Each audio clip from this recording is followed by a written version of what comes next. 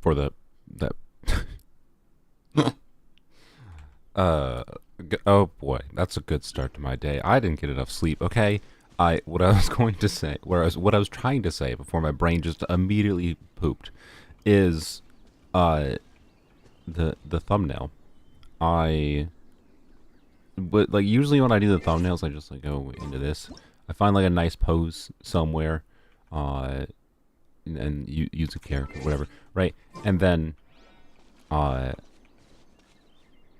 sometimes I will wait for a character's animation, right? I didn't wait for Shenhe's animation in this instance. I was just gonna have her stand in because that takes less time.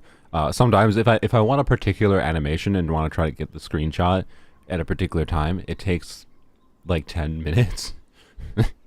It's usually an exaggeration, but sometimes like I don't get like the right exact shot at the right time, and then it takes time. Either I have to like record it and then go find the frame, or right. So, anyways, the thumbnail this time was accidental, and yep, it was that one right there actually.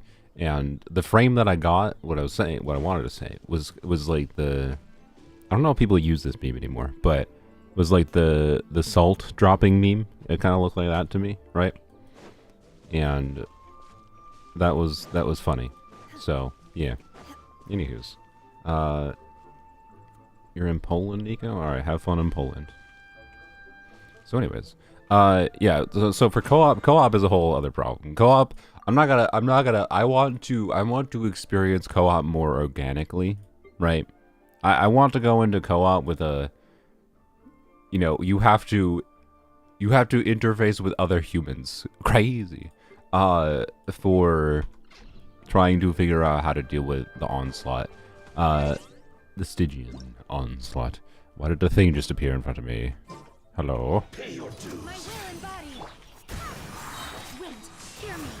I'm going in. Let's light it up. I don't think I really had to do the full setup there, to be honest. I just did it to flex. Anyways, sorry. I could have literally just, like, done bap and then just... Anyways, what was I gonna say? Oh yeah, so Onslaught. It starts in a couple days. So Jeff did say he was down for co-op, by the way. I don't currently have anyone else other than Mr. Zajef lined up.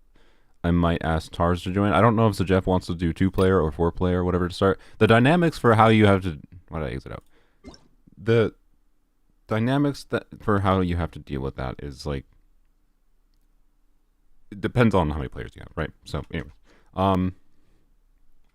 Travelers, but... Oh, yeah, actually... Oh, I can't believe I forgot to do that. I literally specifically went and looked at Traveler, right? I went and looked at what Traveler's base stats were before the training regimen in order to see if they got buffed after the training regimen, and they did. They actually got like an additional 7 base attack. Let's go. Good job, Traveler. Why are you missing an artifact?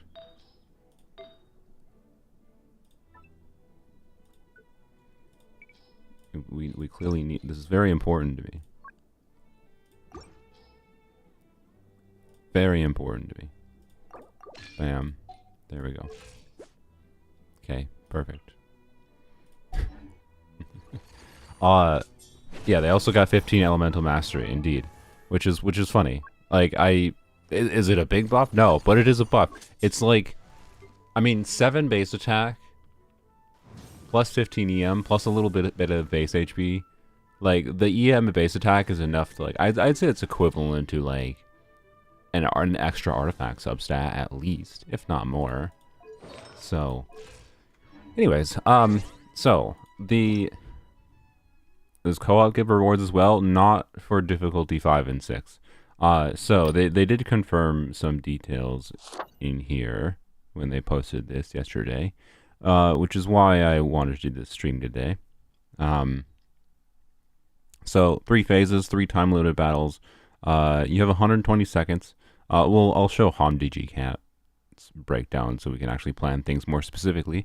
And my hope is that by seeing me planning things, you can maybe try to see how you'd plan things yourself. To be clear, like, I'm gonna go look at what the DPS checks are and try to approximate what my DPS needs are gonna be for clearing difficulty 5, and also looking at the feasibility on my account of clearing difficulty 6. I shouldn't have, theoretically, that much problem clearing difficulty 5. Difficulty 6, though, like, to be clear, I have at least 2 teams that can clear difficulty 6, I'm pretty sure. But the delay in setup, like the beginning, like starting with no energy is gonna muddle things, and we'll see. We shall see. So, anyways, in the first 10 days, was this only for a devil? Oh, so I believe hard difficulty onwards. Yeah, normal, advanced, hard, menacing, fearless, dire. So normal, advanced, hard is the Primogem rewards. And by hard they mean trivial. Here. Let me show you the HP totals. By hard they mean trivial. I don't like, by the way, in that menu that the music stops. It's always unsettled me. Bap, bap. Wow, it's like formatted ideally. That wasn't even on purpose. Well, not ideally. It's not perfect, but here, do it like that, and then. Actually, here, I'm gonna do it like this, so that it's out of the way of the chat a bit more. That's still not very, okay. You know, maybe I should shrink the chat, honestly. I just want to make sure everyone can see the HP totals. Okay, but now the text is too small. Okay, there we go. Hopefully that's fine. It should be readable. Okay, so this is actually for so difficulty 5 and 6. Yeah,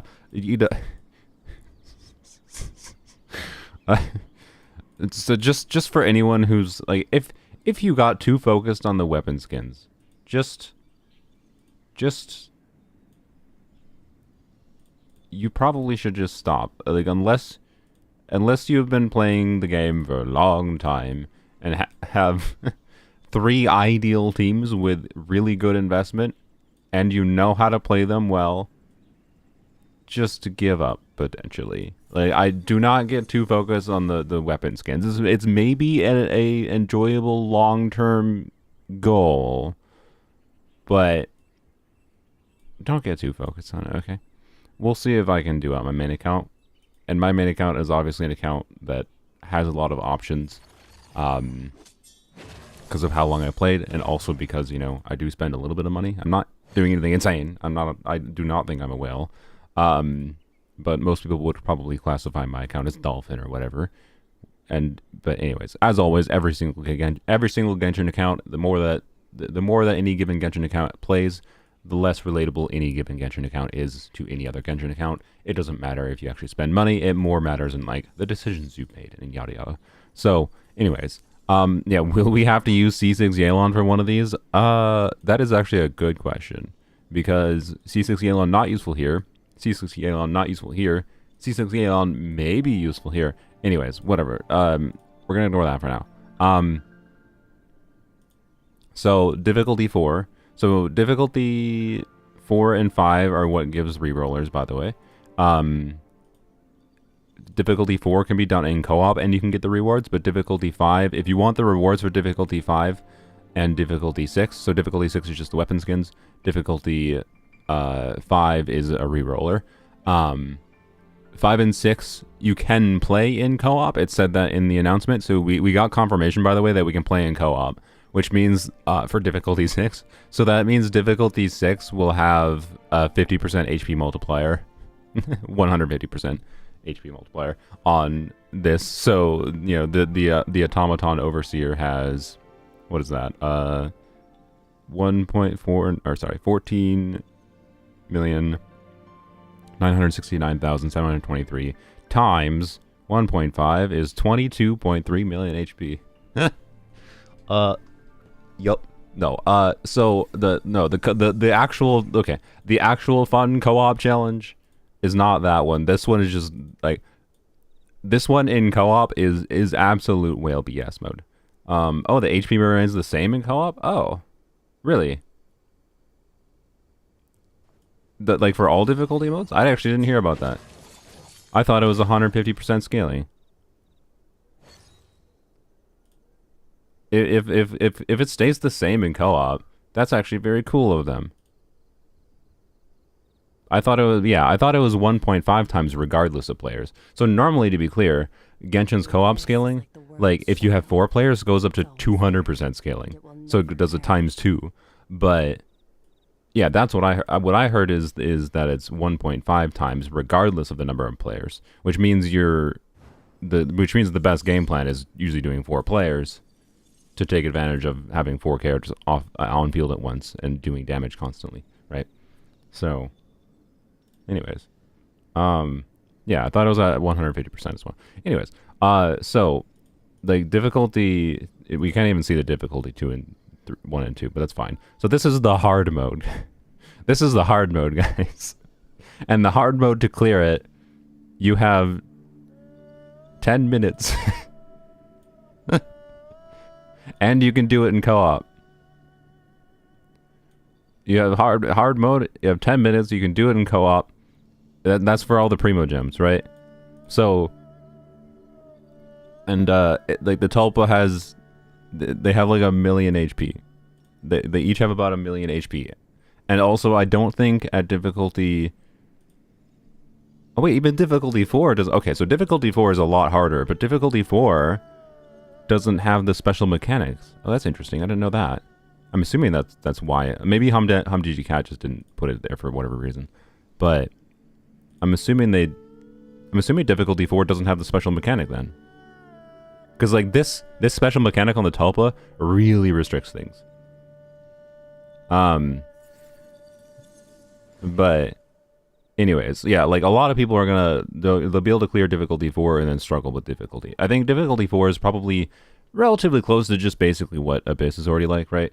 So, because you have 120 seconds at difficulty 4 and 5 and 6.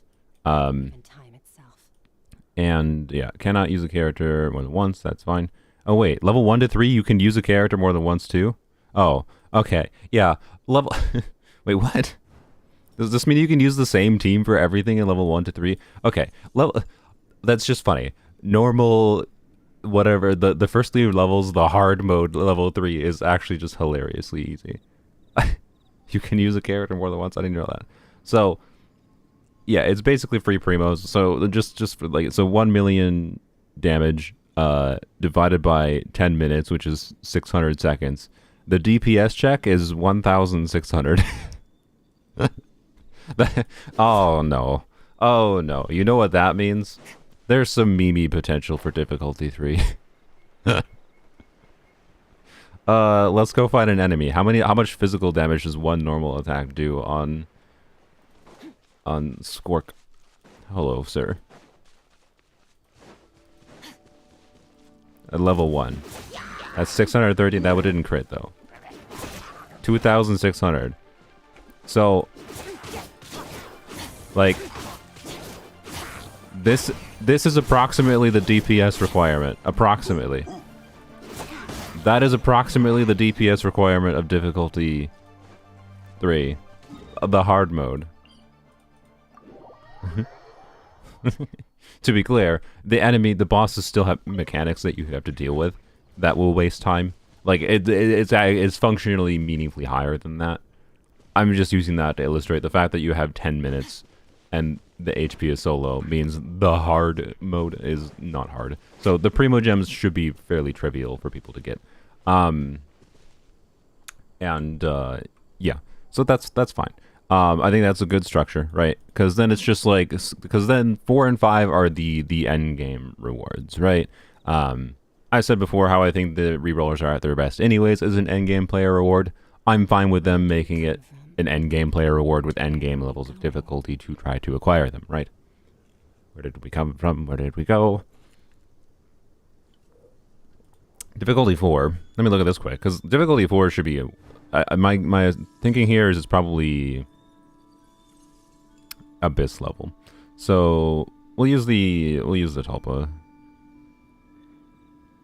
5,194,944 divided by 120 is 43,000 DPS.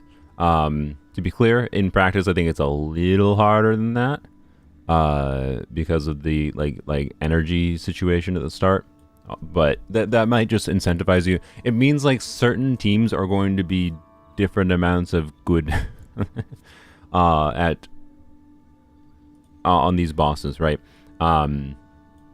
Depending on how bad it is to like do your first rotation. Like, can you do, how much damage can you do in the first 20 seconds, or do you have to like completely forgo all damage in the first 20 seconds to be able to deal with the enemy? In the case of the Tulpa for the special one, it has a mechanic we can go over, but if difficulty 4 is just normal Tulpa, that means you can do like a Chever's team with like all the Kino and do like a mostly normal rotation right away, but maybe like without Bennett buff. And so like, what's the actual DPS check then? I don't know. Maybe we do it as equivalent as 100 seconds rather than 120 seconds. So that's 509,4944 divided by 100. And so in practice, it's probably more like a 52,000 DPS check. And that is relatively comparable to the experience in Abyss right now for DPS checks, I would say. But you know, again, the enemy gimmicks is what's going to restrict a lot of people at the end of the day, right? Like whether or not you're going to clear difficulty 4 is whether or not you have 3 different teams that can deal with the conjunction of these enemies' mechanics, right? This thing needs it's in Abyss right now. You need cryo hits. It doesn't count cryo application. Even time itself. You don't need cryo application. You need cryo hits. So that means like Layla can solo this. So okay, unironically, this one for difficult. If you're at a realistic goal line, right? If you're just trying to like clear difficulty 4, you think that's within, like, you can clear Abyss. If you can clear this current Abyss cycle, I think there's a good chance you can probably clear this, right? So this thing though, like solo Layla and a Hyperbloom team can keep this thing in its low res mode. So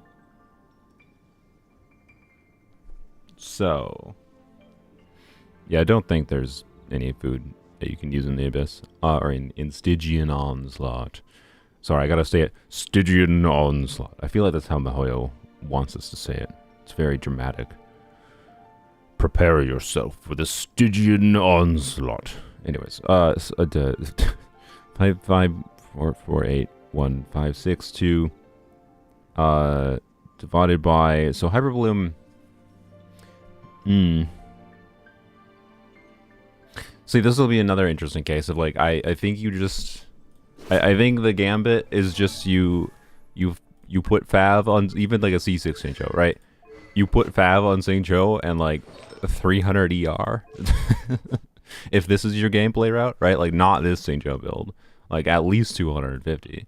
I believe it starts on Wednesday, but it might start tomorrow technically, because it says it starts on the 25th, but then like they say that patches come out on, like if a patch was coming out on the 25th, I know that for my area it actually means it's coming out in the nighttime. But I'm assuming it happens on Wednesday. So, anyways, 2 days from now. So anyway, difficulty 4 is like the one that has flexibility for doing different kinds of teams is, I think, the important thing here. Let's be pessimistic and assume you need 20 seconds of setup time against this automaton. I don't think you should, with a Hyperbloom team, actually need 20 seconds of setup time. So I think it's, you know what, I'm going to do 110 seconds. We'll say a 10-second loss. Actually, no, we'll say 100 seconds. We'll say 100 seconds because there's also its in-between phases where it has resistance again. So we'll say 100 seconds, right, for this automaton. So I just deleted my, oops, 1562 divided by 100 is 54,000. Well, I didn't have to do that because 100 is, but yeah. It's 54,000 or 55,000 DPS. Where did we go? So this thing, right, means you can get a Hyperbloom team to reach that DPS theoretically. I think it's gonna be a little bit of a struggle though for most people to do like Nahida, Xingqiu. You might need Raiden actually. Does Raiden? Does Kooky Hyperbloom here? Let's GCsim to try to actually get that. I don't have enough of a personal vibe for what a Hyperbloom team without a damage dealer in the flex slot, because like Layla is not a damage dealer, right? You're sacrificing Hyperbloom team DPS to deal with the thing's mechanic, right? So let's go check GCsim database. What is Kooky Hyperbloom at? What is this? Okay.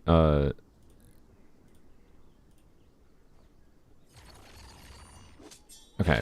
So that's lol.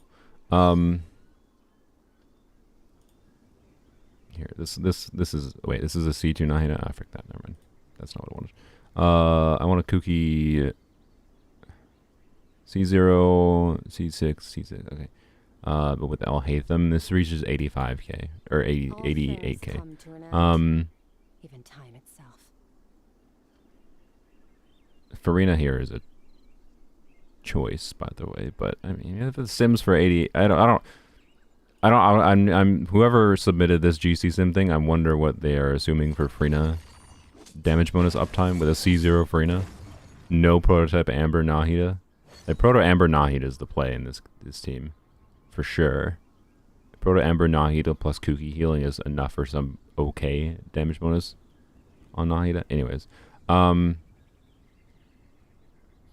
UV team. Okay, so right, we're looking at and Farina might be ideal. Right, Farina might be ideal as a Hyperbloom choice. Not for damage bonus, just for the fact that she can start Hydra application right away with no energy needs. Right, or I mean, you're probably gonna want to build energy on her still, but you know, you get the point. She, unlike Xingqiu, Yetlon, you can start your Hydro going right away, no build up time. It sims the damage bonus. There aren't assumptions about Farina buff. Okay. So what's the? Is there a Hyper Fridge variant in here? Like what? I bet. Wait. Layla. I mean, yes, but I'm looking for. I just want to see if there's a Hyperbloom Layla team submitted here. Because the reason we're looking at this is not me saying you have to play this. I'm just saying this is a low investment option that might be able to clear the thing at difficulty level 4. Definitely not difficulty 5 is my vibe, but okay, no. All right, go back. Oh, going back goes here, I guess. Kooky. Okay, back to Kooky. We can go look at one of the specific sims. It reset the sort by. Okay. Okay, so if we just look at this, we can just delete Al Haytham's. Where did we go? Delete Al Haytham's damage contribution. 47%? Really? Okay. So. Okay, so it might be a bit of a struggle to get. Is that consistent with other variants here?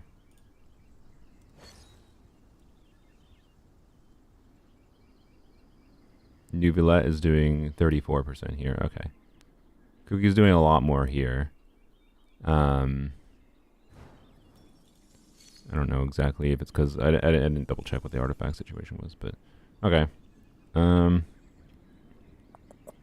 So realistically, that means the ceiling for Hyperbloom Kooky is probably in the 40k amount, right?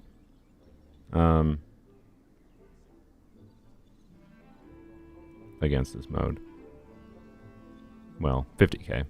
I don't know. It's very. I mean, Nahida's doing like this is borderline, right? If you have this team with Layla instead of Nubilette, right? And the reason for that again is because Layla can clear this thing's requirement. Then. And there's other solo cryos that can do that too, but Layla is an off-field unit that can do it. As long as the shield doesn't break. And yeah, I love seeing clueless people use GCsim. I mean, I'm just not used to using it seriously. I'm not trying to configure anything in GCsim. I'm trying to use GCsim as a resource because we have this breakdown of damage distribution, right? So I'm just trying to get an approximation of what a Hyperphrase Layla team would look like with Kuki. So a low investment. Like, still having Nahida, to be clear, and Farina, but those are relatively common halves. Obviously, if we start removing Nahida for Dendro Traveler, and then Xingqiu, that's like, you know, Xingqiu has some advantages, some downsides, obviously, especially in this mode with no energy start. Oh, you sent me a Hyperphrase link, Tars. Thank you. Also, I didn't get a Discord bloop. Holy crap, Discord streamer mode turned on automatically. It's been broken forever. Alright. That has Razor in it. That's amazing. But it's probably good enough.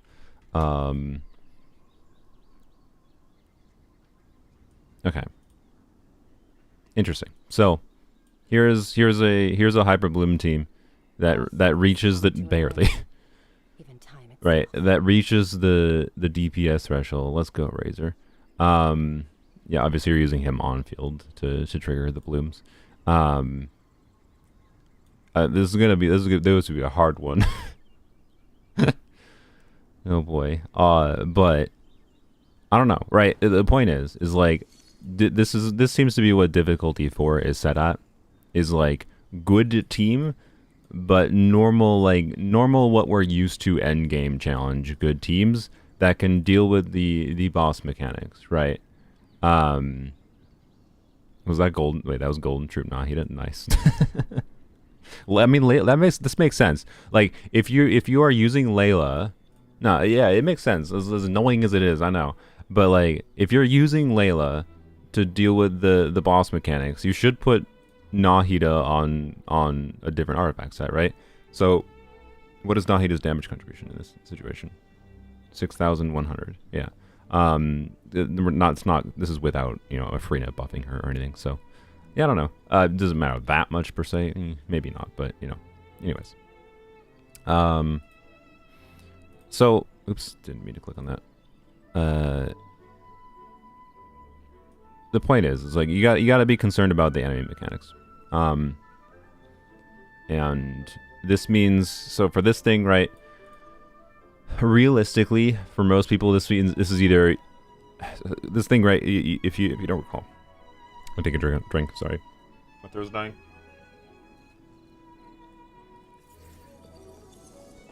Oh yeah, the weapons can be better there. That's true. What do we have? Oh, fab. Okay, yeah. The weapons definitely can be better here for sure. Razor's build. I wonder what the Razor build assumptions were, because like Razor has energy needs. Anyways, I don't think I would default necessarily to Razor. I can understand why, but like, anyways, sorry, let's not get too lost in the sauce of a specific GCsim team. We can close that for now. Okay. So this boss, right? After it takes pyro damage instances. Again, this is again another boss that is not pyro application. It is pyro hits. That is part of why burning is so good on it. You can see the stats if you like. Yeah, I know I could. I just didn't want to get lost in it. Oh yeah, I got a rainbow bongo can yesterday, which is appropriate for the month. It's a pride bongo can. Hyperbloom's fairly hard to optimize to get maximum damage. Yeah. So I don't think it's going to be enjoyable at difficulty 4 to play a lower investment Hyperbloom team with Layla. I really don't. I'm not going to recommend it. I'm just saying I think it's possible. So that's all. But it's like super borderline. Potentially. Yeah, no, I can see. I know. GCsim is great for being able to see all the specific breakdown of all the assumptions of everything. It's a very good tool. I think people rely on it a little bit too much to like draw conclusions about certain things, but I like it because it's also a tool that can show different investment levels effect on damage performance, right? But anyways, and again, but again, like this is just like we're just using it as a simple like expectation starter. Like looking at a DPS of a team here relative to what the guesstimate for a DPS check is for these bosses, trying to factor in the like no energy start and the enemy mechanics and whatever, right? Yeah, it's just trying to like gain a framework for things, to compare and to think, okay, how do we design teams around this content? So anyways, Hamdigi Cat says Pyro Dendro, yes, burning good for this. Chevro's teams also tend to be pretty good. I think that's a good question. Does this thing have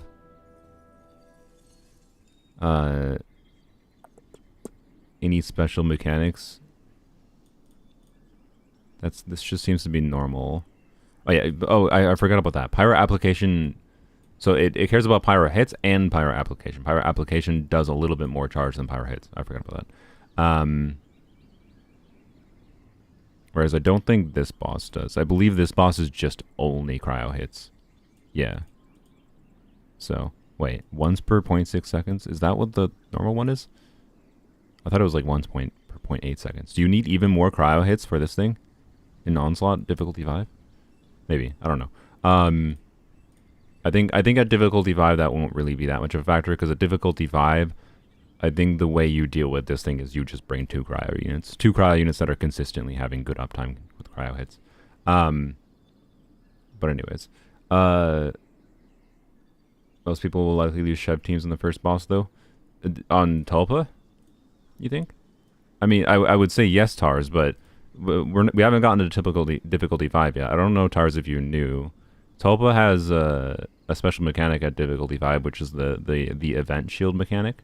So like Hamdiji Cat says, Pyro, yes, here. Hydro, no. Yep, it's Tulpa. But it spawns mini Tulpas at the start of the fight, that have a 12U Hydro shield. And I'm not saying you can't deal with this with a Chevro's team, because like, Official Gilbert and whatever. Like, we'll see. But they die instantly if frozen. Like, I think for a lot of people, this is a sneaky additional cryo check. Abyss version is cryo every 0.8 seconds? Okay, so I was right. Okay, that means, I don't know. Shoot, is there any solo cryo unit that can keep up with this thing then at difficulty 5? Or, sorry, we're getting lost in difficulty 5. I want to look at difficulty 4 a little bit more. Yeah, difficulty 4 seems to be the normal Abyss versions of these bosses. So, like, difficulty 4, again, should be more of an Abyss-like experience. And again, I think this is the reasonable goal line for people to start at until they get used to potentially having to make decisions much more specifically around Stygian Onslaught, how it works, how we get a feel for how the no energy start affects things, yada yada. So Risley and Charlotte might be able to, yeah, maybe, because they can just keep on normal attacking, you know. So yeah, no, Scofia is not enough. You're gonna have to have at least 2 cryo units. This thing is obvious. This thing is meant to be like, hope you pulled for a Scofia and Squirk, but because that's what most people will use. Although I'm not. One thing I'm kind of considering is maybe using Skirk against the Tulpa, and then using Arlecchino Melt against this thing, because I really like Arlecchino double cryo melt. But with every 0.6 seconds, I don't even know if that will work. So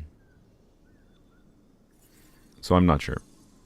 And part of the thinking with Arlecchino double cryo melt is that I can also min-max my build around it, right?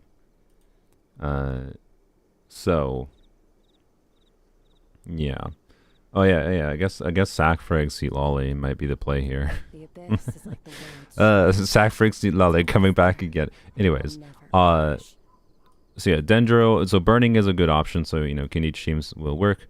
Don't bring Hydro Cryo most likely. Chevro's team should work. Bennett can kind of solo, especially with C6, clearing the shield. So this thing should be, I think, relatively easy. Is my point. but still restrictive. I think it's Chevro's teams, burning teams, or monopyro teams is what you want to do for this thing. Mualani actually should work, yes, because as long as wait, as far as I'm aware, I think Mualani works. I actually never tried it. I think Mualani burning teams work, right? I heard that at least. Anyways, I wonder if Rosaria Dion is enough every 0.6 seconds because it's fine for 0.8 seconds. Yeah, that's a very good question. The fact that this is 0.6 seconds makes my current after this came to Abyss, I was like, okay, I've gotten the vibe for how difficult this is, so now I can properly like approximate what the experience would be with it being even tankier in Stygian Onslaught. And but the fact that it's 0.6 seconds restricts teams even more potentially. So yeah, difficulty 4 should be much easier, and Tulpa is Tulpa. So I don't know if you have the ability to do Chevro's team here. Yeah, Tulpa should be the trivial one, quite frankly, at difficulty 4. And then this one is, you know, do you have the right? Can you reach this DPS check? Which, by the way, the DPS check on this should be the lowest one, because not only does this have the lowest HP, so if we do 44,000 or 4.4 million, and divided by, so we'll just do divided by the 120. So if we do that, then that's a total of 37,000 DPS. But it has its stall, like you're not doing that damage right away. But then it also has this mechanic where it takes a bunch of damage, right? So, like I think the DPS check is like the DPS check is more than 40k at a baseline because you're not actually dealing much damage to it at the very start, regardless of energy. But that's actually kind of fine. Like, so against this boss, the energy mechanic shouldn't matter as much for a lot of teams, at least. Although it will, I think, incentivize heavily. Like this boss is here probably because they're rerunning Emily and they want to be like, hey, pull Emily. You do Emily and you do a Bennett E, and bam. So, anywho's, I think this should not be hard. Like my plan, even for difficulty 5, is probably to Clorind overburn this thing, and mortar it, and it will die.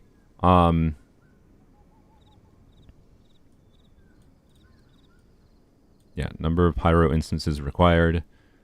Actually, that might F with things. That might screw me a little bit now that I think about it, but we'll see. Because the Clorind team is not the fastest at getting through its phases, now that I think about it. So I don't know. This one might be a bit sus at difficulty 5. Yeah, difficulty 4, I don't know. Like I said, I think this is just normal Abyss situation, but you need more teams, right? That's what difficulty 4 is. Normal Abyss situation, but you need more teams. And it's always bosses, right? But you don't have like the trash mobs waves before. Like I think the last time the Tulpa was here, you had the wave of trash mobs you had to deal with. So yeah. So difficulty 5, because this is going to be a lot of people's realistic goal point that is going to be possible but difficult to work towards, and they're going to want to clear this because of the artifact reroller. Some people are going to want to clear difficulty 6, but like difficulty 6 is nonsense hard. For example, let's see if I can clear difficulty 6 with my Skirk team.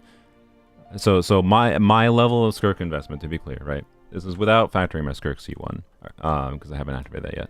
Just with Skirk C0, could I clear this automaton with my Skirk build? I don't know if that circle would actually make sense. I might actually want to... Well, oh no. For a Skirk team, I would... For the full Cryo Hydro team. This is what I've been using for the Sunfire team. But anyways. So I'm doing Skirk, Farina, Escoffier, Flex, whatever, right?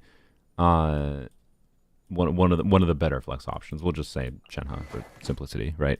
I'm pretty sure at my investment level, I can get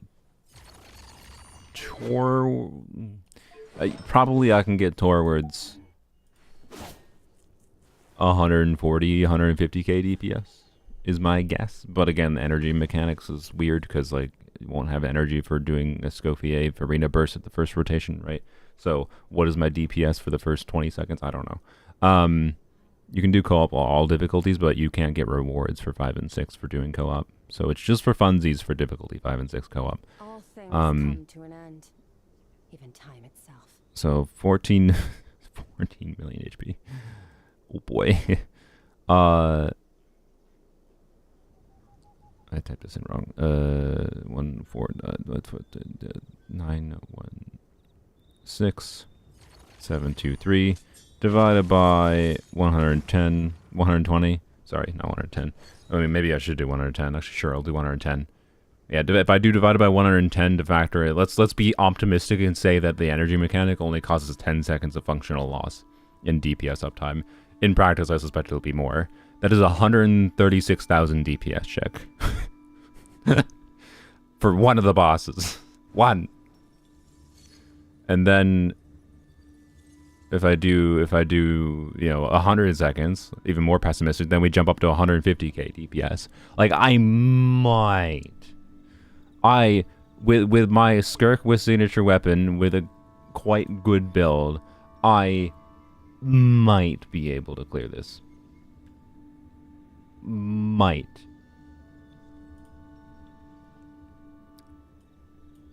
But like, this is gonna take me like optimizing my Skirk gameplay. You know, to be clear, I'm actually fine with this. Again, you don't need the artifact reroller. I am glad that they're adding something that like gives me reason to have like a strong character, because there's strong characters other than Skirk that exist, and care about. I just did a holdie.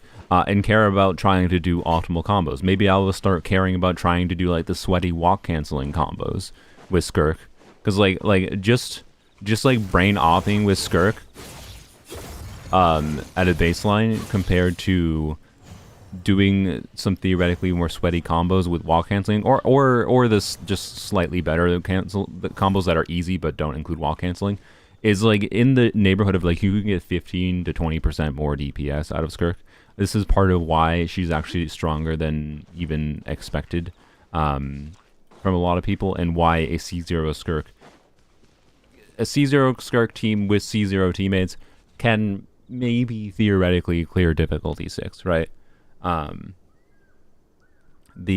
easy non theory crafting sweaty walk canceling rotation is E, N5, Q, N5, N3 charge attack, N5 times 2. Yes. I think the combo changes slightly with attack speed, though, maybe. I don't remember exactly. So, but yeah, this is sus clearable with new very strong characters with their ideal supports. Oh, by the way, I think actually Mualani probably is best in slot here now I think about it. Yeah, I'll probably use Mualani if I tried difficulty 6. Rather than Shenhe, because won't have energy problems at the start. You'll get more damage in the first rotation, and Mualani will also give flexibility for doing more damage elsewise. So, anyways, does Dahlia help with not needing cancels as much? I mean, the combo that Shrizririk just listed was not really a combo that requires cancels. Like your cancels is the only cancel you do there is a charge attack canceling the after the N3. This is a HomDGCat. If you look up that HomDGCat, the site is literally homdgcat.wiki. So yeah, and then this thing is, I don't know if I have a this one is the hardest one to figure out what the actual. So I don't want to spend too long on difficulty 6 here, other than like outlining how it's very hard. But let's take a look-see. Do I actually have a team that I think can theoretically clear this? So it's 11.3 million HP. But again, what is the effective HP of this? With the fact that it loses a bunch of HP after you do enough pyro to it, and then but also factoring like the no energy start. I'm just gonna hopefully say that the HP loss plus no energy start is mostly a wash. So let's just say divided by 120. So this is a 94,000 DPS check, which is still really high. Like I don't think my Kanich can do 94k. Like I'm going to have to invest more in my. Well, okay. Never mind. I did forget. I do have this. I don't think you can change equipment around, unfortunately, though. So like if I need this weapon for a different chamber, Things become a bit more sus. But I have a C0 Kanich. He's not level 90 yet. I probably would want a level 90 him for this game mode. Right, level 90ing your character, like, level 90ing all of your characters that are contributing to damage in some way. Like, Kanich is normally not a character, like, unless you like him a lot, I don't think he has to be level 90 to be usable in the current context of Genshin.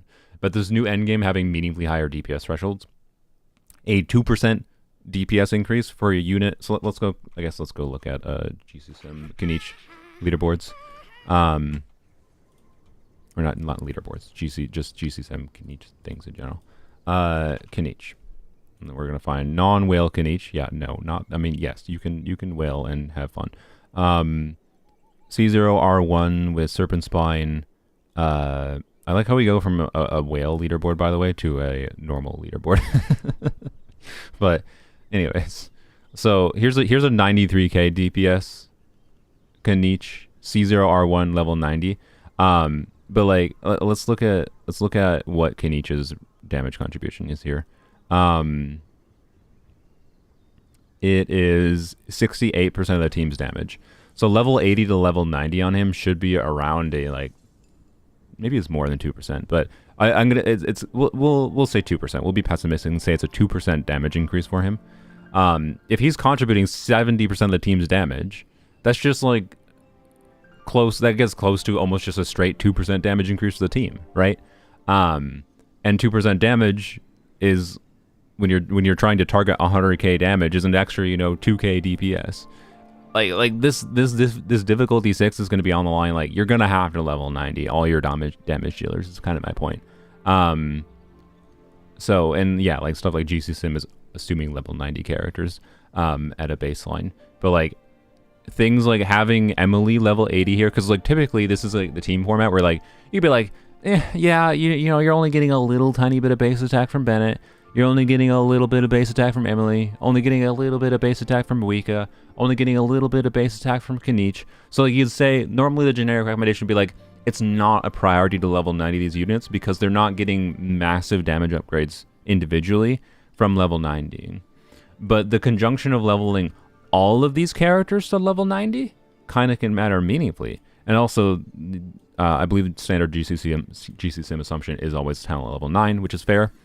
I think for trying to evaluate teams for difficulty 6, again, we should just operate on a high investment perspective of your relevant abilities should be crowned. Not everything. You shouldn't crown your frickin' your Kanich's normal attack talent, right? All of his damage comes from his skill. Where did we go? Where are we going? And I guess rather than leveling damage dealers for the defense formula, sorry. Yes, you're leveling the 2% DP damage increase is for level 90, just any damage dealer in general, is for the defense formula. That's where most of the 2% damage increase comes from, not the base stats. I was using the base stats as an example of one of the reasons why you don't consider level 90 just for the stat increase you see on the in-game page. But yes, the defense formula is the actual reason to level 90 anyone that is doing a lot of the team's damage. But like, yeah, in Abyss, this is like in Abyss level 90 in Kanich is not Like the world's shadow. topical. Thank you. Is not the difference maker of, oh, you should be able to clear with this Kanich team or not, right? It really shouldn't be. And that's why, like, I would say I don't need to level 90 my Kanich, whereas I kind of want to. But anyways, point being, you're gonna want to level 90 your units for the Stygian Onslaught. Most people probably find they want level 90 of all their DPS units for Stygian Onslaught difficulty 5. If you're even going to consider difficulty 6 at all, you should be operating from a perspective of like this is a Kanich team, right, that gets very, very close with C0 units without 5-star weapons. It's even assuming an R1 Serpent Spine, which I think is a fairly pessimistic assumption, because I think if people have one Serpent Spine, there's a good chance they have more Serpent Spines and got refines for it, because it's like the one battle pass weapon that strongly gains value with refinements. But anyways, again, if you're going to actually try to like evaluate, if you're going to look at this GCsim calculation to evaluate whether your Kanich could potentially clear, go, you're going to want to see what the assumptions here are here. This one is assuming a 5 quick scope cannon shot, which is a doable combo consistently, but I think it takes practice. If I go and play Kanich, I'm only going to get 5 cannon shots, right? which is going to be a significant DPS loss. Oh, this is a fake GCsim? Okay, my bad. But yeah, that's what I was actually mentioning is like, I don't actually know how fake it is. Isn't 5 doable consistently? I thought 6 was the not really realistic one, right? I thought 5 was doable with practice. So anyway, I don't know. Maybe there's other fake things here. But oh, it's just a really short sim. Oh, I see. Okay. That's why. So yeah, sorry. There's nuances to GCsim. Again, we're just trying to use this as a framework. Realistically, I think, you know, the thing here is that at a lower investment C0 5-star level, Kaniche teams are going to struggle to clear this. Is ultimately the lesson. But if we take my account as a context, where I have like Moika signature weapon for Kaniche, I have Emily's signature weapon, I have a Bennett with Aquila Favonia rather than a Bennett with Alley Flash, right? Can my Kaniche theoretically clear? That's a different question, right? Again, I'd need to like do better at playing. So, anyways, it's going to be hard. So theoretically, I could have a Kaniche team that could clear. Is there any other teams I think I have that it could clear? Trying to remember what I used for the thing. I mostly use Chlorine. I think it's for Abyss. I mostly use Chlorine Overburn for this thing. Because the last Abyss cycle, I mostly just did whatever I felt like on the first side, and never really. I just cared to use a team that I knew could clear without much trouble. Have the Jeff coach me? Yeah, maybe. Yeah, I might play Kaniche more for the purpose of this difficulty 6. I do not think I'm going to be able to just like clear difficulty 6 first try. I don't even know if I can clear difficulty 5 first try. I'm not that good a player because the game just like I am high investment enough in like my build quality, in things like having random constellations, all yada yada. The conjunction of all these things that factor into high investment, which is talent levels, artifact quality, and constellations. It's not any one specific thing. It's the conjunction of them all. Have made it such that like I just don't like have problems with Abyss and like the existing endgame structures. But this new endgame is going to actually maybe force me to learn a little bit, and that's fine. Okay, sorry. I know why that happened. I was doing something with Kirara. Pat fix that. But also, yeah, actually, that's a interesting factor. Is like, am I gonna get punished for not having my Emily on her signature artifacts? Maybe, right? So, I don't know. Can I clear with DPS Lania? Probably not. Difficulty. Well, actually, I don't know. DPS Lania has deceptively high damage. But realistically, I think it's in the... Okay, it's weird. Like, DPS Lania gets better clear times in Abyss than its DPS necessarily would represent because of the fact that enemy enemy mechanics really value front-loaded damage potential for clear times. That's a big part. I maybe should have stressed that, but I don't like saying that there's the kind of thing in my edited videos with like properly like explaining it and whatever. But like the point is, I don't think DPS Lania is clearing Stygian Onslaught because it's more of a longer sustained challenge where front-loaded damage isn't going to matter as much. Like Stygian Onslaught is more of a simulation impact type of situation, right? Well, that wasn't GCsim, but whatever.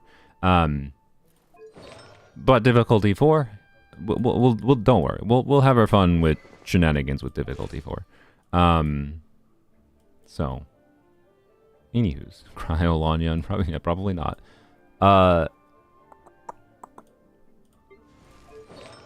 Also, I think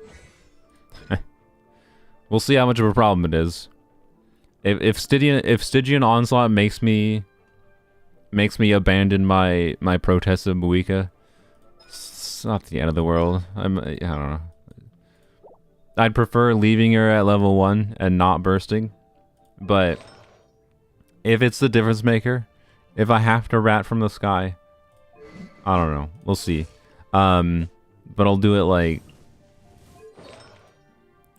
privately, secretly. He'll be like, hey, look, I got the weapon skins. We do not talk of the sins that were required to get this. Anyways. Maybe at least burst at level 4. Oh, no. Yeah, I will. Well, yeah. Of course. If I'm going to consider playing her with a burst at all first before. I'm not going to just immediately jump to gotta level 10 her burst and start playing her. Like, yeah, no, I'll just, anyways, whatever. I don't know. I don't hate Moeka, right? I just want to, I just protested her. And quite frankly, but in the context, like, again, I've said before how I think the problem of power creep in gachas in general, but power creep in Genshin in particular, feeling as kind of bad as it has this last year, is more of a content problem than anything. Because like this is what Zenless has showed, and like Zenless for the first 6 months, it actually, in my opinion, recently hasn't been a problem at all.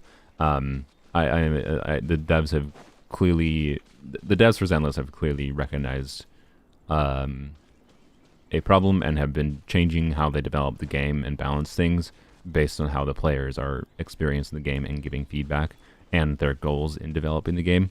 And I'm not saying that Zenless is immune to power creep, but I'm using Zenless as an example because they've done such a good job with introducing new content to play characters in Zenless that even when it gets to the point where like I can't clear Zenless's endgame content with the Diluc equivalent in that game, the Wonderful Soldier 11, I have other forms of content that I'll be able to play Soldier 11 in. I can still enjoy the character, right? And I think that's the same thing with this game mode. It's kind of my point, right? Like, I like that this STYGIAN Onslaught is going to be an option for higher DPS things, that, like a real in-game permanent form of content that actually incentivizes being sweaty for your grinding, being sweaty for your optimizing your gameplay, right? Because that's like what's for so much time I've just been like, especially for the strong characters, it's just like it doesn't matter, right? And I have felt that Genshin's power creep problem feels bad because of the fact that they just didn't have enough content to play the characters in, right?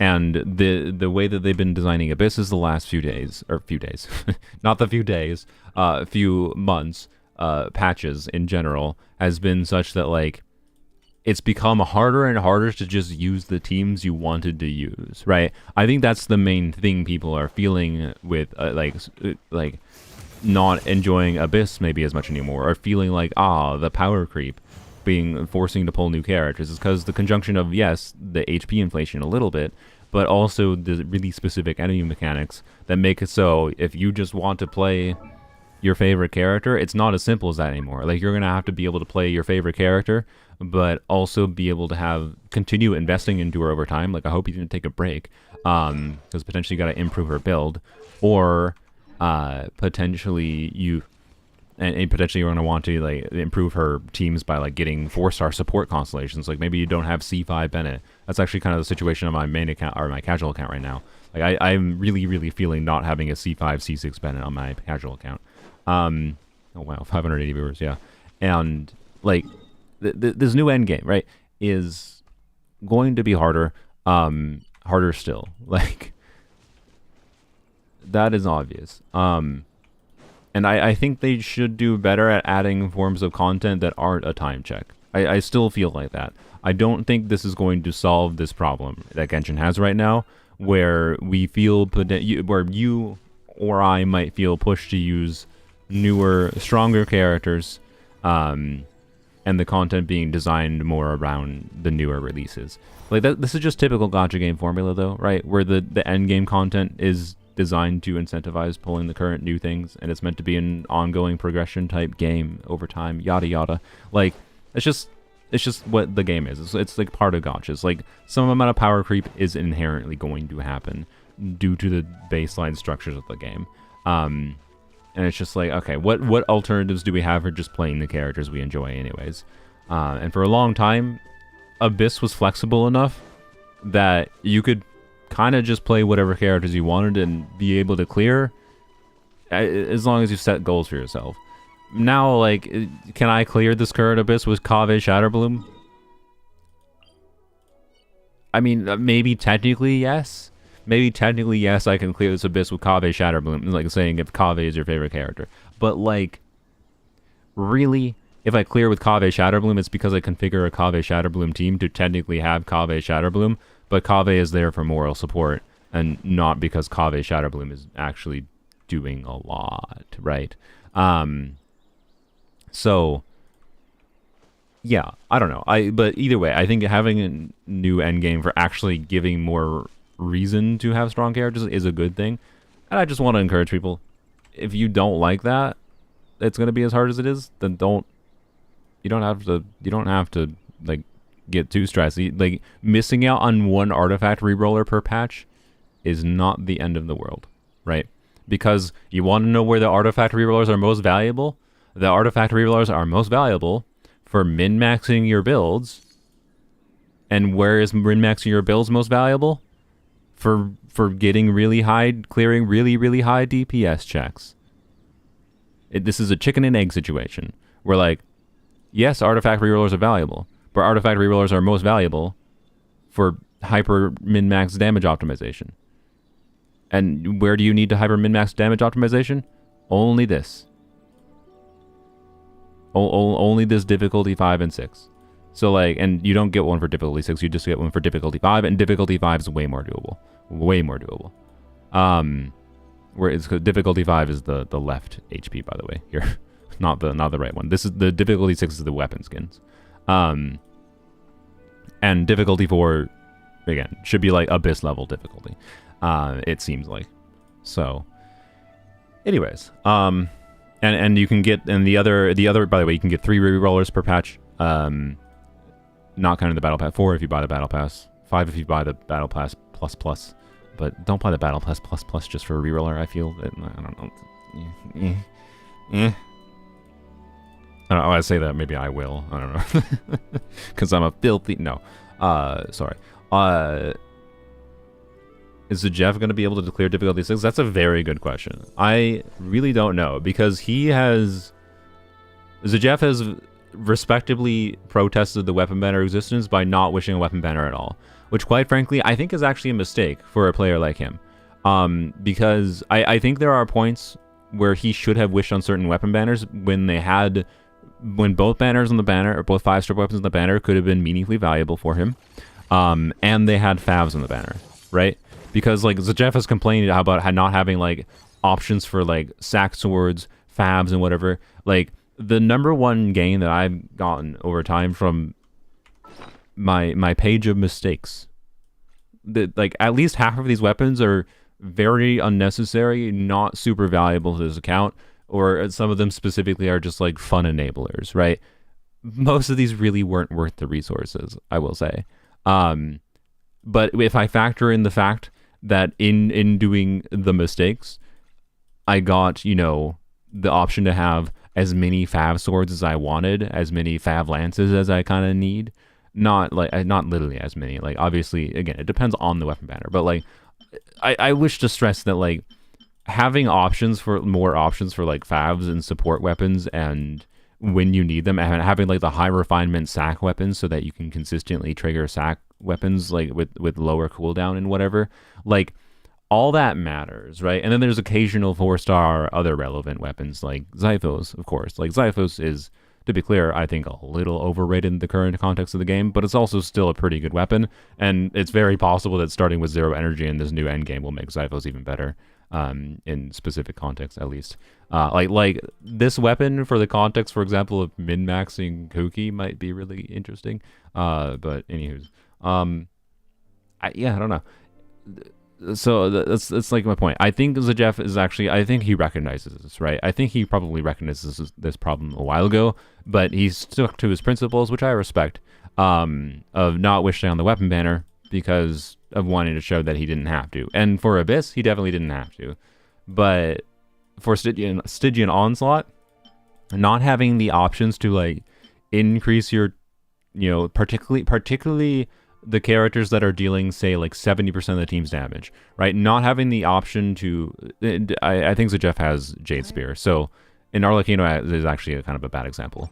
But let's take Skirk for an example, right? Like, Skirk, for an example, I think Zajef is using Finale of the Deep, so the free-to-play weapon, if Zajeff went for Skirk's weapon, he would get like a 20% DPS increase, and that is very likely, like this weapon could very, very likely be the difference maker on Zajeff's account if he is unable to clear difficulty 6 with a Skirk team against like the cryo automaton, right? It's very possible this weapon could be the difference maker that gets him there, right? It's not on its own. It's in conjunction with still having Escoffier, having Farina, having whatever else going on, good build going on. Like, yeah, we got the fork that exists now. Yeah, like, it's not that all 5-star weapons are going to become better, but I do think that is part of the intention with difficulty 6 in particular, is I think difficulty 6 has been set in a way such to make people really want 5-star weapons for at least the main DPSs that are doing the majority of the team's damage, that get meaningful DPS increases from them. So, anyways, oops, I just clicked on the image again. And then Tulpa is, yeah, 17 million HP Tulpa. Does the Tulpa take damage when it... Okay, if I have the 2-half Tulpas to be, after some time, a Hydro Tulpa will absorb them. It will heal HP and grow larger. Yeah, you don't want to let them absorb. Freeze them to absorb this interruption or reaction. Yeah, you have to destroy the type Tulpas. Yep. Deploys a ward. If it's successfully unleashed, your characters are you die. All skills and burst cooldowns will be reset. So yeah, this is the interesting mechanic with difficulty 5 and 6 Tulpa, where after you deal with the shield mechanic, it resets your cooldowns and gives you energy. So this is why I was like saying I think this is basically a cryo check, because if it spawns the Tulpas, you deal with them immediately with, like, say, I don't know, Sit Lolly or just a cryo catalyst. Like, that's functionally just increasing your team's DPS by a substantial degree by giving you extra time to deal with it. But I don't think it takes any stealth damage, is my point.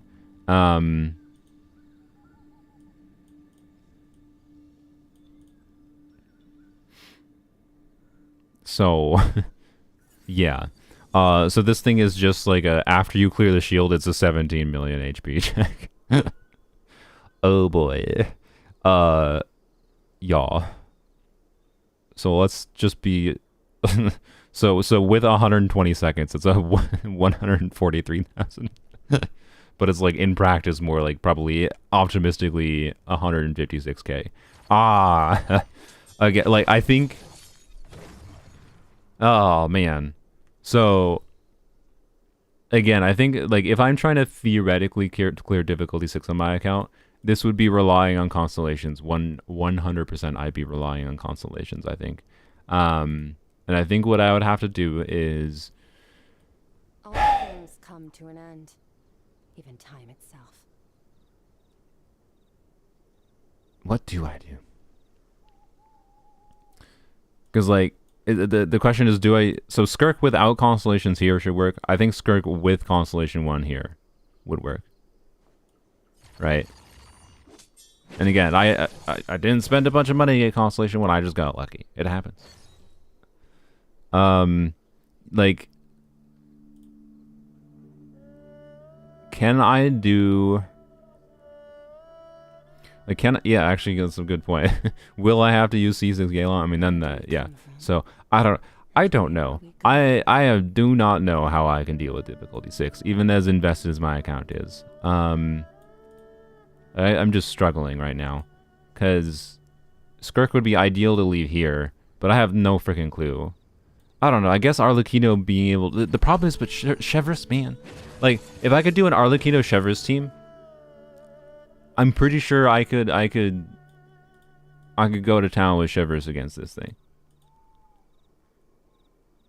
Imagine even considering doing difficulty 6. I mean, yeah, Tars is being Tars the person who level 90s and triple crowns his Chi-Chi for a hyper carry Chi-Chi video. Tars might not be able to clear difficulty 6, especially when he leaves all of his strong 5 stars at level 1. Don't worry, Tars, you can bring your Chi-Chi to co-op and theoretically beat it in co-op with someone.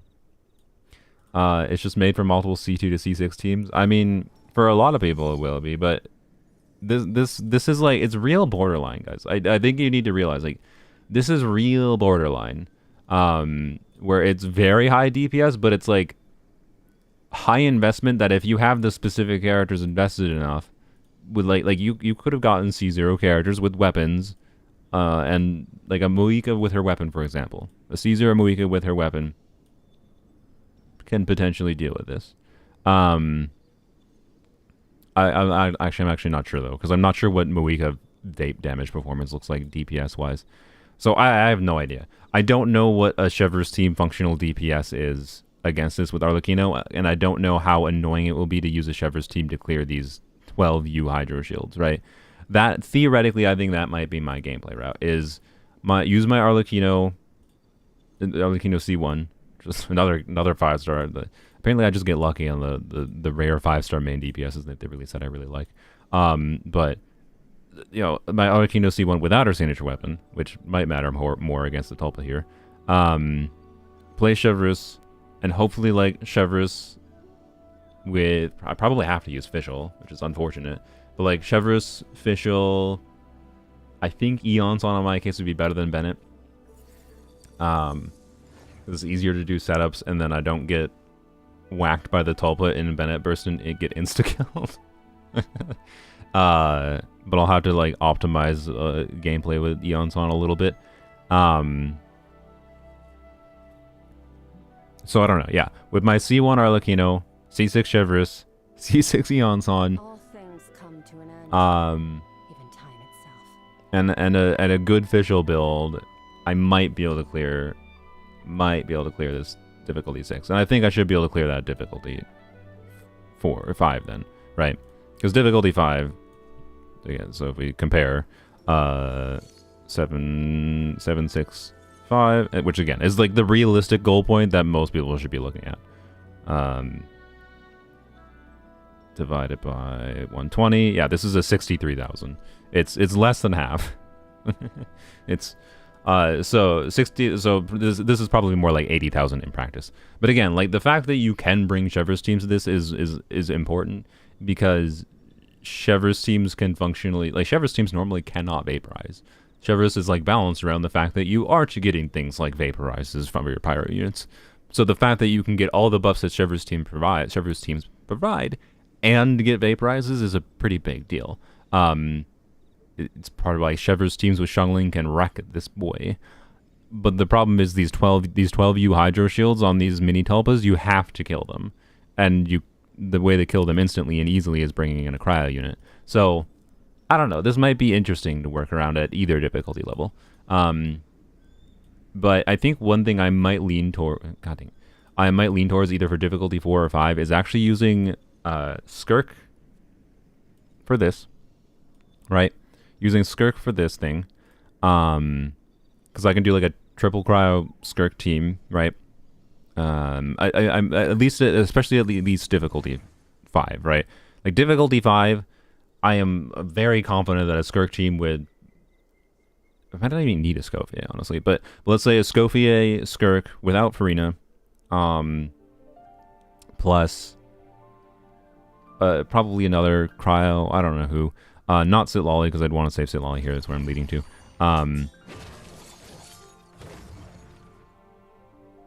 No, you can't repeat teams. Not a difficulty 4, 5, 6. Anyways, whatever. A Skirk team with a Scofier. I need to put in a Hydrate. Oh, wait. Oh, frick. I just realized.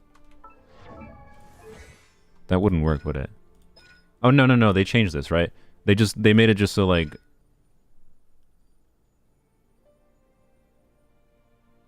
Yeah, it's when Hydro attacks hit opponents. Originally, I couldn't remember. Like, I thought they did change it, but because originally this was when Hydro attacks deal damage, and that would mean the Tulpa that is immune, like Skirk would lose like 50% of her multiple of her additional scaling. So yeah, no, it's fine. It's fine. All right, good. It's fine. So yes, this would work. So I could do like a Scofier, Skirk,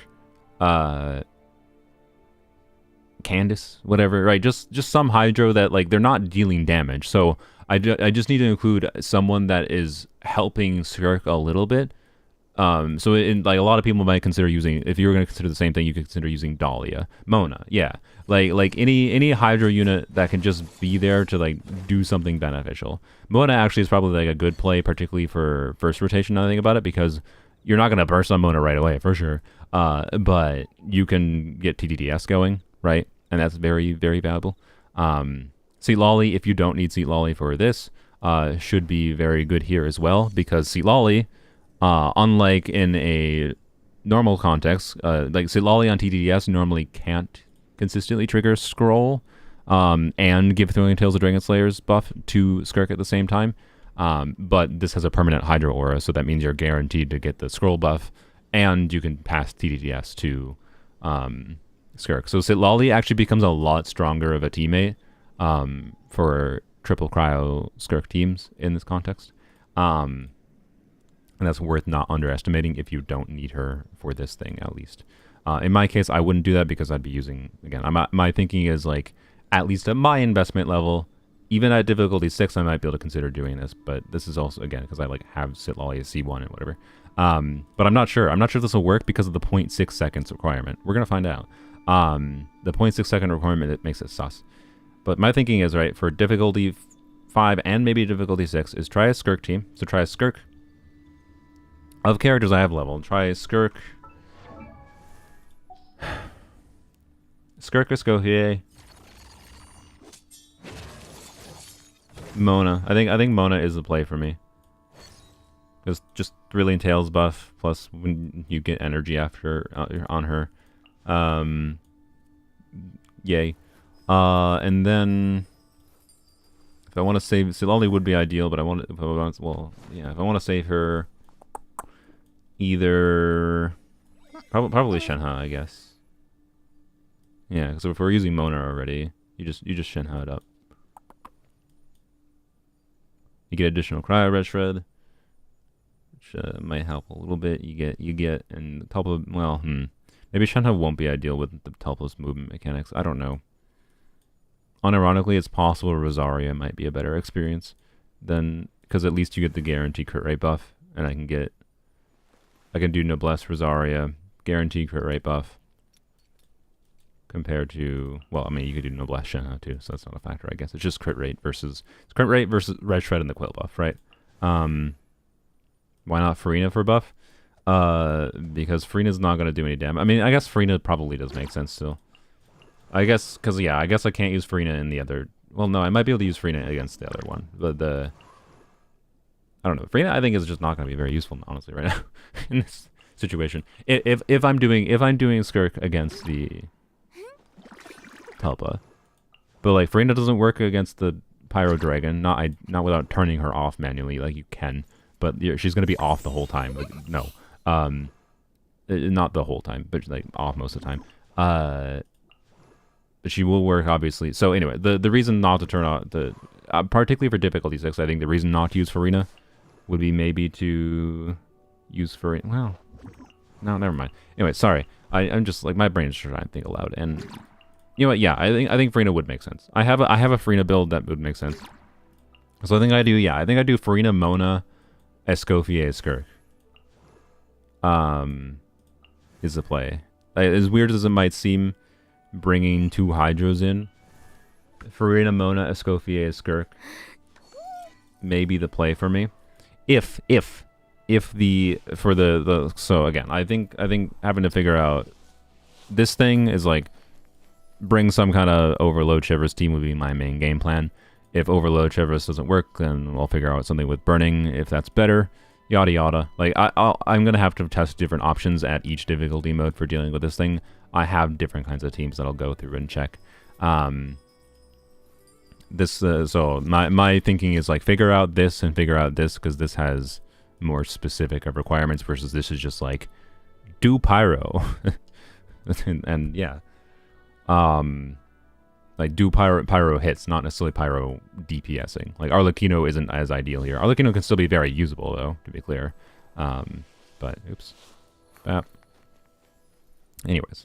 So the thinking right would be using my Skirk for the Tulpa. So yeah, Farina, Mona, Escoffier, Skirk would be fine, I think.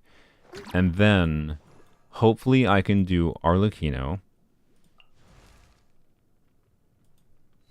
See Lolly. Bennett. And then... No, I don't think Chungyun... Well... I don't think Chungyun works. If... The reason... Okay. So Chungyun might work. And same thing with Shilonen might work. For Melt Arlecchino against the Cryo boss. But again, the problem is the Cryo boss has a 0.6 second requirement. And the normal Abyss version has a 0.8 second requirement for Cryo hits to keep it under the threshold. And just Sitlolly on her own is not enough for that unless I'm on-fielding Sitlolly. But if I want to do damage to it, I need to on-field Arlecchino.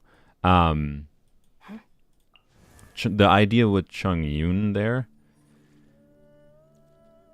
is Chungyun could work and Shilonen could work because of the fact that I haven't tested if Sitlolly on her own with sack frags can get the boss. Should we go test this, I guess? I guess we should. Can Sitlolly on her own with sack frags get the boss to its miserable mode? Because the miserable mode, I call miserable mode because it does really high damage attacks that are very hard to live through. Like, this would be very hard to do, but it's theoretically possible. I don't think I'd want to do that, realistically. I don't think I would. So, let's ignore that potential, actually, right now. It's maybe a consideration if this doesn't work in the future. So, using my normal Sitlolly, min-max, whatever, C1 build, with Arlecchino and double Cryo, right? My hope would be Sitlolly, Rosaria, Arlecchino, Bennett, Melt is enough for me to deal with. For me to deal with this, at least at difficulty 5, right? Again, difficulty 6 is a whole nother question. I might be forced to skirk difficulty 6 and then see what happens with Tulpa. Again, I am very, very, very not confident at all about difficulty 6. For my account, I am confident I can clear difficulty 5 without much issue. I'm not saying it'll be trivial, because again, like, I'm not used to having to actually care about higher DPS checks. No one is. So we'll see. Tulpa's an Arlecchino victim, yeah. It's just a question of how realistic is it that I can bring. Like, it's fine if I have to, like, what do I do? I guess if I have to bring a Skirk team to this, right? Again, we're gonna ignore the problem that is this thing at difficulty 6 at least. Again, difficulty, I don't think this thing will be that much a problem for me at difficulty 5, but difficulty 6 is a whole nother problem. But if Arlecchino double Cryo Melt doesn't work with this, like if Rosaria Sitlolly doesn't work. Oh, and by the way, the reason I want to emphasize, part of the reason I'm considering Rosaria Sitlolly is against that boss is I have the potential to do an extremely min-maxy thing. And this is a min-maxy thing that when you can do it, makes Staff of Homa, as far as I can tell, based on the calcs that I have done for my exact situation on my account, it doesn't mean it's the same for you, is a Arlecchino min-max build, like having a crit ratio kind of like this. Actually, I could go further than this, but this is probably what would make sense to stay at. Oh wait, I think she's on a she should be on an EM timepiece. So yeah, I think this is basically it. Yeah, this is basically it. So this is a skewed ratio, right? But remember, Rosaria gives a crit buff, and then double Cryo gives a crit buff if the enemy stays having Cryo on it, and at least it's weird, right? The thing that's weird about this is that it is really good in practice to do this kind of min-maxy thing, but you have a lower crit rate on some of your normal attacks that don't trigger melts, but all of your normal attacks that should trigger melts will have the full crit rate buff up, right? But anyway, so like Arlecchino, so double cryo was 15 crit rate, plus Rosaria on my build is I think about 10% crit rate. So this is, 87.5 crit rate, which is not an ideal ratio to be clear. Like this is still a skewed ratio. It's not ideal for like a spreadsheet level, but it's actually not really that problematic. Because quite frankly, I have found with Arlecchino, especially if you're doing something like this, you just optimize around the crit rate, the crits landing on the particular hits anyways, right? I don't do this very often. I did it a little bit when Sitlolly came out a bunch because I thought it was fun. But I don't do it much anymore because it's just super unnecessary to do that kind of thing in Abyss. But it might be more interesting to try that again in the new thing. Just crit fish. I mean, yeah, but I'm talking crit fishing with 87 crit rate. It's not that hard. it is really not that hard to crit fish with 87% crit rate. So anyways, where are we going? Where we're going is Stygian Onslaught, and we're gonna see if you can take me to the win for getting this stupid weapon skins, Mrs. Skirk. Yeah. So, anyways, I think that's my game plan. Skirk for here or here, and vice versa. If I have to use Skirk, if I use Skirk here, the hope is to use Arlecchino Melt here. If I have to use Skirk here, that's fine. That's obviously the main boss she was intended to be good for, and should pretty much trivialize that. At difficulty 4, she will trivialize it. At difficulty 6, or sorry, difficulty 5, she will trivialize it. At difficulty 6, it'll be, we'll see, is what difficulty 6 will be. And then Tulpa will be Arlecchino, should theoretically be able to trivialize it, but I might have to do like Arlecchino. Like, do I do Arlecchino, Sitlolly? I guess you do. I guess I just do like Arlecchino, Sitlolly, Shalone, and Bennett, right? Is probably the game plan. You do... I mean, you're not going to get scroll up, I guess. Because you can't trigger a pyro reaction. I guess I Petra... Oh no, I think I instructors Shalonen, which I already do. So I instructor Shalonen. I still gonna like like, again, that should not be a problem at all. Like doing Sitlolly, Shalonen. It's just red shred stacking with Bennett or Eonson. Wait, actually, yeah, Eonson might. No, Eonson won't be able to give me. So anyways, I will try to use Overload. Will be my default, to be clear. But again, Overload is just going to be a little bit of a struggle clearing the Tulpa, the mini Tulpa shields. My 12U Hydro shields is nothing, especially when we need to deal with 2 of them. And from what I recall of the Tulpa shields, they spawn like, like one will spawn the Tulpa. If the Tulpas are this rock, right? One mini Tulpa will be all the frick way over here. One mini Tulpa will be over here.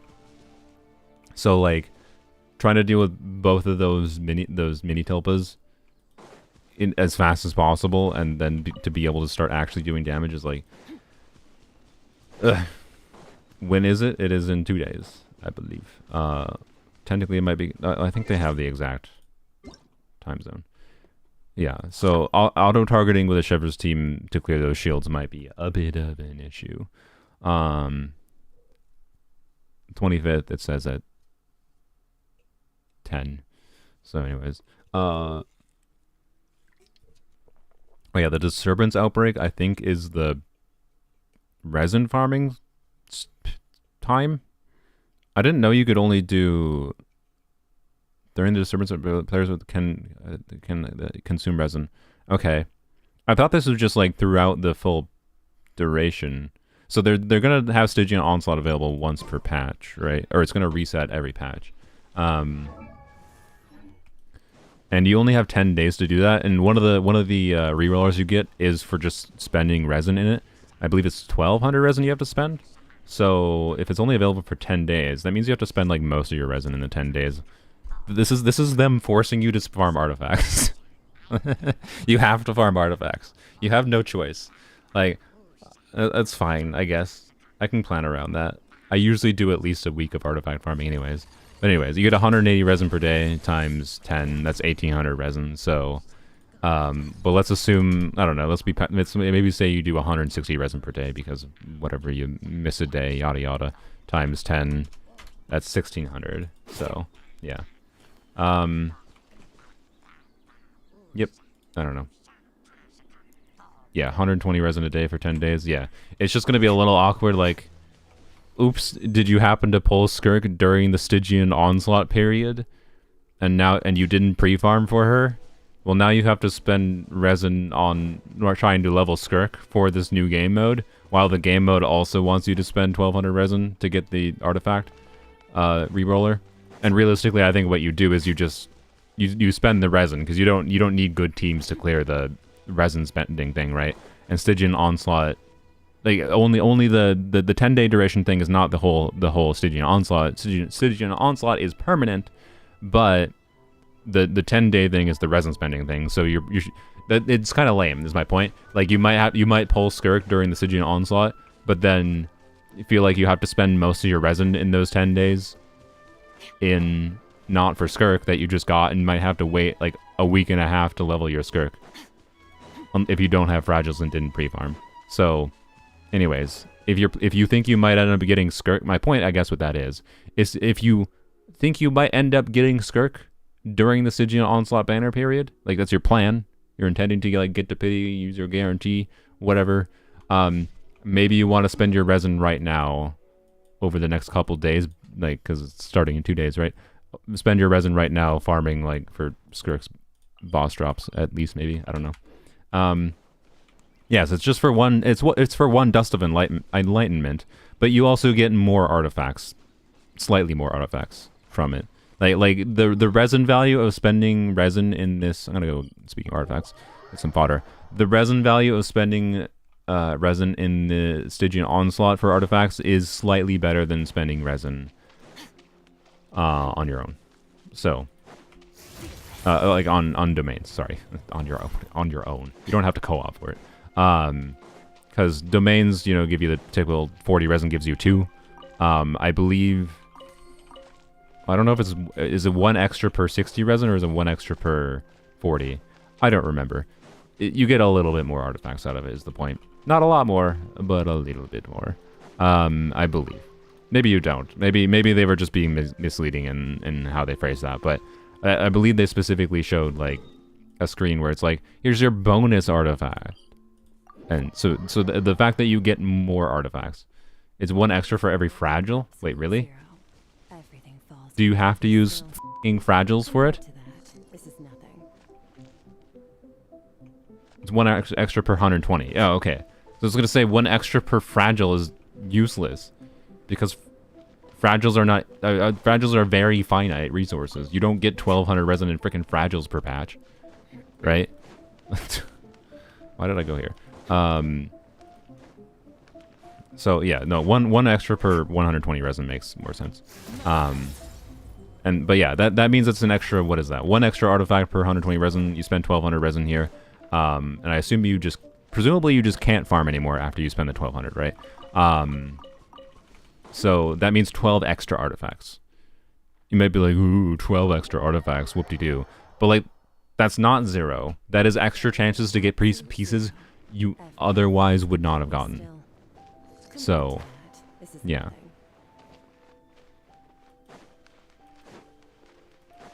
I think you still have to use fragiles to hit 1200. What? Isn't it 10? Did I say 12? Yeah, no, you're right. It's 10. I don't know why I said 12. My brain did not do that math correctly. Good job. Good job, brains filling the most simple math possible. Can you... What? There we go. Okay. I knew you were short enough to fit under.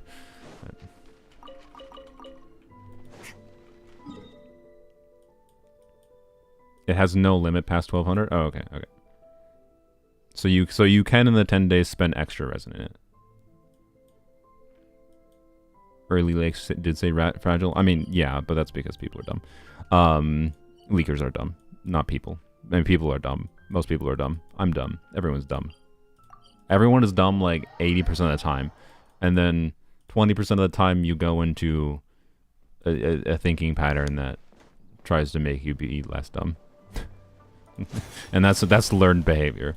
We have to learn to not be dumb. Anyways, Skirk is the tallest medium female character though. You didn't know? That's is she the tallest medium female? I thought that is she. What is she the same height as Seat Lolly? Or is she technically taller? Here, we need to go. Where's a measuring stick? Very important. I like how my peak viewership might be like right now, and so for anyone joining, I guess I should add a pin message. For anyone joining, this is not a good measuring stick. Don't climb. I am here. The stairs, actually. There we go. Here, we can use the stairs, and I just have to line up like the top of her head. There we go. That should be, well, okay. Camera should be ideally straight on like this, but it's close enough. Okay. So line up the top of her head with that stair. Oh, she is taller. Wow. Okay. Anyways. Yeah, if you just joined, sorry. I've mostly finished my Stygian Onslaught. Yeah, that lasted like over an hour, to be fair. And now we're just on to normal gacha grind things. So let me add a pin comment. I suppose. Will floor 6 be possible? I mean, I can theoretically clear it on my account, but that's with my Constellation investment. I think you can... Oh, I guess that's worth illustrating quick to finish off. But let me finish this. Rewind to beginning for Stygian Onslaught planning. Oh, what about polearms only? Oh, that's true. We can go to polearms only. I didn't even think about that. Yeah, I haven't actually seriously thought about what to do in polearms only. Anyways, so for like a generic recommendation, what is the route for potentially being able to clear this? Not on any individual's account. Like what can clear this potentially with C0 characters? I've read almost every novel from Yai Publishing House. So Skirk, first of all, for this. Skirk C0. What is I don't know if she can. What is the let's assume Skirk, Farina, Escoffier. I think you want triple cryo because I think you want triple cryo over doing a second hydro. Like, yeah, Mona C4 could be awesome. Mualani could be great on a spreadsheet level, but having that extra cryo unit might be kind of necessary to get it down sooner. Because what I suspect, to be clear, Skirk's like constant spam of cryo hits plus Escoffier will keep this thing down in its low resistance state. But what you'll have happen is the same thing that happens with this Sunfire Skirk team, I think, right now. Right now in Abyss, if I use this Sunfire Skirk team, I do Shenhe, EQ, do Jean, where Cryo Swirls count as cryo hits, right? And I remove Bennett, so it's not Sunfire right now. But what happens is that my first, like, few normal attacks, like, it takes me to do, I think it takes until N3, when I'm fighting with Sunfire Skirk, with 2 cryo units to get it down into its low resistance state. And that's fine for the melt team because it means I get the most important hits tend to get the big damage still, right? It's not really a problem. But with a higher requirement of needing more hits, it would mean like I potentially like might have a full normal attack string with only the two cryo units. I might have only a full normal attack string that gets the full buff up, or that before it gets to its lower resistance state. Whereas if you add in one more cryo offfielder, I think you theoretically should be able to immediately get all of your damage from Skirk. So I think like doing. So this might mean that in practice for difficulty 6, someone like Seat Lolly might be really desirable, even without getting scroll buff. Plus, Seat Lolly is a shield for enabling Eshu. If we're talking like C0 without 5-star weapon investment, right? So I don't know. I think it might be a bit sus still. Even with a C0 Skirk team, right? I really do feel that the balance of this is trying to incentivize some level of high investment gacha things, obviously. Like, it's Going into super a trance is borderline. risky for most But people. Skirk has some, like, Any ideas? gameplay optimization, and it has some nuances, like I was just mentioning, where, like, reasons to do a triple cryo team, yada yada. And I think because of the energy situation, you just forego Thrilling Tales, probably. You forego Thrilling Tales, and you just in favor of getting the scroll buff up immediately. Because you can do Farina into Seat Lolly on Fav, try to help get your Farina buff back. The hope would be you could, like, in the time it takes to start its charge up mode, you can go into Sit Lolly burst before it goes into its charge up mode, so that you don't trigger the scary state. So you do, like, Farina Fav, Sit Lolly Fav, Escoffier Fav, get everyone on Fav, and then, yeah, start going to town. You get Scroll triggered, you can get Farina buff going, get the Escoffier going. Yeah. I think Sea Lolly might be the play there for maybe a C0 team that can do it. I don't know. I won't be able to properly test that. I can pseudo test that, to be clear, against difficulty 6. Once I get better at playing Skirk. But I can't turn off Sit Lolly C1 fully. Like, I can try to completely change Sit Lolly's build, I guess. Oh no, I guess I can turn off Sit Lolly C1, because if I'm doing a fab build, I can just put her on scroll artifacts that remove as much EM as possible and just fully focus her down onto energy. The only problem is if I get hit once with my shield, if I don't build her with any EM, then I lose Ashu buff. But I don't know. Well, I'll try. I'll try my best. So yes, the Counter-Strike mechanic I know is there. Like that's why I mentioned, like, if you EQ on Seat Lolly before it starts up its meter, you won't get it to go into its Counter-Strike mode immediately. Like, you can avoid it. So, anyways. Can you switch Favs to each team? I don't think you can, unfortunately. Well, I don't know. I'm not 100% certain. I was informed, I forgot by who, but I was informed by someone that you can't switch equipment. I mean, I'm assuming that included weapons. I really wish you could. Like, one of the really nice things about the equivalent mode in Zenless, there's a lot of things that are different about it, but the equivalent mode in Zenless with 3 different bosses that you fight, lets you change equipment completely. Like, you basically go and set a team. Once you do an attempt with a boss against that team, then those units are locked in place, but their equipment is not locked. Yeah, oh well. It only delays for 3 seconds. Are you sure? Because I've gone like 2 full rotations without it doing Counter-Strike mode with Sit Lolly in the Abyss. But I don't know. Maybe I wasn't paying attention. Maybe I'm wrong. But yeah, not being able to share weapons is rough. Yeah. You want me Like, realistically, the difficulty 6 is meant to be some amount of high investment thing. It is possible to clear this without willing, but is it possible to clear without, like, is it realistically possible to clear without having sweaty gameplay with C0 characters and without trying to get some 5-star weapons or some C1s or whatever on certain units that have really impactful constellations?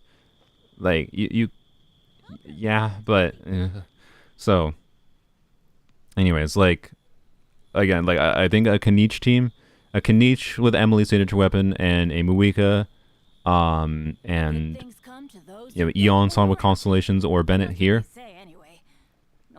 should probably be able to clear.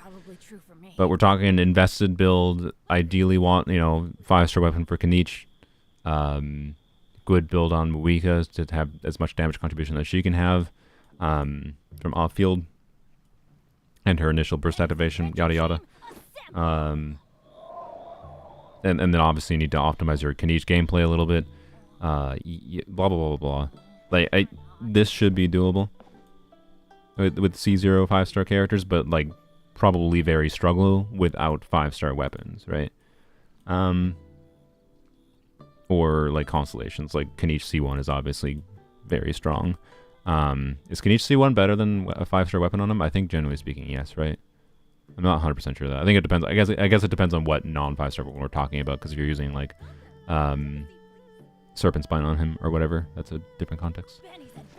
Does anyone... Actually, that's a good question. I didn't even think of that. Does anyone know if this new How am I asking you guys? You haven't played it, but I wonder if the new this new mode has, because in Abyss, right, you can go and stand in front of the key, to build up Serpent Spine stacks, and this is kind of actually an important optimization potentially for this mode, where this might matter a lot. Right, so it's when you have Serpent Spine, you just stand and you wait for the stacks to build to 5. But it's possible that this new mode, once you hit start, just loads in immediately and doesn't have a key that you press or equivalent. It probably does, so you can probably still pre-stack Serpent Spine. I presume. I would hope so. It would be a little unfortunate if you couldn't. But anyways, if you do, right, like, if we're talking like Kaniche on Serpent Spine compared to his signature weapon or Mawika weapon for him, you know, I don't think... I think his C1 is better than an R5 Serpent Spine. But if you're comparing to the free-to-play weapon for Kaniche, is like pretty good, but like then there's a bigger improvement from his weapon. So I don't know, right? Anyways, you're on MC waiting like theater. Yeah, that would make sense. Okay. And then the Tulpa. What is it? Is there a C0 team with a Tulpa? Again, I think a Chevre's team. But again, I'm super on Chevre's teams for the Tulpa for difficulty 6 in particular. Well, not really difficulty 6, just difficulty 5 and 6, honestly. Because again, that shield, like that shield is a problem. Do we know if booking is possible? It probably is, but I don't know for sure. They probably could have disabled pausing, technically. Do as you command. Chev teams are... I don't know if Chev teams are killed necessarily. Like, I'm gonna try, but when I played Chev teams, when this I believe the same Tulpa variant was in an event a little while ago, and I struggled with Chev teams against the Tulpa, which is lame because like I really like the Tulpa for being like a free Hydra Aura enemy that like let you do things like use Chev teams on it and min max that way, but like.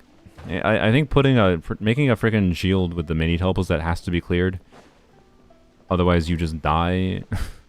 It's really lame, and that needs cryo specifically, right? Like I think it's lame, but maybe Shungling. Like I don't know. Like if I do Shungling, what do I do? Shungling,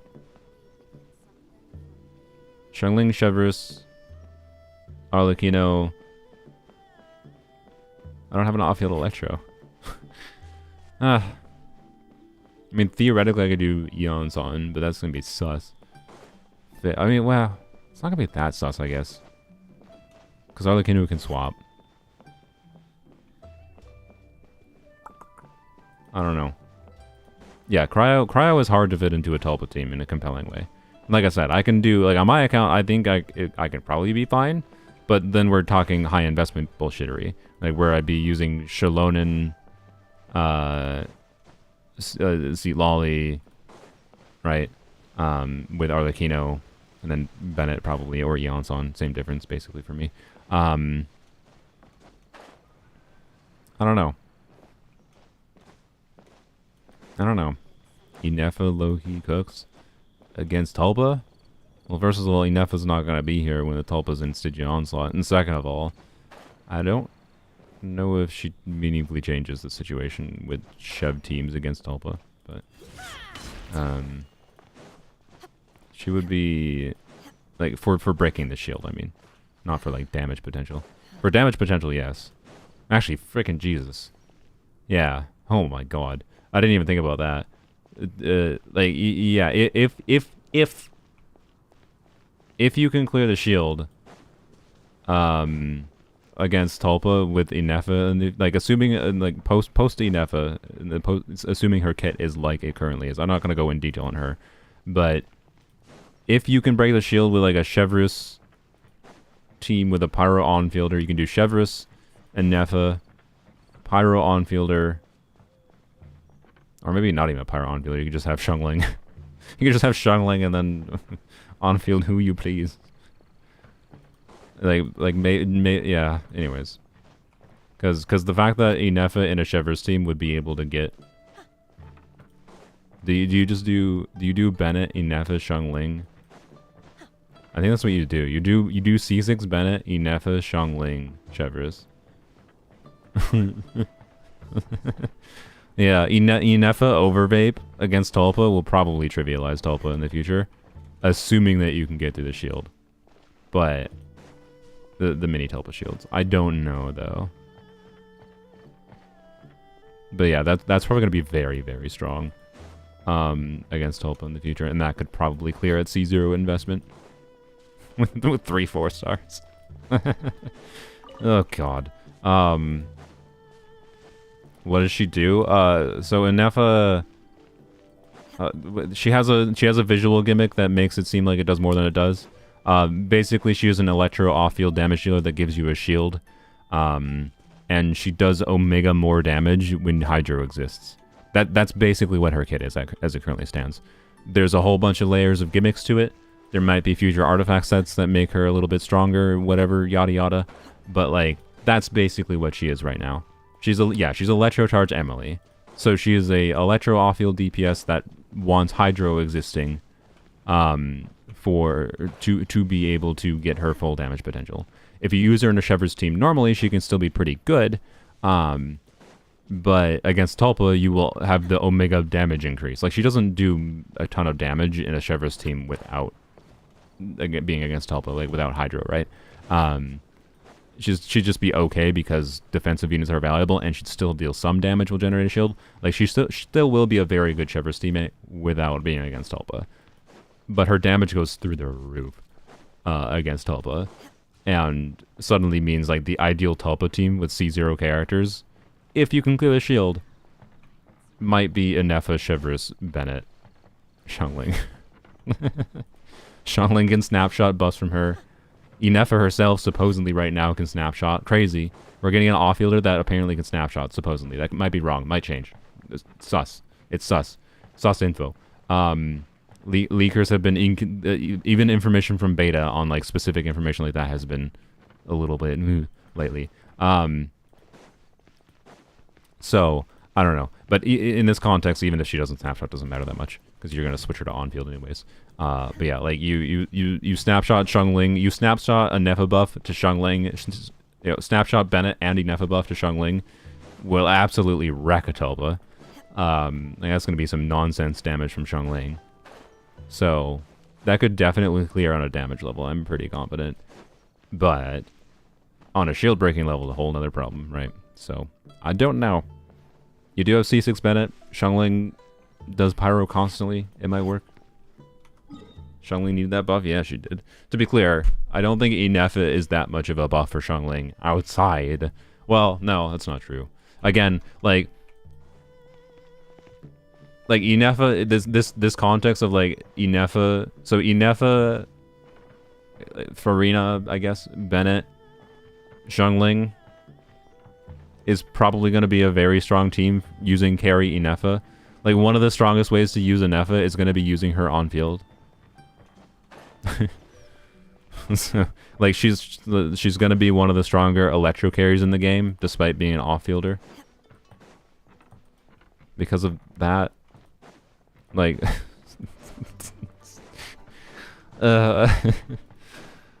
yep. Anyways, I'm not going to talk about the 5.8 rotation. Why? Because there's good chances it changes. And 2, it includes a new enemy that I don't know anything meaningfully about to comment on. So, like, why bother commenting on it? Like, yes, I can go read the text, but like, without actually having some amount of in-game experience myself. Like, yeah, I read all the text about what this butthole did beforehand. But it was much better to actually get some in-game experience after learning how it functioned. So I don't feel like meaningfully commenting on Stygian Onslaught next patch with changes, with new enemy being part of it. I can tell you, Stygian Onslaught next patch, I don't know if I'll be able to clear difficulty 5. I think I should be able to. I should be able to with how many options I have in my account. But like, well, I should definitely be able to. But there's a concern, and I think there's a lot of accounts that won't clear difficulty 5. And the concern is not is not the new boss to me, I think, from my understanding right now. Although maybe it's harder than I expect. My concern is Chamber 3 of Floor 11. That's my concern. Of the current Abyss. That's my concern. Because imagine that, but way tankier. Way tankier. And does way more damage. I don't know how you turtle. I don't know how we turtle. How turtle? How do you deal with turtle? I don't want to think about the turtle right now. I really don't want to think about a level 110 turtle. Sorry, level 110 is uber difficult mode. Level 105. I don't want to think about a level 105 turtle right now. I just don't. So, yep. But we'll see. But yep. Anyways, we'll go into polearms only, guys. We gotta do gacha things on my main account here. We'll go into polearms only.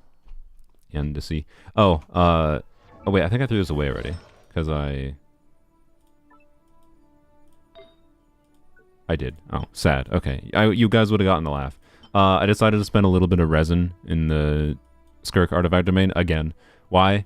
Because I was like, okay, I like Skirk enough, and I like her in this Sunfire team context enough that like what my end goal now for my Skirk build, I think, is actually using a crit rate circlet. Like, I'll keep this crit damage circlet because like I'll switch to the crit damage circlet for freeze team context, like in Stygian Onslaught. But then for me wanting to play non-freeze team context in particular, or honestly even for freeze team context, it would be maybe ideal to do this. But I have a little bit of inflated crit rate if that is the case. But then I don't know, maybe I can try to farm. I can also get a better flower in doing this too. Point is, this is also the artifacts I'm gonna choose for Stygian Onslaught for the week here. I want to get a better crit rate circlet. And like, I could reroll this one, but I don't really want to reroll a piece that doesn't have attack percent crit damage. The only consideration is this is a 4-line. But anyway, I got a crit rate circlet yesterday or 2 days ago, from the domain, and it was a 3-line with max crit damage roll. The first line went into crit damage, and at level 8, it started with 14% crit damage, and then it had EM. And I was like, oh, well, EM is usually a dead stat for Skirk, but for me, EM is not a dead stat. And you want to know where all the rolls after? You want to know where all the rolls after level 8 went? I believe it had HP percent, so it had like 20% HP at the end. And I was like, well, rip that dream. So what I want is, like, what I would want is like this piece to have like 28 crit damage. Like, if this piece rolls 28 crit damage, I guess I'm fine with that. So I don't know. I could like save my rerollers for this until I can get to the. Well, no, you have to select 2 lines, right? The circlets are so risky, right? Because even if I even if you get to 4 guaranteed rolls, I could select crit damage and flat attack here, and it rolls 4 times into flat attack. Like, it's so risky to choose circlets to reroll. So I think my priority is like mostly rerolling the goblet still, because rerolling the goblet gives me more flexibility. And my endpoint for the goblet is just probably no flat HP rolls, right? Like, if I get 20% attack with the same amount of crit damage, I'd be fine with that, right? And then that would just mean that my improvement from there is just trying to get this circlet to have like 28% crit damage, and that's my stopping point. The reason I say that's my stopping point is like 2 more crit damage rolls. Having 200 crit damage at a baseline makes my monkey brain happy. That's why. That's why. Yes, you have to choose 2 stats. So if I can get 200% crit damage, I'd be happy.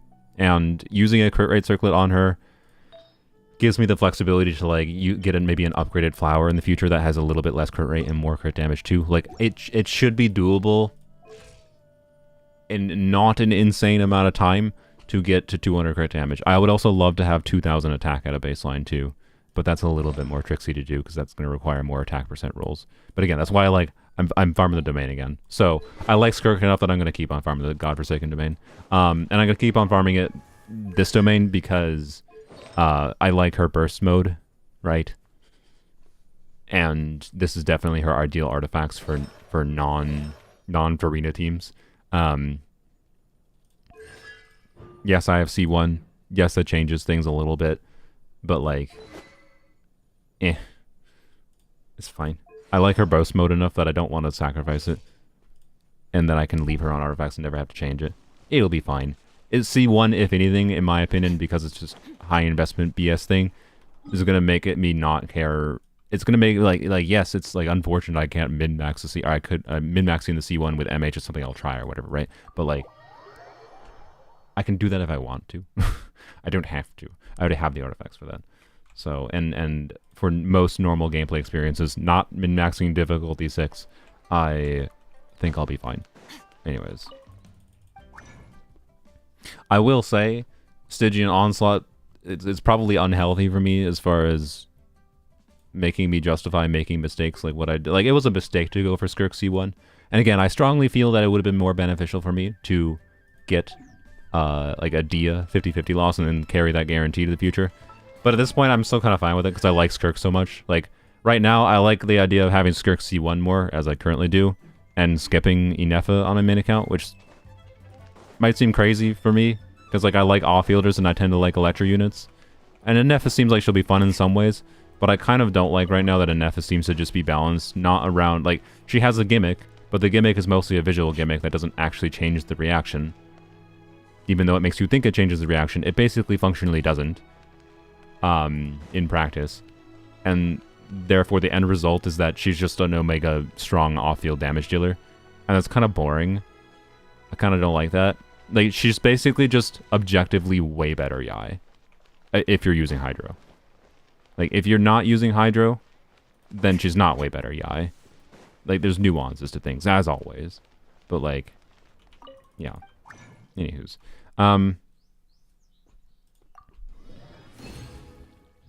Frick. The moment I clicked that, I just, like, paused and I was like, oops. Well. Frick. Okay. Reason being, it's weekly reset, bosses, whatever. I'll be able to use the fragile, the trans. Nah. Do I save the transient for? I don't need to save the transient, do I? The only reason I'll regret using the transient is if I need to put Shenhai here, and Script. The only reason I need to save the transient is if you actually do need fragiles or transient to fully claim the resin, but I don't think you do. So, because I can just spend all my resin on it. No, I'll be getting an FF for polearms only. That is not leaks, by the way. She is a polearm. They showed her with a polearm. It is not leaks that this character is a polearm unit.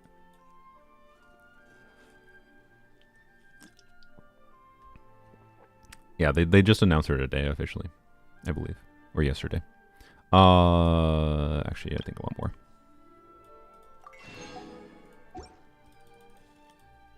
If you ever have it. I was talking about her kid a little bit, but honestly, now that she's been officially announced, I'm of the opinion that just talking about her is not leaks. I'm just talking about things I have seen. You can go and look up this character. If you go and look, hey, you saw the drip marketing? You go into Google and type in Inefa Genshin Impact. You'll find some links that say what her kit is. That's not you leaking information. That is someone else leaking information, and you just happen to find it without knowing it was leaked information. Talking about leaks is not leaks. The person that was like in the people that have access to the beta information are the people leaking information, not us. So I don't know. It just really annoys me. Like, and as far as I can tell, Mihoyo doesn't care. As far as I can tell, as long as you don't like share images and footages, like as me as a content creator, Mihoyo's fine with people talking about leaks. It seems like. So like it kind of annoys me that Hoyo creators are so like, oh, I can't talk about leaks. And I know why. I know why it is, to be clear. I know why it is. Because Mihoyo doesn't want them to talk about leaks. But the problem is that leaks is not a very strictly defined thing, and it's not very defendable in court, and MiHoYo knows it. So they don't actually punish anyone for talking about leaks, because they can't punish for talking about leaks, because leaks aren't leaks. I'm not leaking anything when I'm talking about Anefa to you guys. I'm just talking about something I've seen, and I have no way, without specifically having been in the beta myself, to know for sure that this is actually leaked information, right? When I just looked at things and saw people talking about things. Anyways, whatever. There's my leaker yap, and why I am fine with talking about leaks, because it's not technically leaks. It's just what we communally refer to as leaks. But it's not exactly a rigorous legal definition. What was I doing in here? Her weapon doesn't look that muscle. No, it seems kind of meh. If they change the reaction gimmick to actually do more, and I'm of the opinion that all they have to do, they can do this, and then her damage contribution for the team stays functionally the same, but makes her be actual more nuanced to how she interacts with other characters, and also makes her weapon more relevant for his interaction with other characters.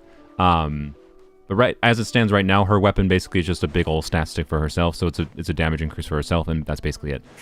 Because only really she is doing the majority of lunar charge damage that is relevant, so a lunar charge damage bonus doesn't really matter for anyone other than her, mostly.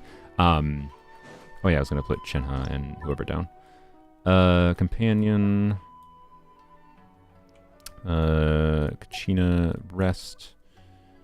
I should put Faresa down too. Yeah, okay, there's a bunch of... Okay, we're gonna take a teapot break here to put some characters down that I want to get friendship levels for. So Shenhe, because she's got an Echo I want to get. How about the Spork? Can't put anyone here. Oh, that's because, yeah. Okay, go to next. Lanyan, I think... Okay, I haven't talked to you yet, though. I don't actually know what your lines are, so we're going to leave Lanyan and see Lolly. I haven't seen their teapot lines. I guess I can go talk to them. I thought I had characters here. I apparently don't. Oh, is that someone? No, that's a bird. And it's a dog. That is not a person. Okay. I could have sworn I had someone here. Oops. I just got rid of something. Oron Kave. Alright. You guys I have talked to. I remember that. I don't remember what they're about, but I remember talking to them. Alright. I'll put the Spork here. And who else do we want to try to get friendship leveled up for? Faresa or Eon-san, maybe?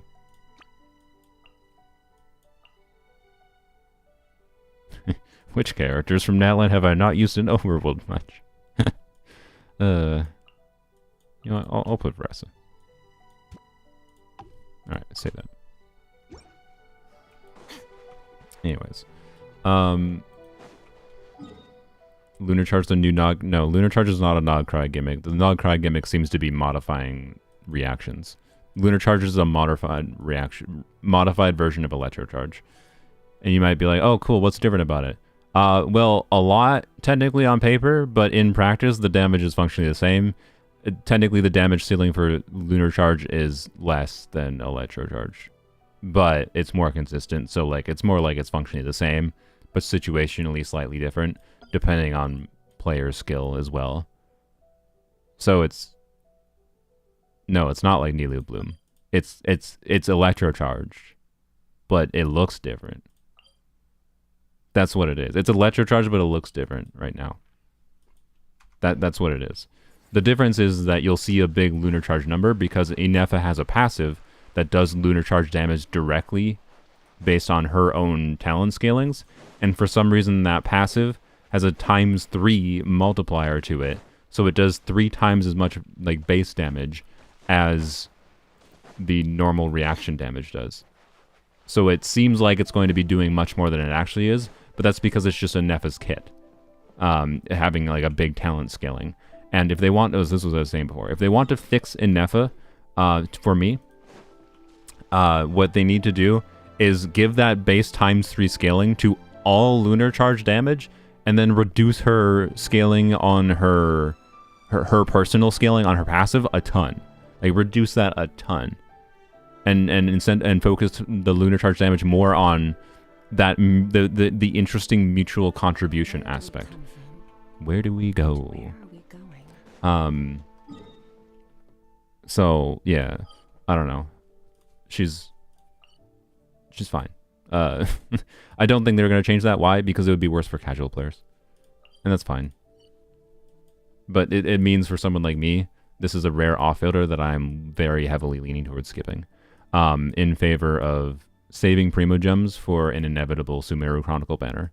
On top of 6.0 characters, sure, but I'm not going to commit to pulling a 6.0 character either. Like I said, I said like I'm after Escoffier banner, I'm going to transition to just pulling for characters that I'm personally interested in, rather than pulling characters that I feel like make sense from a content perspective necessarily. I'll still pull characters that I think seem really fun to have for content, but that would be because that's a personal reason for me to want them. Like, it's not an irrelevant factor to me. But yeah, anyways. Stygian Onslaught starts in 2 days. Anyways, so yeah, I think we're gonna use, hopefully I don't get punished for using my transient. We're gonna use this because I need boss tropes. Will I C6 Dia with the Chronicle banner or wait for the selector? Well, I don't know that Chronicle banner is coming next patch, to be clear. I think there's a good chance the Chronicle banner, Sumeru Chronicle banner comes in 6.0, 6.1, right? So no, my intention would not be to C6 Dia on the Chronicle banner. My intention would be to get 2 copies on Chronicle banner, right? I would like to C6 Dia this year if I can, and so that's what I'm planning around currently. That's my plan. My polling plans on my main account is I will pull for C6 Lanyon, and then surely that won't be that hard, right?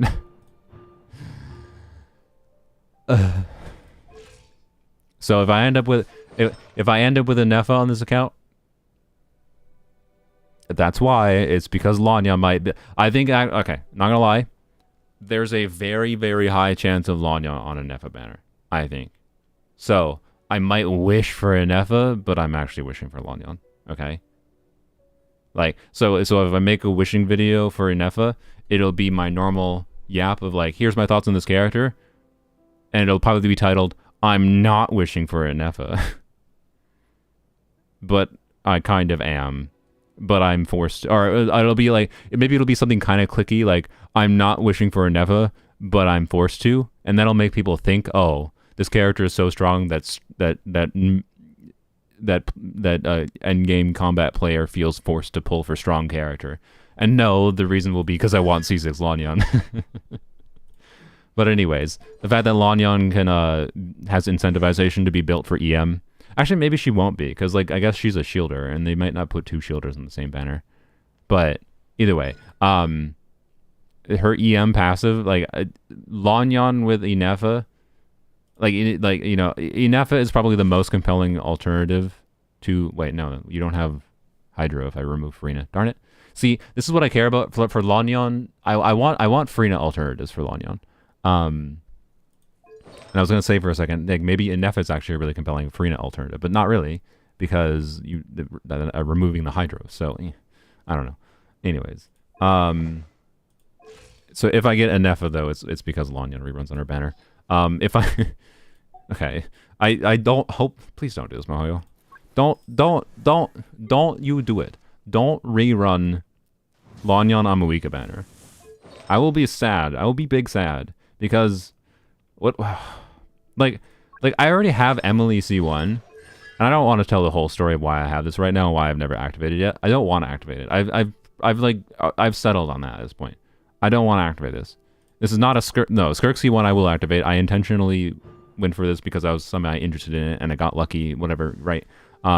This did not happen for that. This happened for other reasons, which I don't feel like going into because it's too long of a story to explain. It's stupid. Like, just pretend it doesn't exist. This was a stupid mistake related to being a content creator. That was not really intentional. I mean, it was intentional. It was just lack of proper foresight with videos I had planned, and then going to a 50-50 for Emily banner was dumb. That's all it was. That's all you need to know. It was a dumb content creator problem. It doesn't happen to normal people. And then I don't want to activate this. Why? Because this is a good constellation. It's quite good.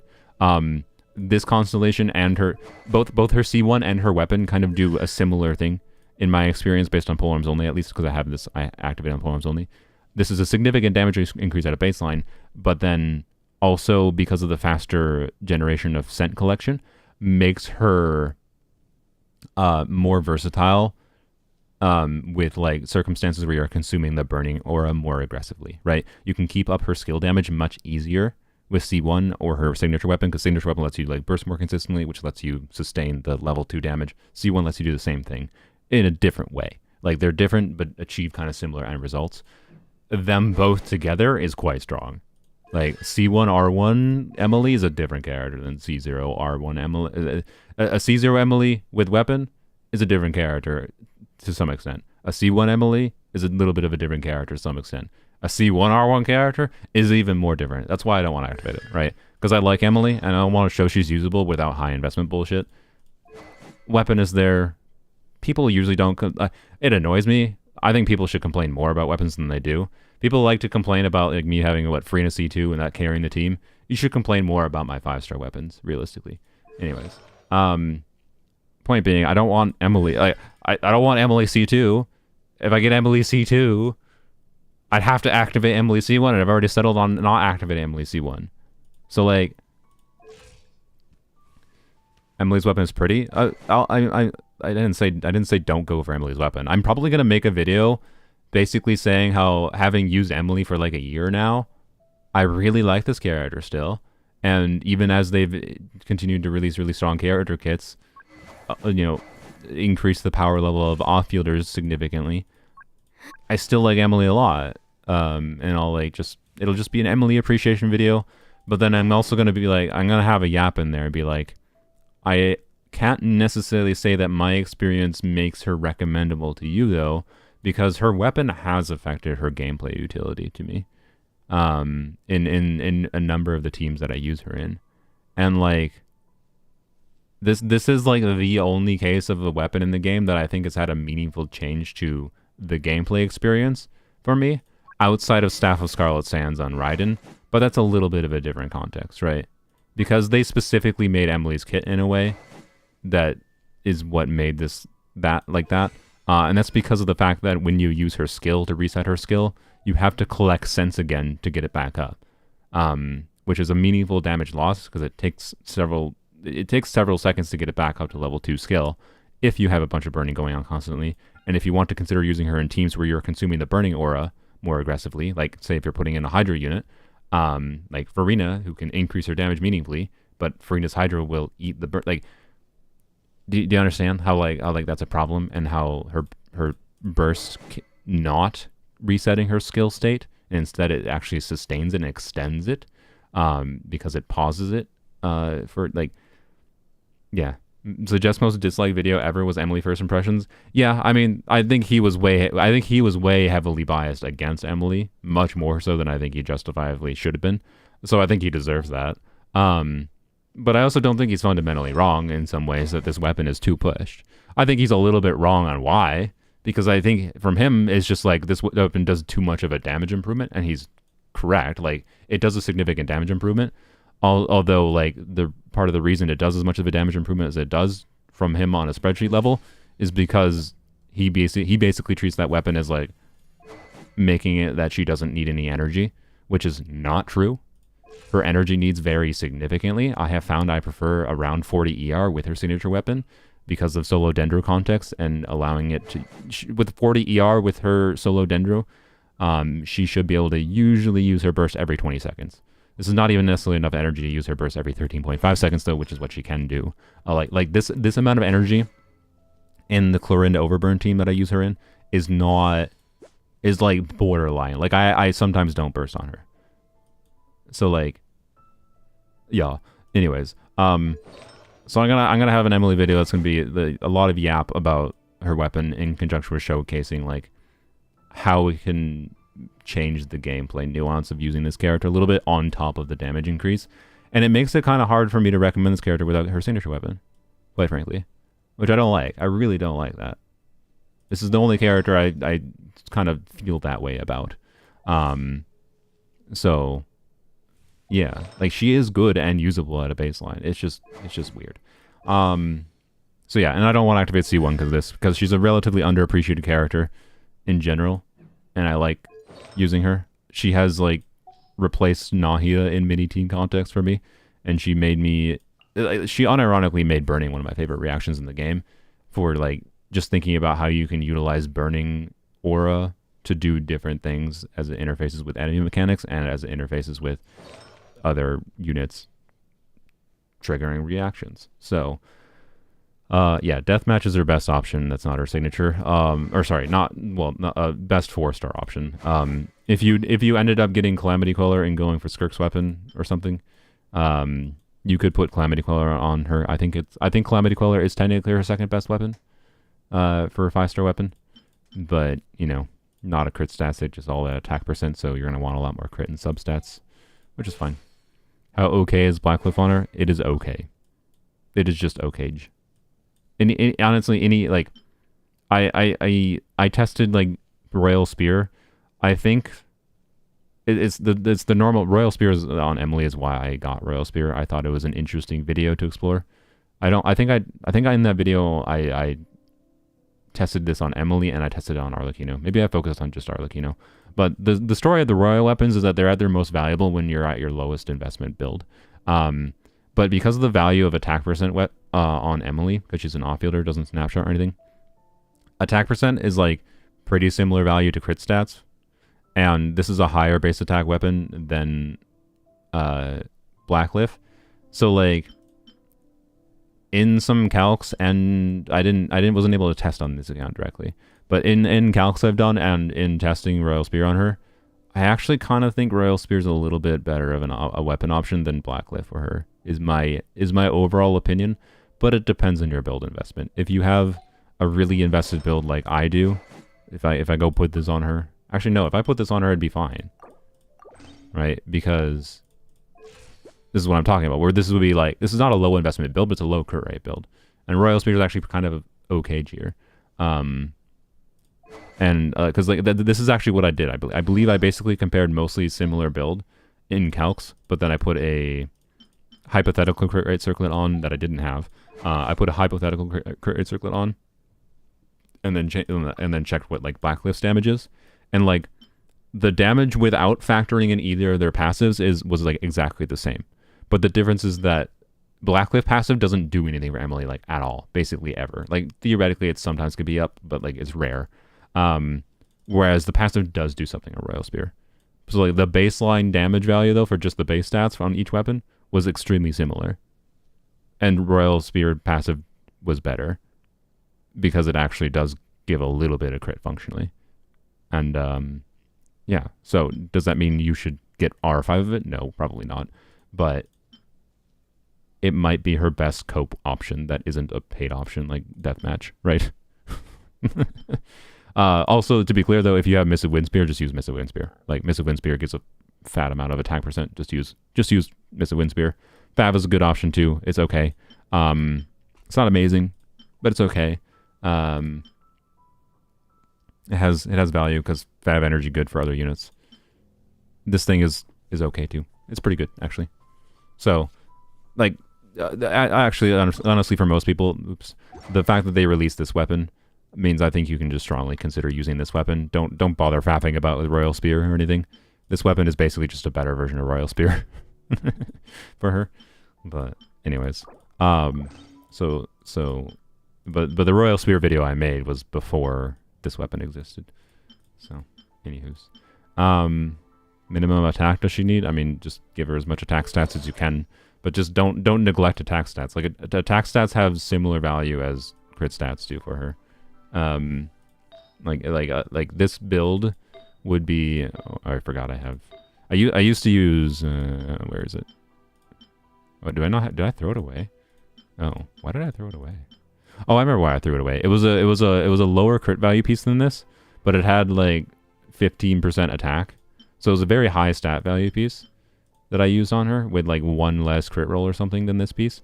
But I ended up pretty much permanently moving her to this piece because I liked the ER more. I was fine with sacrificing a little bit of damage potential. Or maybe it was this piece. I don't know. anyways, I used to use a more attack percent heavy build. Now I only have 1 attack percent roll and 4 attack percent rolls there, right? But like these attack percent rolls go hard for her damage. So yeah, don't neglect attack substats basically. But yeah,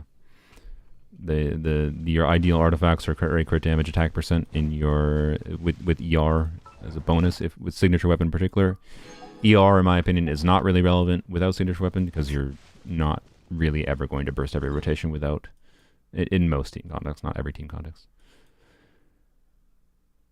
Oh yeah, I was gonna derp.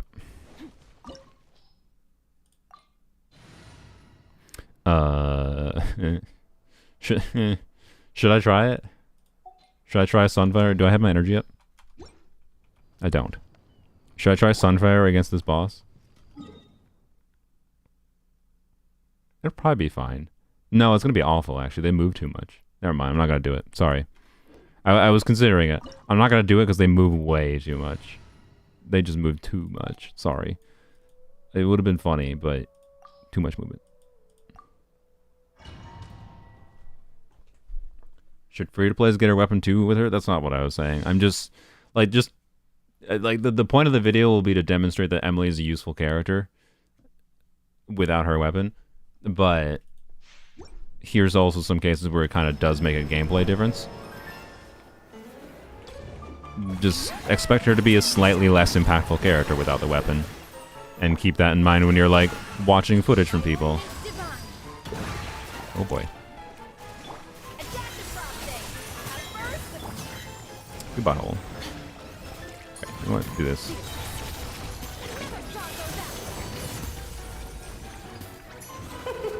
King and Queen should present a united front.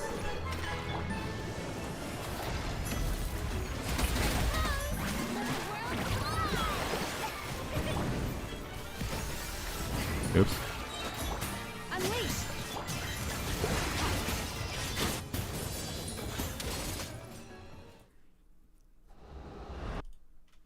Well, this boss is pretty easy with this team. I wonder why.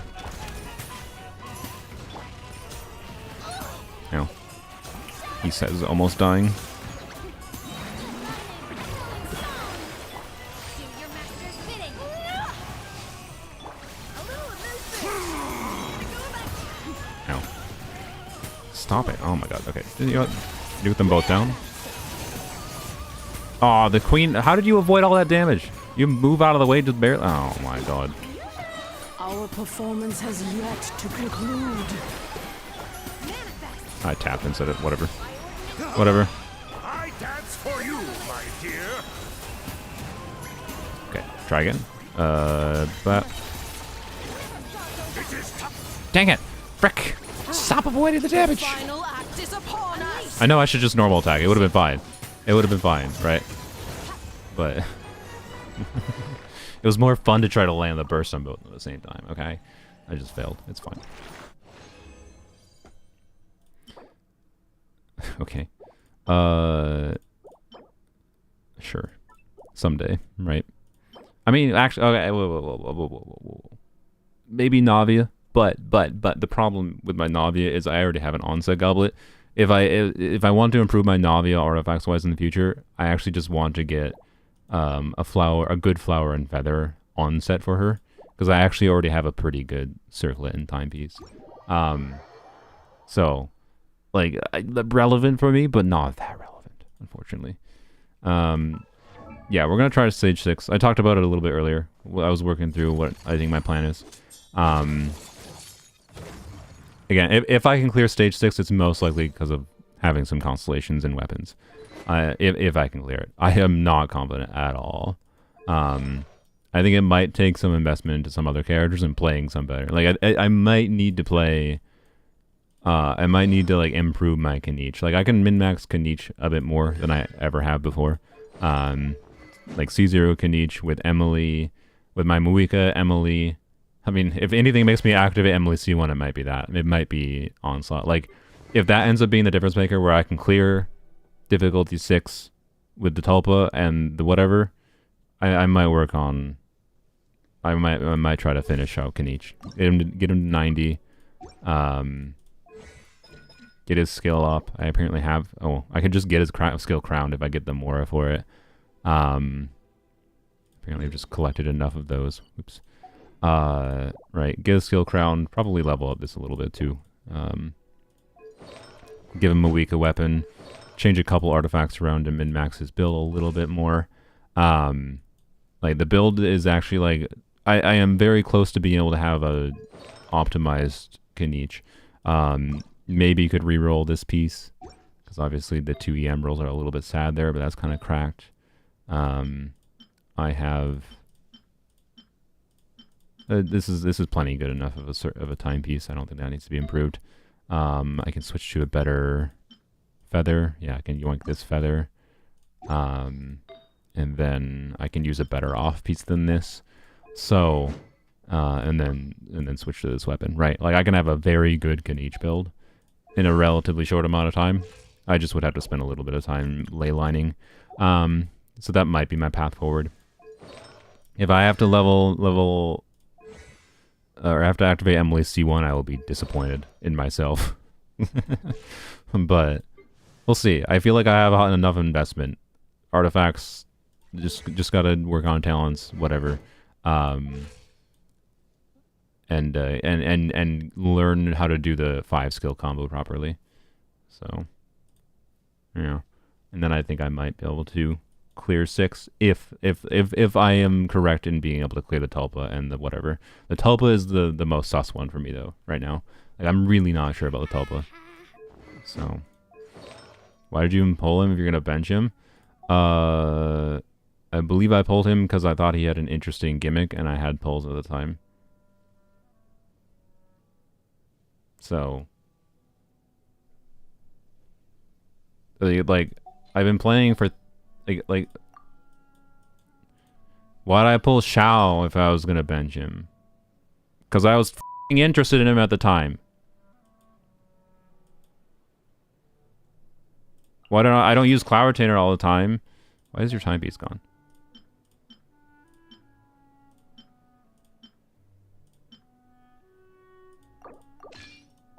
Like I thought he was interesting enough to pull for, and I had the resources. I don't think was there a 4-star on the banner too? I don't remember. There might have been. Oh wait, yeah, I was pulling for Chevre's copies. Yeah, I forgot. I was pulling for Chevre's copies because I wanted C6 Chevre's. And I didn't get. I technically got C6 Chevre's right before Pity, but I was like, I have the pulls. Kniech might be interesting to make a video on, and I pulled him. Like, and I'm a content creator. Like again, like last year I decided to try to like pull more characters, like be less stingy with pulling characters because of opportunities to make content. And in some ways, I think that was a good thing to do for gaining that experience of pulling more characters. But yeah, on a resource level, it wasn't worth it. But like, I don't know. I wasn't completely disinterested in him, but I don't really love his gameplay. I find it a little annoying, more often than not. But in the new Endgame, I think it'll be a little bit less annoying, depending on the enemy. But anywho's, yeah, I don't know. Like I'm not gonna be sad about getting more value out of him. Chaska might come in useful for the Papilla boss next, maybe. We'll see. I think I still might have better teams at dealing with Papilla. Anyways, I don't know. It's like there's not many characters I like strongly regret. Like, why are you starred? Go away. He is like if the reason I ended up going to Pity, I got Al Haytham on a rerun banner is because I wanted more Sethos copies. I wanted more Sethos copies, and I was fine with getting Al Haytham. And the reason I hold on to Al Haytham rerun banner instead of Clorind was because at the time of Clorind's release, Sethos was the more fun and interesting aggravate unit to me, and Clorind only seemed interesting from an aggravate context. As time went on, Chevre's Clorind teams, and then also Emily came out after, right? And now like Emily Overburn with the new off-field pyro options, so like Moika Pyro Traveler, which again didn't exist at that time. Like new things came out that has made Clorind a really fun unit to me. I wish I had just gotten Clorind originally. but you know, I'll hate them as a regret. I thought I would like him more than I did. Oh well, is what it is. Kokomi, I don't regret. I think I just haven't gotten use out of her long term. That's fine. It's not the end of the world. It's fine. Nubilet, I don't know. I kind of dislike him at this point, but I don't hate having him though. Like, he's nice to do meme things on, and he's nice to have for the context of like if people want me to like test something on Nubilet, and it's a relatively, so it's a relatable Nubilet, right? Well, he doesn't have his build right now, but when I actually equip him, it's a like a high investment C0 Nubilet, right? And I like having that, but I don't know. Nilu has definitely not given me value long term or anything, but I still like playing her for other various personal enjoyment contexts. Siegewind, honestly, post Escoffier, Siegewind is irrelevant. To be clear, I think Siegewind is actually nowhere near as bad as most people said on release, but now she has no reason to exist. This character has no reason to exist as a 5-star now that Escoffier exists. I think Siegewind is an Escoffier victim, personally. Like, why in hell would you ever choose to do, other than just liking Siegewind, obviously, as always, you can use the character and she's fine. But why in hell would you ever choose to do Siegewind for Rina combo if you can do Siegewind, or if you can do Escoffier for Rina combo now? Like, what is the point? So honestly, unstar, sorry. And Siegewind, I wasn't gonna pull for. Remember, Siegewind happened because someone pooped Primo Gems on me, and I was like, fine, I guess I'll get Siegewind.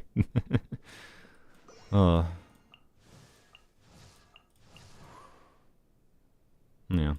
Anyways, I don't know. So yeah, I don't really regret Siegewind because I didn't decide to get Siegewind. Someone else did. Yeah, other characters are just like, yeah, I don't use Gani that often. Whatever. I still like, I don't know. Chaska's weird. Chaska is another I wanted 4 stars, and I decided to go to pity. Like, I was on the fence on Chaska, and I was like, interesting, but I think I'm probably not gonna enjoy her because I think her gameplay will just end up being boring. Like, her kit is very interesting. Chaska's weird because she has one of the most interesting kits to think about, and then her actual gameplay in practice I think is incredibly boring.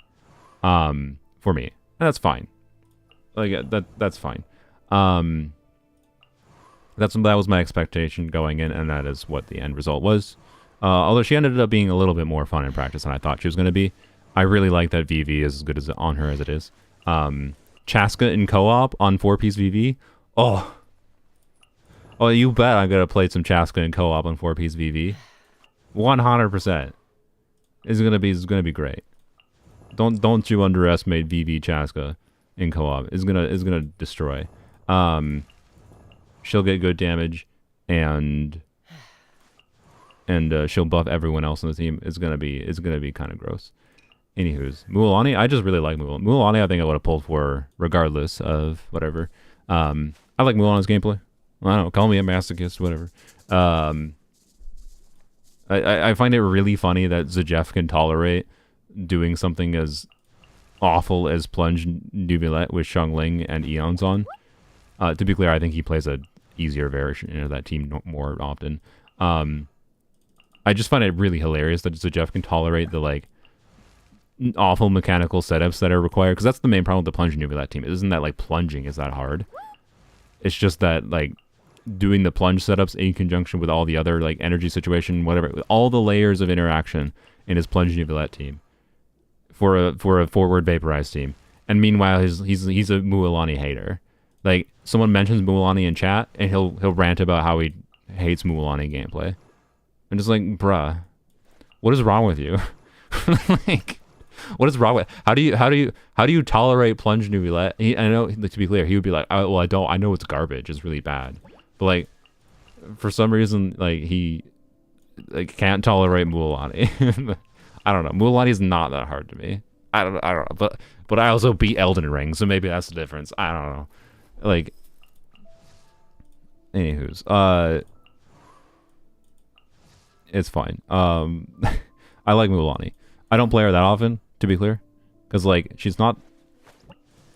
I just have to be in the mood for it. I don't know, but she's not like super interesting or anything. But she is interesting. I think it's really cool. I think they designed her really well. I think it's really cool that they designed a Hydro unit, specifically a Hydro DPS specifically around the idea of triggering forward vaporize, and they did that by making it so she, you know, had this gimmick of like movement and whatever. And I actually really like people saying she's bad in AoE is my favorite piece of Mulan misinformation. Mulan is not bad in AoE. It just changes how you have to think about using her, and people don't like thinking. So, anyways, there are some AoE situations that can be bad, to be clear, for her. If enemies like are super spread apart, that's bad. Because if you have to travel really far for her, that's real bad. But groupers exist. 2, grouping strategies exist for manipulating enemy AI to position them properly, to get additional AoE damage value. And then,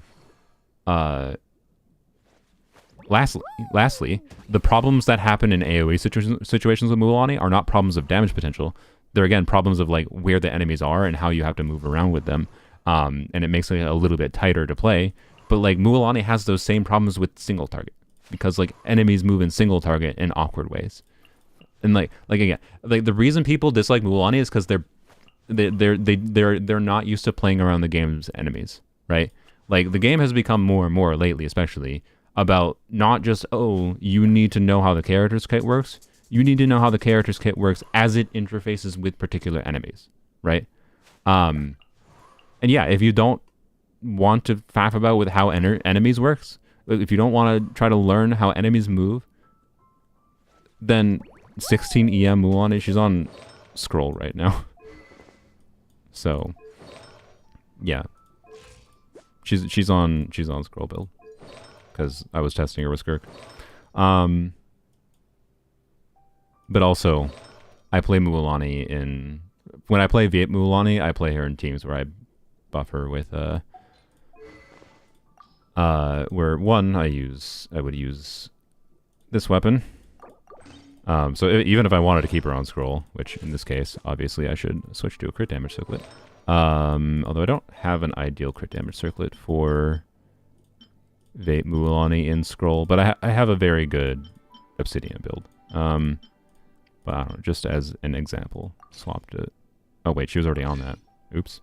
Okay, I'm not gonna look at everything then. Oh, she was on that. That's why. Oh, I'd switch this. Whatever. Okay. Anyways. I think people hate it because of the regular chomp misses. They miss because they don't try to think about how the enemy works. It doesn't miss if you understand how the enemy works. I'm not saying she's like the exact same experience against every enemy. Some enemies are a lot more annoying to play against Mulan because they move more. But like,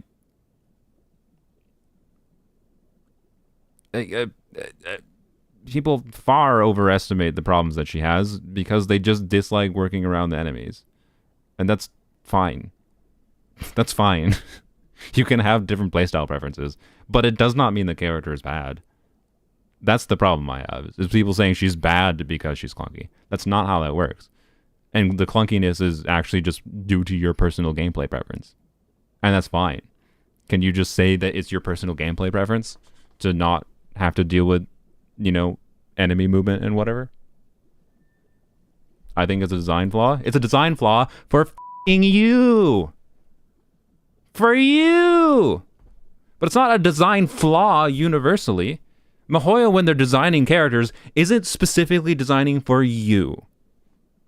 She every character in the game does not have to be designed for every player. You know what? Do we want to talk about design flaws? I'm sorry. Like, I got Xiao was my first limited 5-star character I got. I f***ing hate this character. I think this character feels clunky as all hell. I think he feels like absolute ass to play. I'll say it. I'm sorry. I know Xiao's a loved character. I hate how he plays. He feels like garbage to me. And that's fine. There's only one thing I think that's actually a true design flaw for Xiao.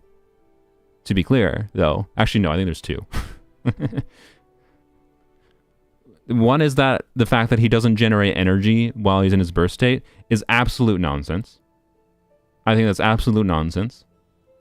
I think it is a big thing that makes him feel absolute garbage to play.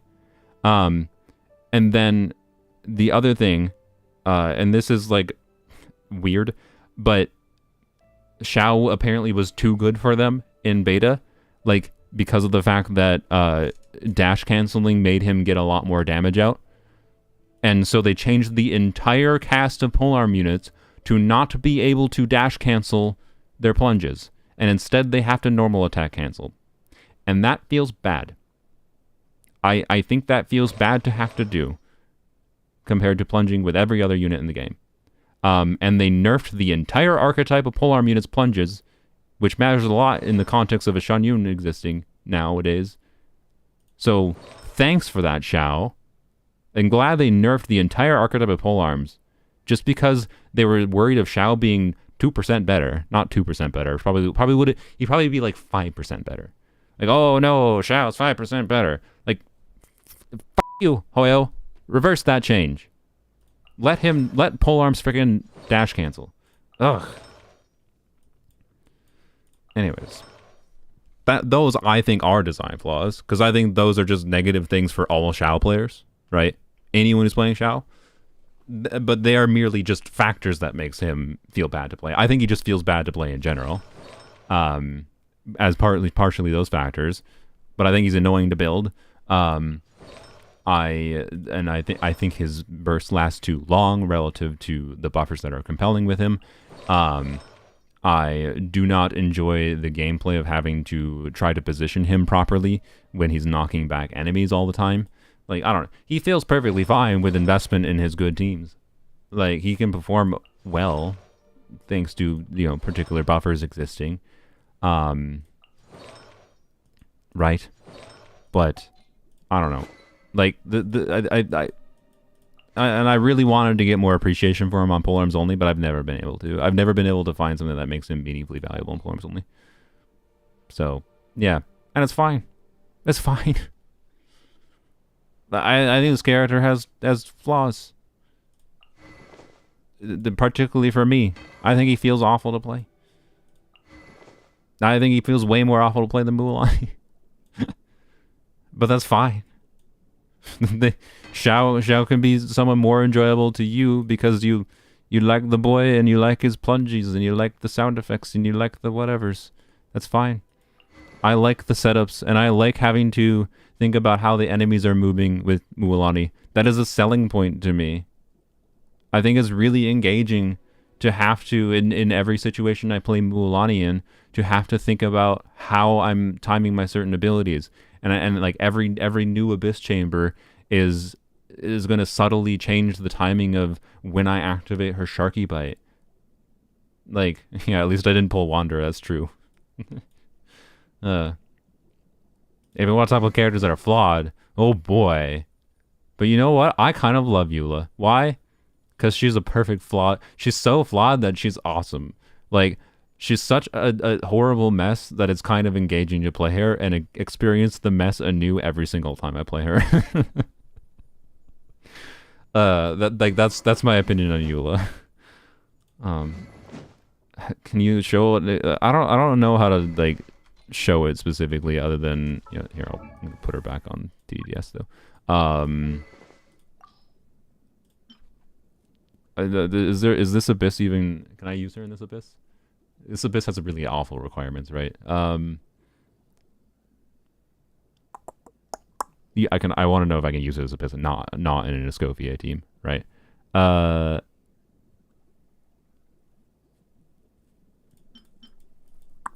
What is the first side? The first side. Well, I can probably play her the first side. It should be fine. I don't know. Sure, let's go do a Mualani run in the first side. But sorry, let me spend my resin first. Let me claim my dailies. But yeah, anyways. It's fine that we all have different preferences. And I just get annoyed that people call Mualani a bad character because of the fact that, as far as I can tell, it's just a problem of gameplay preference. And like I get that they might feel more strongly that way because maybe they regret Mualani because they didn't know that that was going to be strongly not their gameplay preference. I understand that, right? I definitely do. I didn't know Shao was going to be my not gameplay preference until after I pulled him and tried to use him for a while, right? So, yeah. She should be compelling for the turtle. I mean,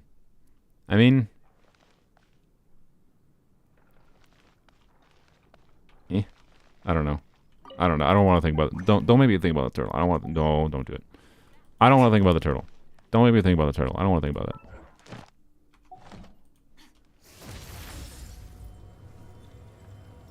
Add ask. Thank you for completing to. She can feel very all or nothing. You're not willing to engage with the gameplay. Yeah, yeah. And like I'm someone who's willing to reset an Abyss, right? Like if I go to Abyss with Mulan, I'm gonna have to probably reset because I'm gonna miss her skill, just like many people would probably miss her skill. I'm not a perfect Mulan player. I don't play her that often, actually. Like I play her relatively regularly, but like she's not one of my most used units. I just like her quite a lot.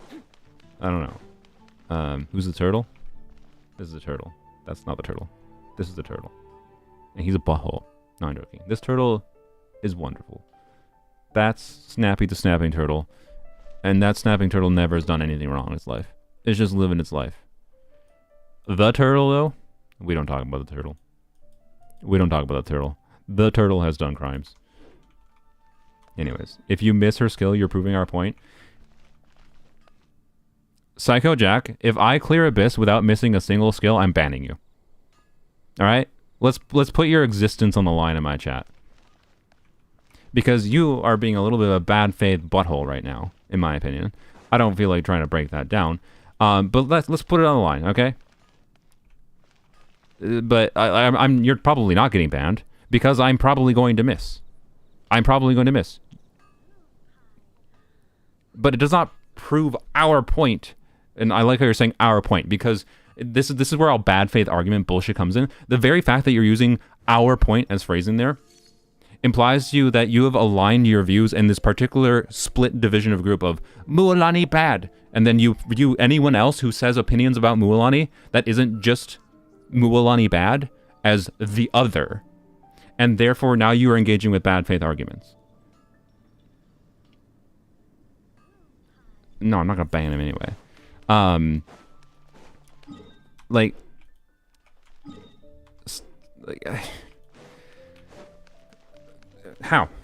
exactly does missing a skill prove the point? How does missing a skill prove the point? The point was that it's player f***ing preference. I don't mind having to retry. I don't mind having to feel my way through optimizing things. I enjoy the process of optimization. But we have seen her miss on targets that don't move. That very rarely happens anymore. That very rarely happens anymore. Yes, it was more of a problem on launch. She deserved much more of the hate on launch because she was clunky. She was very clunky on launch.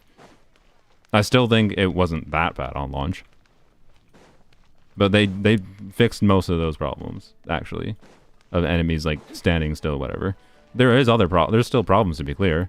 Because enemies have jank hitboxes.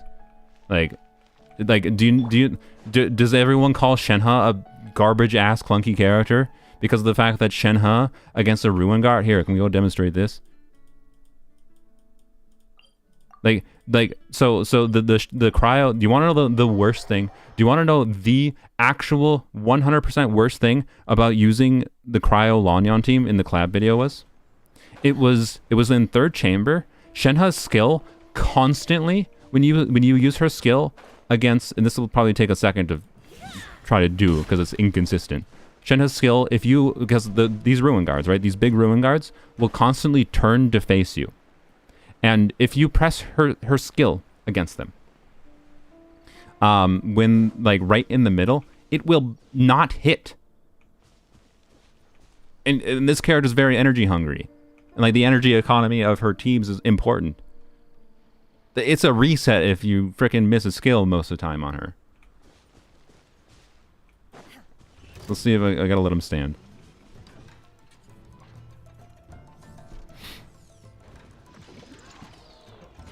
And yeah, a lot of times you can miss a skill on Mulan and it's fine. Yes, that's also important to remember. Like, it missing a skill on Mulan does not necessarily meaningfully affect your ability to clear. Oftentimes, but that depends on, you know, your account. No, that did.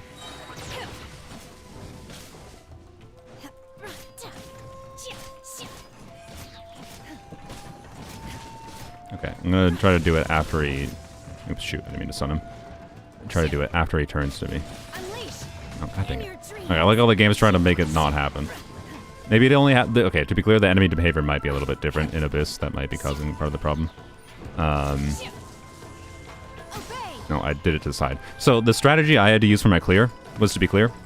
I was purposely... Like, if you notice in my... the clear that was linked in the collab video...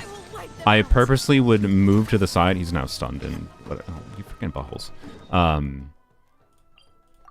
I purposely moved to the side constantly in order to try to make sure I pressed her skill on the side of the enemy. Right? So I would dash to the left and press her skill so that she skilled forward into its leg on its like left or right side. And I was fine with doing that because that helped a little bit with keeping Aeon Sun's buff up better too. Like, it wasn't really that much of a damage loss. It was fine. But it was an annoying thing to have to figure out optimization for. And I would constantly accidentally just press her skill at the wrong time. And then that would just be a reset. And it was like, oh yeah, the flat ground probably affects things. You're probably right. And the point with this, even if I can't demonstrate here, is that that was extremely clunky. And the problem isn't really necessarily that much Shenhe's kit specifically. Like, to be clear, it's problems with Shenhe's kit. They could have changed, like, they could change the hitbox on Shenhe's skill relative to the hitboxes on the enemies. Same thing with Mualani, and that's probably what they did for Mualani for her changes. But, like, that's just a thing you have to get used to when you're using a particular character against a particular enemy. And I would argue it has to do more, the clunkiness of Mualani or Shenhe in this context has more to do with oh, by the way, Shenhe also misses her skill on the perpetual mechanical array at certain times. That was a little annoying too, but nowhere near as annoying as was in the third chamber. Like, yeah, Shever's missing burst. Yeah, like, auto-targeting issues galore. Like, is this really a problem with Mualani or a problem with underlying structures in the game? Like how they design enemy hitboxes, how they design the auto-targeting of the game.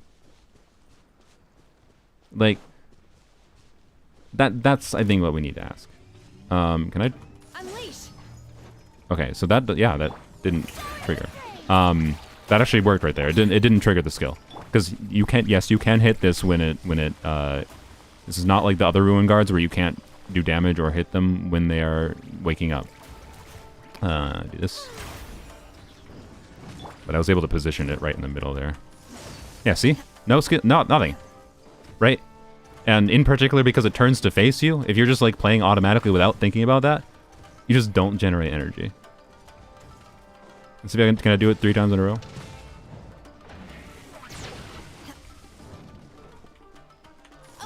No, I got it the 3rd time. Anyways. Yeah, Vress has clunkiness. I don't know, man. Especially in Natlan when they've gotten more creative with kits. Character kits are going to have various more forms of clunkiness, especially relative to enemies and the game's auto-targeting system. I'm fine with this as a downside. I'm fine with characters being a little bit clunky as a downside for them making more creative character kits. Right? Like, I am fine with it. Kanich flying up in the abyss in the sky. Yeah, I personally feel that Kanich is a more clunky character than Mualani. To a substantial degree. So. Anyways. I'm not gonna ban you, Psychopaths, by the way. Psycho whoever. Jack.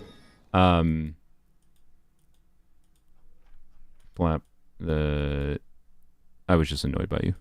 I think I proved my point enough. We need to go finish bosses real quick. Okay, and then we'll go to the Abyss. What weekly bosses do I need? I don't think I need to do any in particular. I probably need... How many of these drops do I have? By the way, I like how my like old habits of just swiping across the full map. I just can't get rid of them. I have a lot of these. Okay, good. I can say frick that boss. Hopefully forever. Let's just I don't know. Let's fight Raiden because Raiden is fun. Well, Raiden is going to be easy as hell with this team, but sorry if it was aggressive. I wouldn't say you're aggressive. You were just defaulting to a bad faith argument because that's what our monkey brains do. That's what to be clear, I do bad faith arguments too. We all do. We all use stupid argument fallacies all the time when trying to like communicate our point of view. It's human behavior, right? I was just being a butthole in the moment because it was annoying. Here, you know what? Let's try Sunfire. Do you have the right circlet on? Yes. This is the problem I'm having is what I've been trying to address with my family, and I've actually been semi-successful at it. Is because they're a bunch of Trumpers. And like when people get polarized on issues, right? When people get not polarized on issues specifically, but just polarized on perspectives of things, that's when all the rhetorical fallacies and bad faith arguments tend to show up, right? Is when you get too set in stone on one particular perspective you have, is where our flaws, our human flaws, come in, right? And that's the struggle, right? Is recognizing, because I do this too. I've done it plenty of times. Like recognizing when we are being overly close-minded requires a lot of actual active effort to be better. And it's hard. It's really hard. And especially with, especially with the internet being what it is and incentivizing us actively to not do that. Okay. But this is going to be hard to do a setup on. Let's see. Oh, frick. Oh, frick. Okay. Oh, frick. Come here. Come here. Oh, what? You actual but. Oh, man. Where's the double? I didn't pay attention. Okay, well, I should have waited to do a setup here. Now I don't have energy. Frick. Okay, we might have to redo.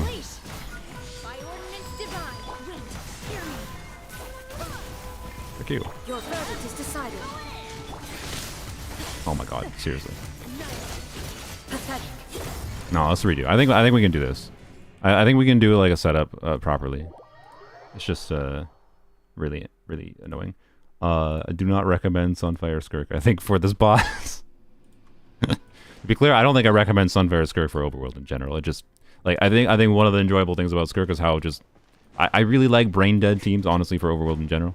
Brain dead teams that can move a bunch is nice for Overworld. But anyways, $10 from Yold. Thank you, sir. Or ma'am. I don't know. I can call everyone. I can call everyone sir, right? Is it fine to call any gender, any identification, sir? I think it is. I like calling people sir just because it's funny. Like, and Mr. whatever.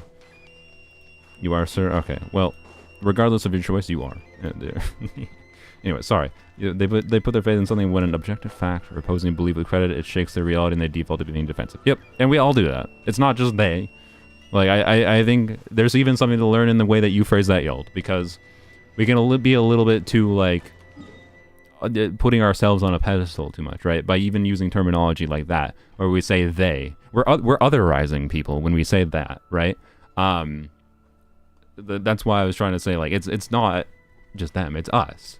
We put our faith in something, and then when even when something is a fact or an opposing belief with some foundation to it, shakes that reality and we default to being just defensive, right?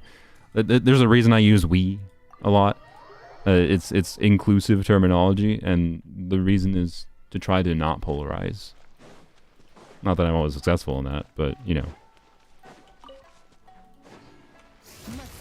Bro is a gender neutral pronoun. At this point, yeah, it kind of is. All right, I want to get energy, obviously, for if it's Shenhe, don't kill it. Rare problems. All right, there we go. Cool. Should be good. I talked about Anefa a little. I think she's a strong off-field damage dealer. That is what she is right now. Sir is definitely not gender neutral, but it's your channel. You can set the rules. Yeah, I kind of figured. That's why I yapped about it in the first place. I was just having a silly yap. I'll call everyone Sir if I want to. Sir Skirk. Like Sir Skirk is objectively a funny thing to call Skirk, right? Or Sir Squirt, rather than ma'am. Like, who calls Skirk ma'am? You don't call Skirk ma'am, you call her sir. Let's be real. Anyways. Do not call her Sir Squirt. Yeah, that's fair. Don't do that. So yeah. All right. We're gonna wait for your phase. We're just gonna do. Well, I guess do this. Now. Ow. Okay. Manifest. Pathetic. The eye sweeps the lands. This is not what I expected.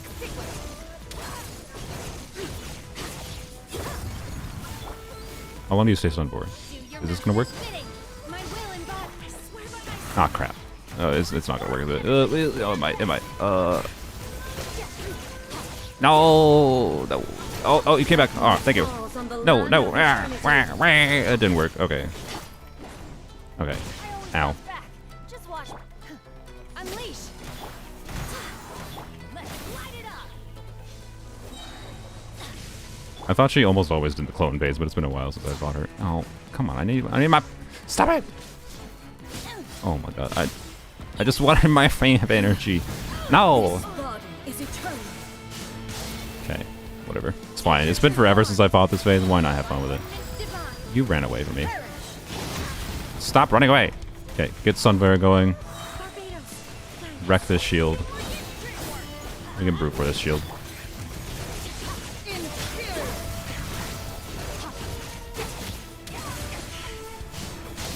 Oh.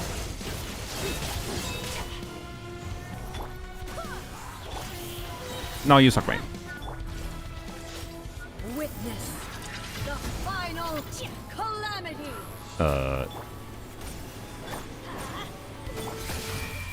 Ow. Could have done that better. Perish.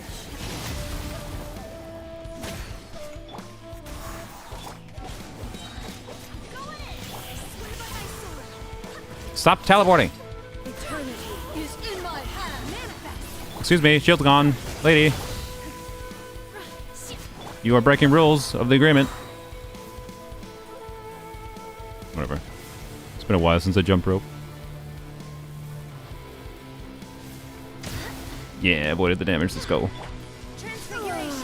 Cryo incarnate. Wait, hear me. Everybody stand back.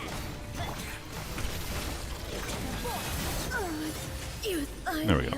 Easy. Crumbles before. That was a fun boss. A bow billet. Did I get a bow billet yesterday? What? Oh no, that was a no. Wait, what? No, yeah, I did. It was on the casual account. Yeah, okay. So 2 bow bills in a row. Weird. All right.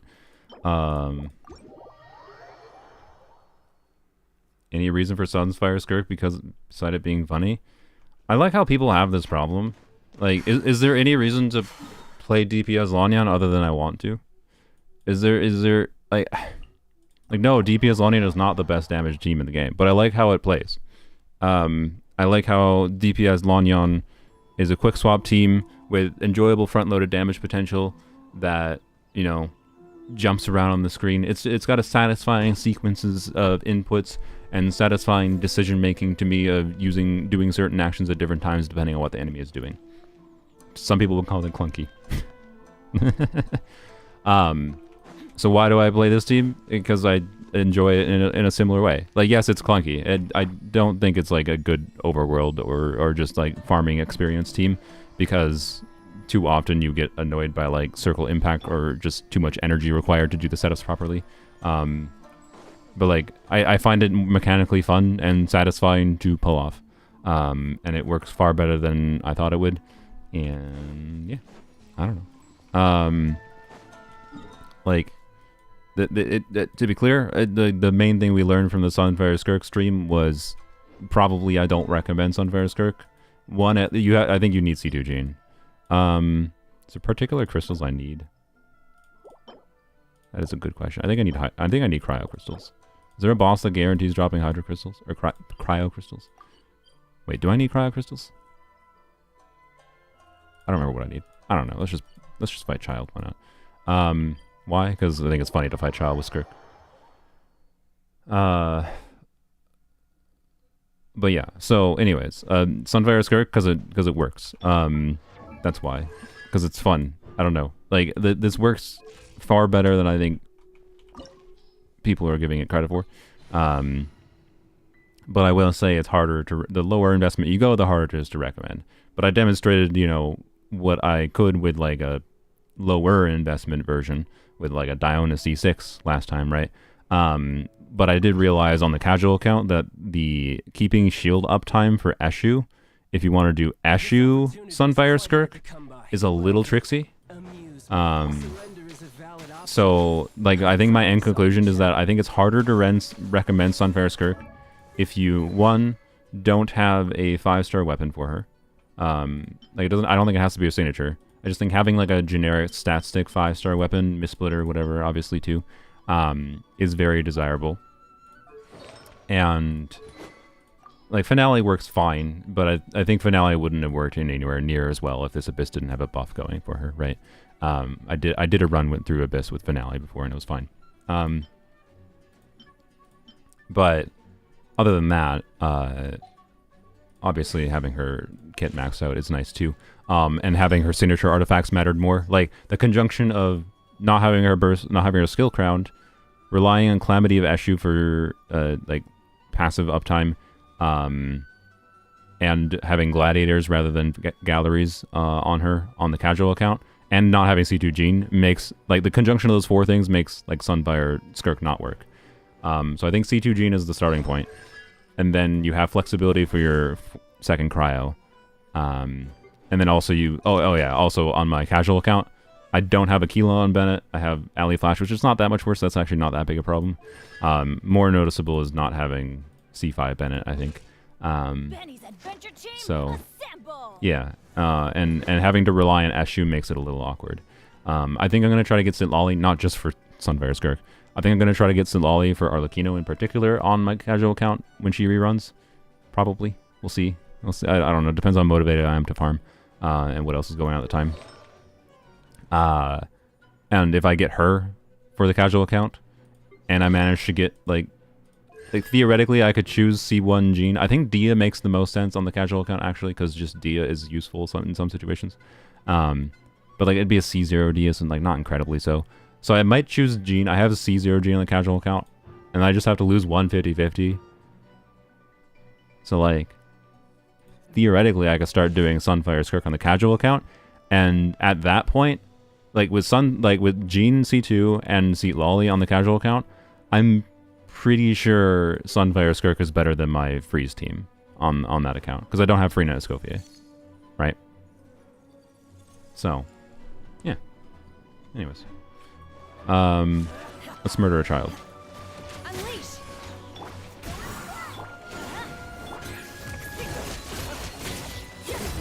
Progress. I liked it. Not bad. You've got a trick or two. Sunfire is the Bennett and Gene combo. Take your truth. I don't know where the name came from. I can't remember. I knew at some point. But.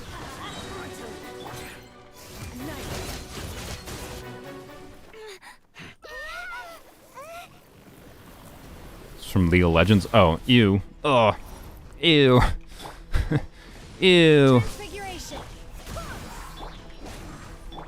I'm joking.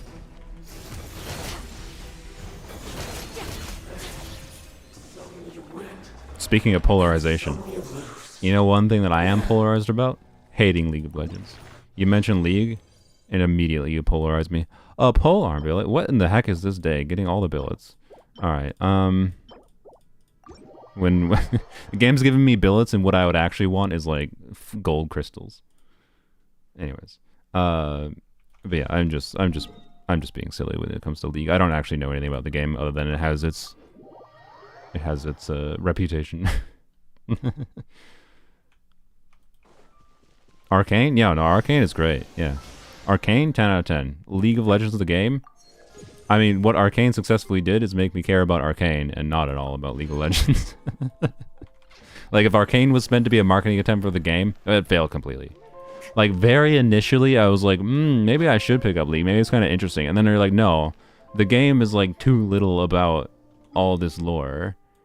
And it's like, I can just, like, I could look into the lore of League. I can get more enjoyment out of the lore of League by reading wiki pages than I would by playing the video game. So, anyways, it's a gacha now? Of course it is. Oh, God. Is it really? It's not surprising if it has become a gacha, but ew. The resin flap. Sure. You want to get a skirk? Surely I can get a skirklet. If I manage to get a good skirk circlet before Stygian Onslaught, does that change what I farm in Stygian? Maybe. Skirklet, yes. Oh yeah, I remember that. Oh yeah, I did hear about the $500 skin thing.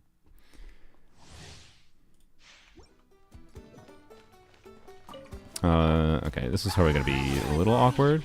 Let's see. Knock you back. Alright, there. Yeah, you get knocked back around a lot. It's just a little annoying.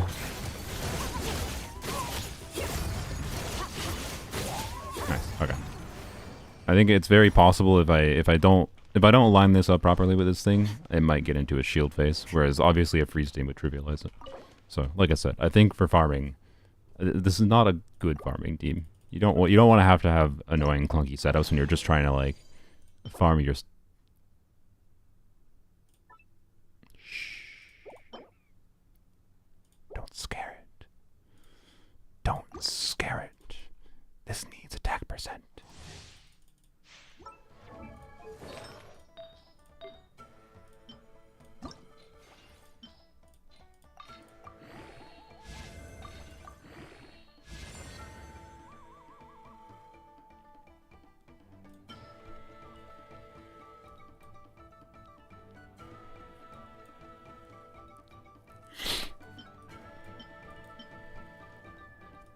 It's a 3-line. I don't have fodder. The reason I don't have fodder is the circlet I leveled yesterday went into a goblet for Shenhe. I forgot to finish that yap before. And this is a very, very minor improvement for Shenhe over her previous goblet. I lost some crit rate for Shenhe, but I didn't need the extra crit rate that badly. And technically this gave her a tiny bit more ER and a tiny bit more attack. So my Shenhe's actually, like, for specifically this Sunfire team at least, this is not an ideal build universally, because you only want to do 2 beats attack on Shenhe if you have someone else on Noblesse. And in this case, Noblesse would still be ideal on Shenhe, and Instructors would be ideal on Bennett, but trying to build Bennett on Instructors, is, especially for this team context, is awful. So I'd rather do this. But 31 attack is satisfying. But that means I don't have the XP for leveling this.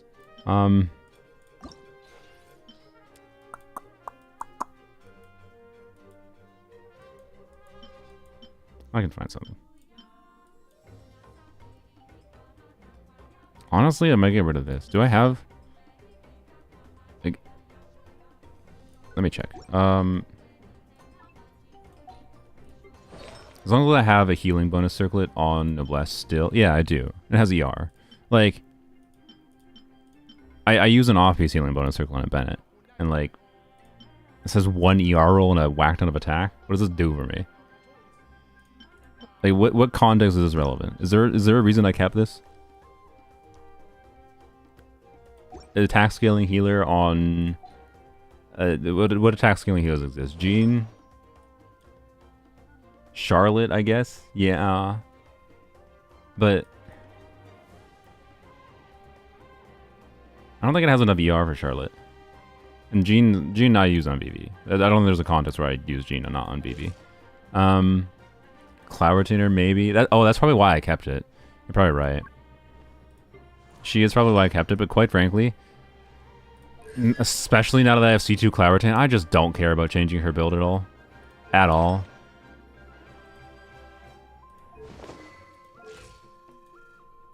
And, like, I have I'd rather get a piece in the future if I do care about a healing bonus circlet that has more ER rolls. And I have this.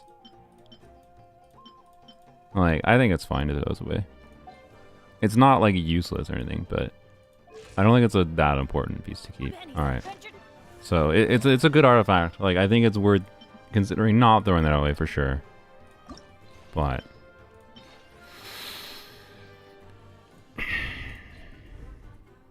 please. I mean, okay. Fuck you too. All right. Well, so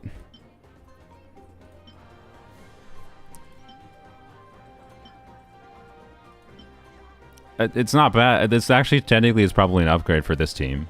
Funnily enough, technically, like 2 EM rolls, 3 attack percent rolls in exchange for 1 7.8 crit damage roll is probably better. It might even be better for the freeze team. Actually, it probably is better for the freeze team.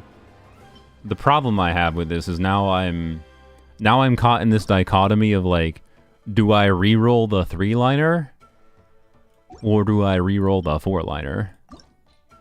Right? I don't know. I think I re-roll the 4-line. Also, this had really high attack percent rolls for what it's worth. So, anyways, we'll switch this to her for now. Why not? I don't know. Like, yeah, sure. Hey, now I have 2091 attack. I can cope with that. I don't have energy. That's not good. Transfiguration. Cryo incarnate. Wait, hear me. Teamwork is framework. You're gonna go under your shield, aren't you? That was too slow. Nope, got it. Alright, cool. Okay, yeah, the energy economy when farming is not ideal. What happens if you reroll 3? Don't you lose the attack percent? No. You keep the same base stats. It only rerolls the upgrades. Okay.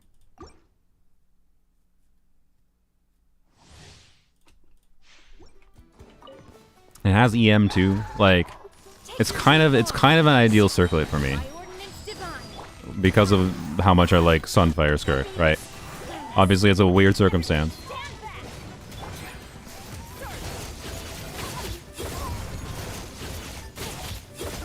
By the way, subtle thing I did there, which didn't actually succeed, but I purposely moved to the left to try to make sure I hit it back into range to try to continue getting pyro on it, but didn't work out. But it's fine.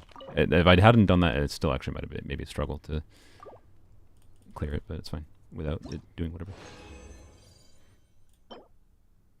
You might be like, "Oh, you're so lucky today," except, I mean, if that had been a 4-liner, then yes, but you're so lucky today. This is like the game has already given me 2 really, really good feathers in this set. This doesn't do anything for me, but I'll level it up eventually. I'm just saying the game is trolling me a little bit because it keeps on giving me really good feathers in this set.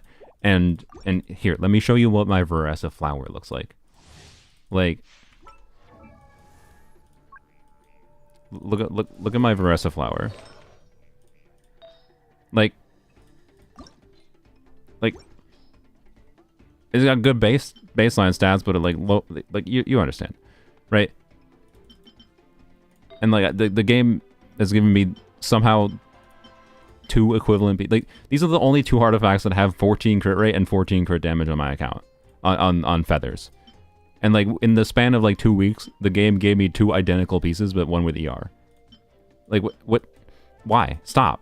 Like, stop giving me good feathers. I actually, oh yeah, that's not, sorry, let's not forget this piece too. Like, I don't need more feathers on this set. I really don't.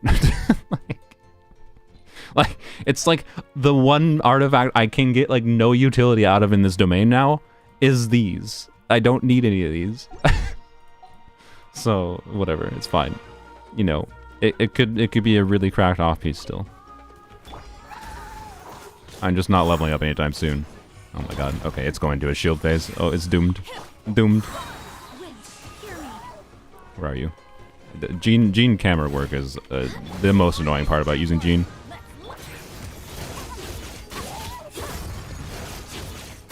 Yeah, I knew it. Yeah, the energy was too bad at the start. I probably could have just not bothered setting up any buffs, by the way. And killed it, now that I think about it. But whatever. We go. Skill issue? Yeah, maybe. Let's light it up. And I don't like this reliant of... I mean, I guess I don't have to burst on Shenhe now that I think about it. For farming. I guess I should play around with that. Maybe it might be better at farming than I expect. Because, like, if I don't burst on Shenhe, just worry about bursting on Jean Bennett. It might be fine. But, anyways.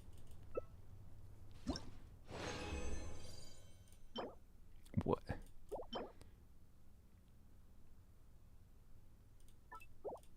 What? Okay, I wish I had more resin to spend, because, like, what is this day? I've gotten 3 crit rate circlets. I feel like if I keep farming, it's just gonna, like, give me my dream circlet. Like, the dream circlet would be, you know, crit rate, 4-line, crit damage, attack percent, max rolls.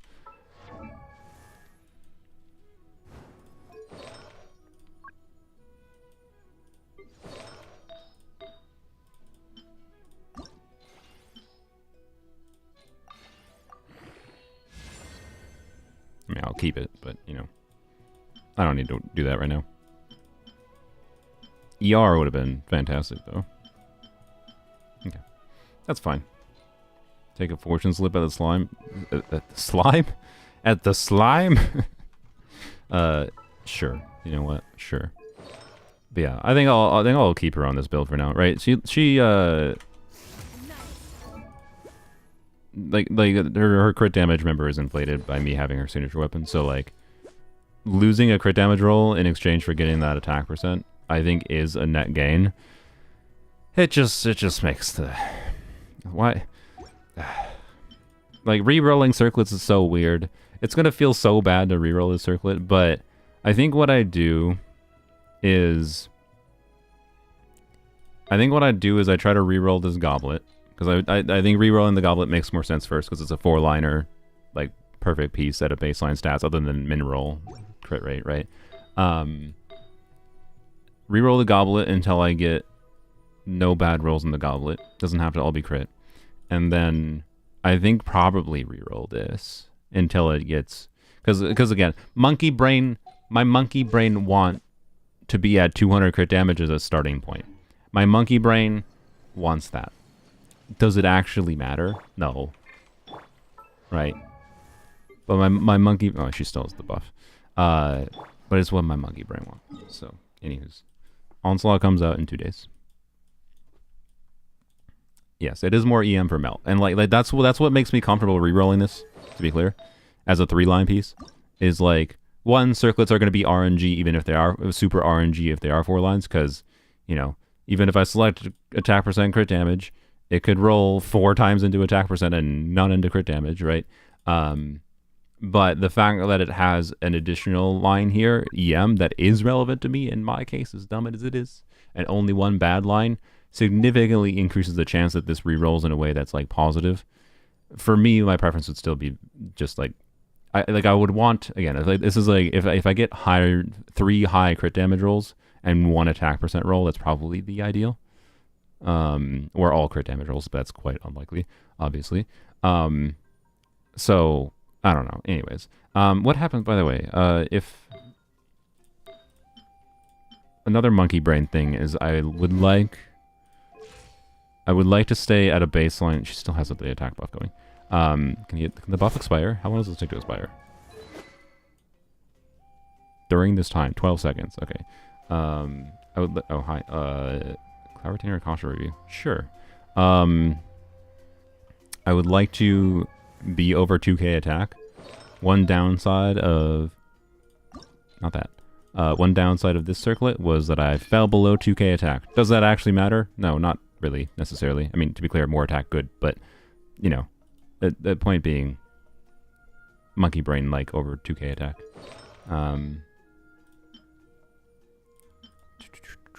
That... And that's over 2k attack. This HP is less satisfying, though. Anyways. Sure, yeah, the 13.9, that's a lot of money. I appreciate that. 13.99 CAD for a Cloud Retainer Accasha review. Okie dokie. I hope this stream does not accidentally turn into a unit review stream, but okay. Accasha. Enka.network. Oh, I just remembered. Someone mentioned, do I have my Skirk in Accasha yet? She doesn't have leaderboards, but sure. If you want to look at her build, I will put her here. Chev, Skirk, bam. There you go. If you want to put my UID in something and see the build, bap.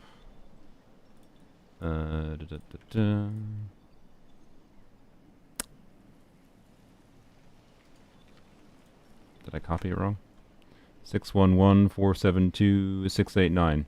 Fugison. What's your UID? Is this correct? Did you type it wrong? Oh wait, Honkai Star Rail. Why is it on Star Rail? Never mind. How did that happen? My bad. Fix the formatting here. Oops, that's the wrong thing. Oh my god, stop it. Where's my, there we go. Whap. There we go.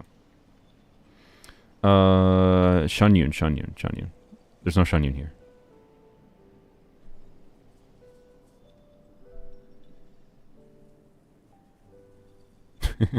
Well, we'll refresh that in a second. Fugison, refresh your or go update your profile if it wasn't updated.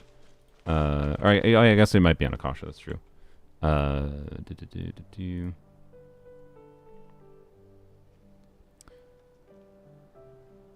Nope. Oh wait, no, there is. Okay. Shunyun. C2, plunge set, nice, okay. Kagura's, yep. 30, wow, look at that circlet. 110 ER. If you're playing, so DPS, Cloud Retainer, right? So Farina, like Farazan, Cloud Retainer, and then Bennett is usually, actually no, Eonson. I found I preferred Eonson after Eonson's release because freed from Circle Impact, but Bennett is theoretically a little stronger, of course, because you're not getting any scroll buff or anything from Eonson. But yeah, that's a lot of crit value. 17 crit rate. Yeah. This looks worse than it is, by the way, because I think Accasha is not. No, I think it is weighing the roll value properly, but it's not necessarily factoring in every roll properly for her specifically. Oh, this is an attack goblet. Interesting. I think, if I recall, I found Animo Goblet better, but that I actually did that testing back when she was C0. It's possible the strength of her C2 buff makes just attack goblet straight up better. Because again, she's double dipping in the value of her attack stat, because her attack stat is being used at a baseline to calculate her damage for her multipliers, but then she's also getting her own buff for herself based on her attack stat. So games, this is your warning. If you keep asking for Primogens, you're getting timed out. I'm assuming Davies already has you on a watch list though. Claim my bongo cat. Anyways, yeah, a very good build. Nice. Yep, I don't know what else there is to say about it. It's just a very good build. I don't think you really need to stress improving it that much at this point. I would suspect.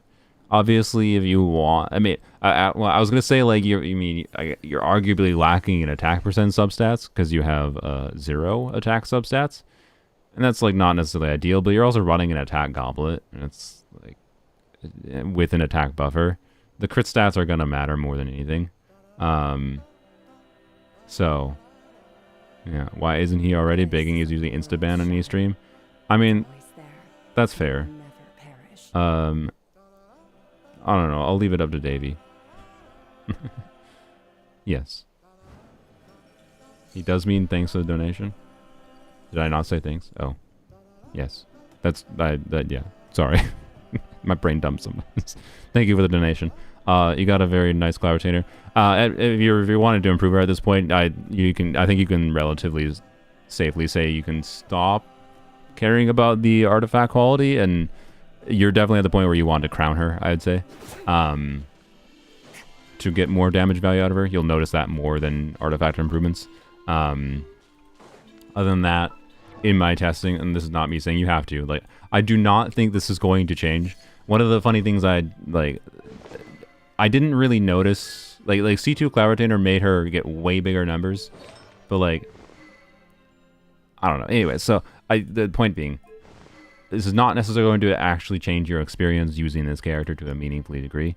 I don't know, maybe it'll matter for Stygian Onslaught in some context, but again, Stygian Onslaught is going to be also a question of not just damage potential, but does the team also have the mechanics to deal with the enemy? Like does a really high investment Plunge Cloud Retainer DPS build have the damage potential to clear Stygian Onslaught? That's a good question for the current one. Oops. So no for this, because you want Farina.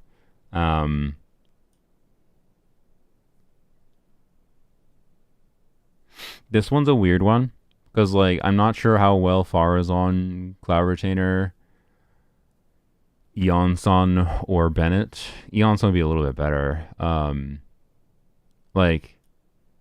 And also it's really easy to get hit when you're in midair from the tulpa doing its swings. Like, it's much easier to dodge the tulpa on the ground than it is in the air. Like the tulpa is the only one you actually have a chance for, but yeah, the shield mechanic again, right? So, like, damage potential wise, you can definitely clear difficulty 5 without a problem, right? It's just the mini tulpa factor. See, I don't know. Anyways, my point is like, in my testing of Kagura's Verity versus Vivid Notions was better, but not to like a crazy degree or anything. And actually, in your context, since you have an attack goblet, maybe the damage bonus goes further for you than the attack would from this, and the crit damage would.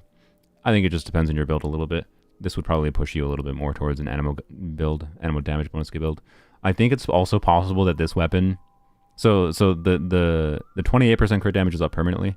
The 40% crit damage is only up for 2 of her skills for a C2 Cloud Retainer, because it's C1.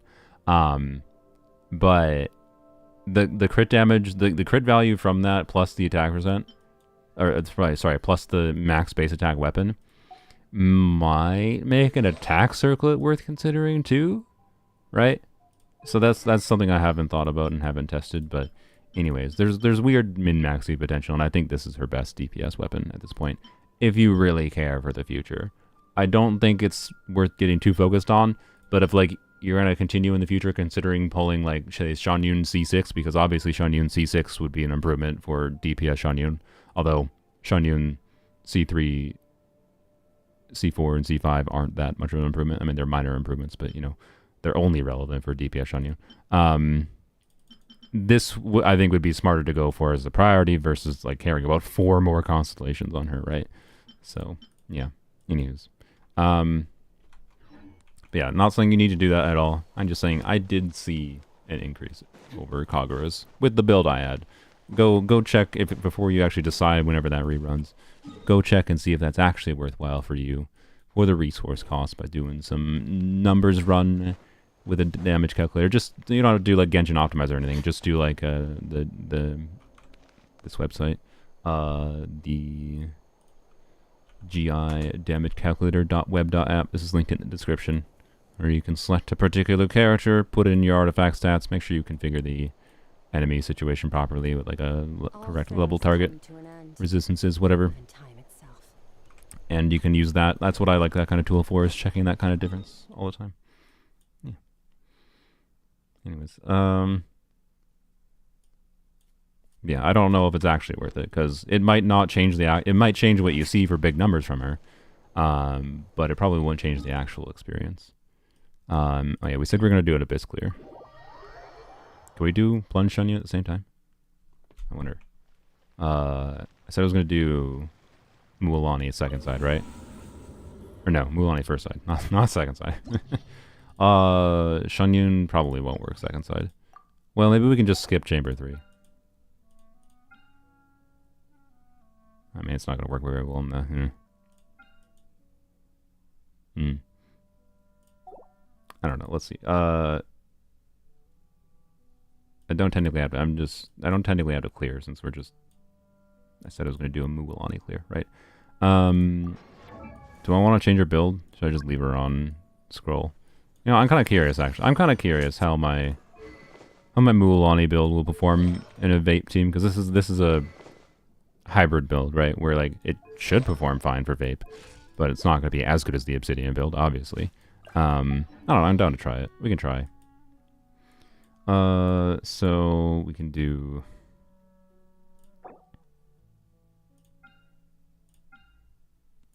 We would definitely want to do... Let's do E-bot. You know, I'm just gonna play the easy one for me. My Shalonit is on instructors, FYI. Getting the scroll buff consistently from Mawika is gonna be a little inconsistent. Oh well, it's fine. It's fine. I have constellations going on here and whatever, so I don't care. Yeah, just keep in mind the constellations, like Shalodan C2 is gonna make a difference here, particularly because I'm also doing stupid builds, so like I think the Mualani damage level here would be like comparable to what a decent build should be on Obsidian Codex in the same context, I think, but that's just intuitive guess. I'm just saying, for as it's configured, the constellations are obviously going to help. And that's fine. Anyways, what I ideally would like to give TDDS buff to Emily, but like I think I'd rather try to get scroll buff than whatever. So the first rotation we'll just get scroll buff. And then we will, if in subsequent rotations it's because in subsequent rotations we're probably not going to be able to get scroll buff, so we may as well try to give Emily Brilliant Tales buff from Mualani. Anyways, so this is obviously not going to work against the third boss, but it's fine. We'll see how. I don't think everything's going to work. Well, I don't know. It has enough animal application that maybe it'll just be fine against the seahorse. I don't know. I'm not sure if it'll clear, but let's go test it, I guess, for the lulz. I'm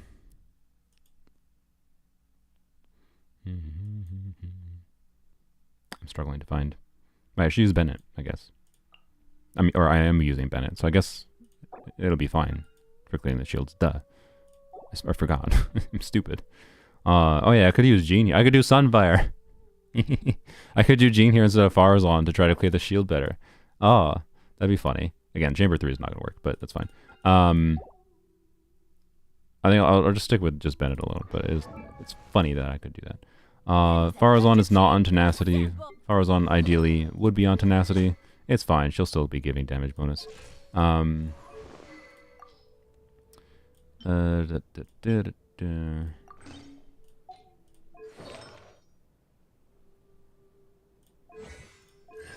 Let's see if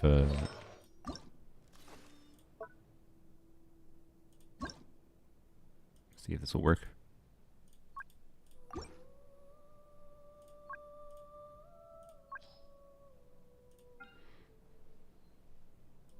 I think we do. Yeah, we do animal. I think for me, because I have a very, very, very good animal goblet that it will select.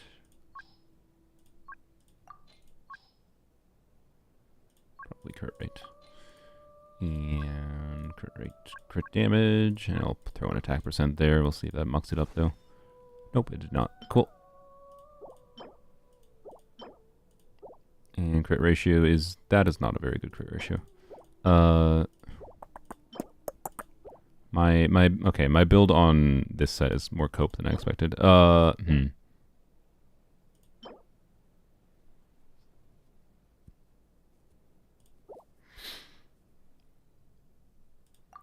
What if I do Marasasis?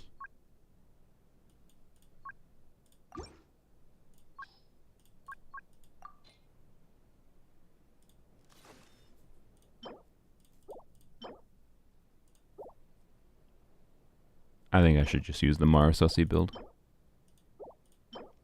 It's a lot better overall balance. Okay. In my case. The plunge set might still be better, technically. But I don't feel like... And this way I don't have to fix my Pharesa build.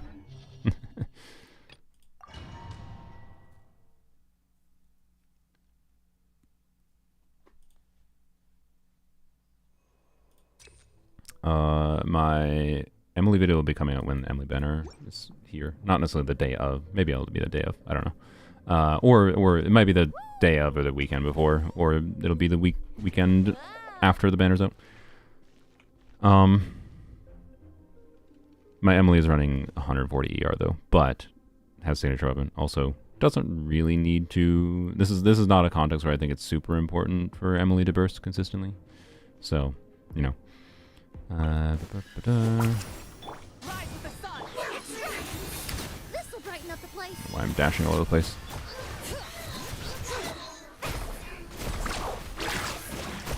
You butthole. Oh, there we go. I missed a vape there, that's fine. I should have waited on that. That was dumb. Why'd I do that? I'm just being all kinds of dumb. Really? Is this our fate? I can tell you that's not Mualani's fault. That wasn't Mualani's fault, that's for sure. Alright. Rise with the sun. This will brighten up the place. Bring it. Yeah, let's do this, because this one might one-shot. Yeah, there we go. I didn't miss a crit. God dang it. Honestly, I think we just let Muika auto-target this. I think it's the better approach. We can, yeah, do a little bit of that.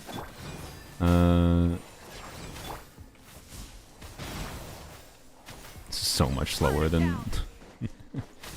Alright, now that only one is alive... What? Frick you! Okay, I'm gonna wait for this. Russian floral. Let's ride.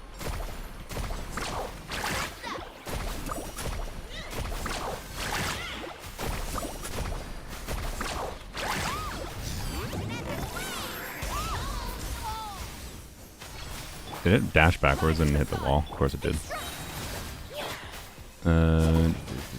Oh. Why? I forget how hard this boss hits. I'm sorry. I've gotten too used to killing it too fast by doing 100 runs lately with Arlecchino and not having to worry about dodging as much. Yep,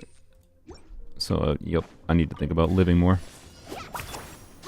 It's hard sometimes though. It's really hard. Oh yeah, I could also peel with a Shallonen, that's true. Ah! I forgot to...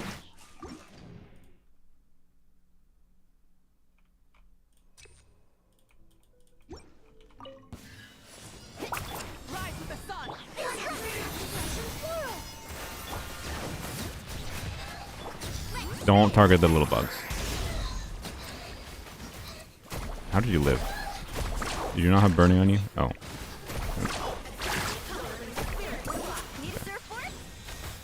It died before my skill landed, obviously. Okay, does this actually do anything to... No, it doesn't. Okay, that's what I thought. We can use Shallonen. Do a little bit. Oop. Yeah, that makes sense there.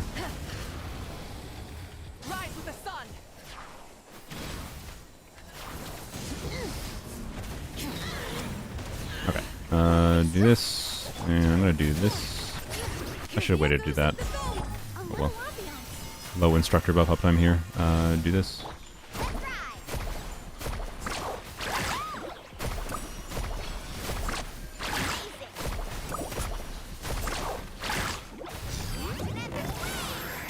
I'm missing so many crits. 80 crit rate. Oh well. The real benefit of Obsidian Mualani is trying to get to 100% crit rate. Can you get away from the wall, you butthole? Alright, come over here. Oh, okay.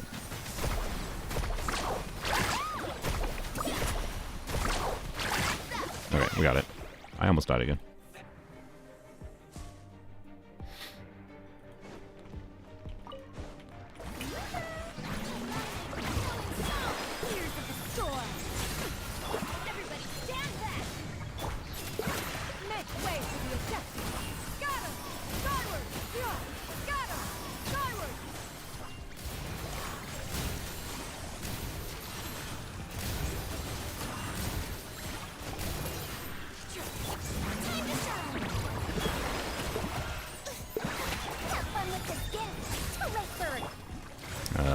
crater. Strike cloud conferred. Yeah, skyward. Yeah, scatter. Skyward. Generate energy probably doesn't matter that much, but next chamber is going to be more tricky, by the way.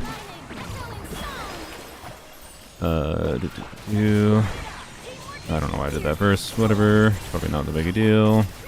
Make way for the attack. I should have probably positioned it better, but oh well. This. Yeah, scatter. Skyward.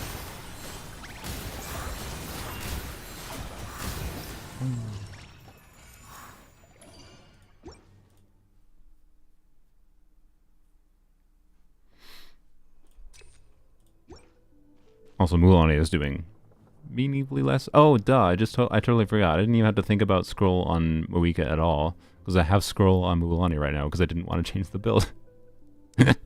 Derp. Okay. That does at least mean we want to start with like a normal attack on Mulan. We switch to our, I think. But anyways, do this. No, let's do this first. I think this makes sense. It'll probably kill them all. Yeah. I accidentally sprinted there. That was dumb. Yup. That was real dumb.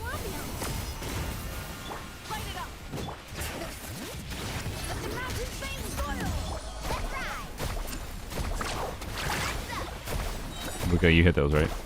You don't hit those! Ah! Lady! Not Mulan's fault. Moika's fault. They made this boss to be a Moika shield and it still fails to... Bennett feels better. Okay, that's fine. Do that again, then I didn't have to. Okay.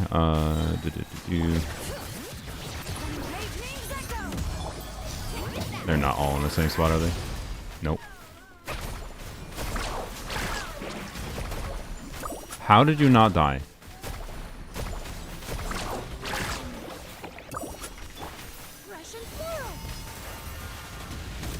And do I wait for this, or do I just end her early? That's the optimization here. Here, I think I wait. I just do this. I got my burst back. Yeah, there we go. Okay. Oh my god, I almost missed him. Alright. Alright, and then we do this.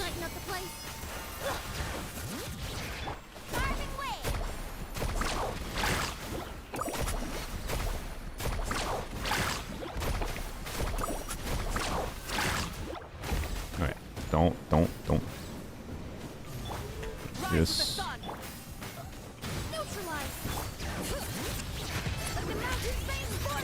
We do this, so we'll just do that.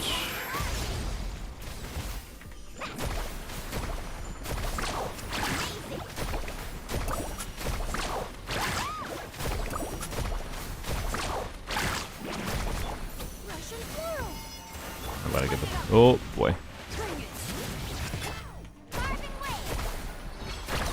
Yeah, obviously would have done better with an obsidian build there, but you know, that was pretty good.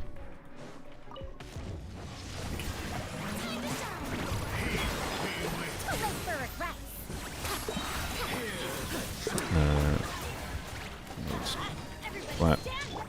I didn't put bars on it for some reason. Brain. Okay, maybe it would have been better to save it. I don't know. All right.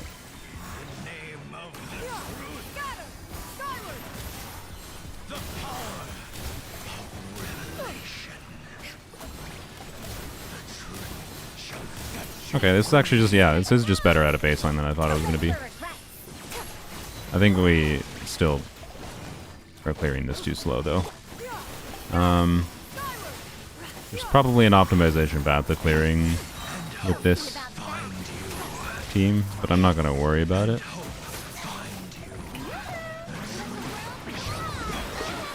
God, frick you.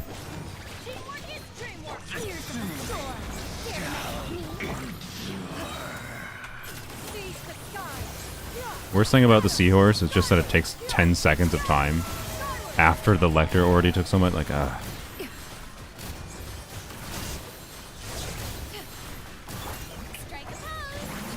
yeah. Anyways, obviously, I don't recommend DPS on you, I think, for this chamber. Could I optimize this down and clear? Maybe. I don't want to. That's not the point. Not the point of what we were doing. Oh my god! Stop overloading me. Stop. Stop! Oh my god! I keep getting overloaded. Okay. No, never mind. Wait. What is on the third chamber? Do I need to test the third chamber? Yeah, we do. We need to go to Mulan. Anyways, whatever.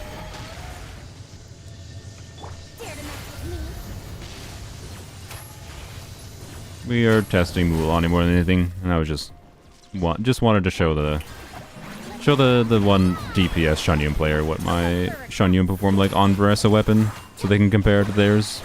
But it's not the same comparison because, you know, they have a way better artifact investment on a different artifact set than I do.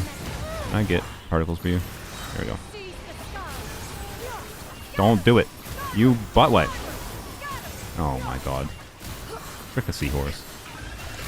I actively think this is like the least fun boss in the game, maybe. I don't know. It's just like got a really awful like set of like movement mechanics. This is just probably the least enjoyable boss in the game for me to optimize. I don't know. It's making me like way ups. Frickin' die, please. Free me. I like the Weena in some ways. I would rather the Weena be here as a biz than this thing. I already like Way-Ubs. I have a love-hate relationship with Way-Ubs. That's the only thing I can say about them at this point. They sometimes like are really, really enjoyable to optimize with, and then sometimes I just hate optimizing them. So, yeah.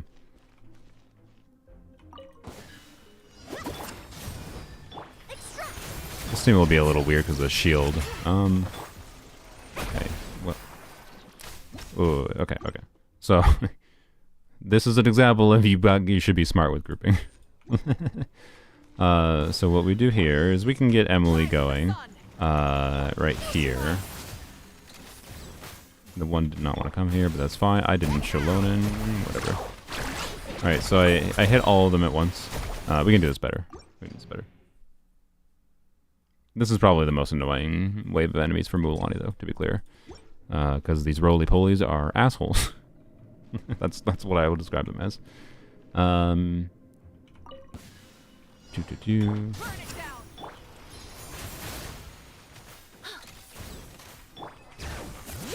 Oh, now you're running, sir? Really?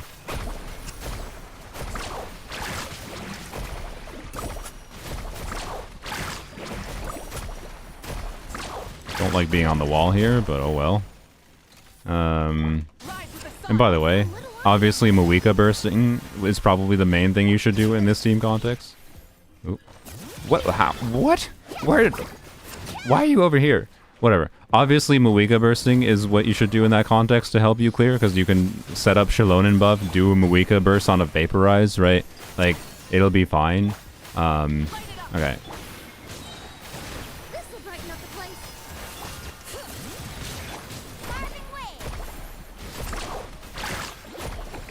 Oh, I missed some kind of buff. Aw. Oh my god. Okay. Yeah, this boss is super awkward, Mulan. The combination of the shield mechanics. What is there better? I guess this would be a boss where you really want to play like a Xiangling team with Mulan. Would probably solve the problem. I don't think there's any other off-field pyro that's like super compelling at dealing with it. Because, yeah, like after, because what happens here is like after Moika breaks the shield, after Moika breaks the shield, you have to wait for another instance of pyro application to start the burning. And that's going to make the timing super, super awkward here. And that's not ideal. So, yeah, I think this is a Xiangling way better than Moika moment for this specific boss. I should at least show, though. We can start this. Okay, do this. Oh wait, I forgot to do. What?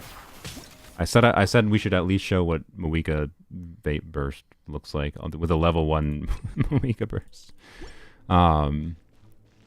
but I then just immediately put Emily down because I'm stupid. Alright. Okay, well, I don't feel like trying to get the third one, but...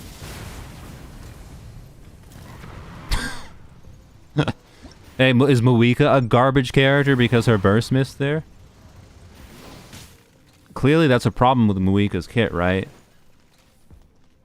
Clearly that's a problem with Moika's kit.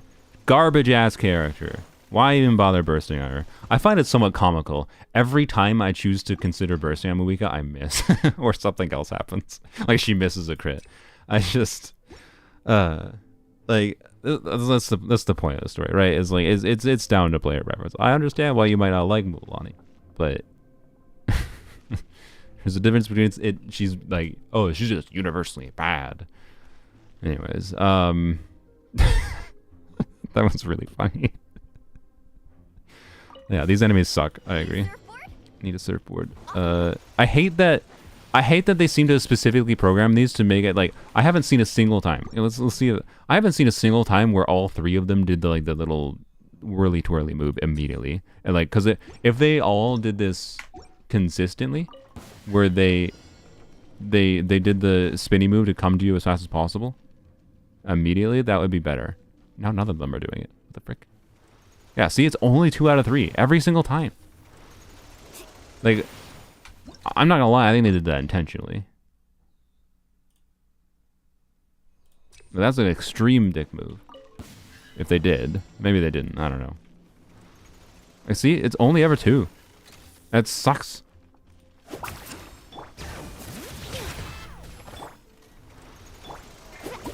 It sucks for trying to like do proper setups. Like, whatever. Anyways, I don't feel like dealing with that. I find Moika reset impact factor to be up there with Mulan. Yeah, I believe it. Anyways, that's fine. I think it's fine that some character strength can have to be behind resetting.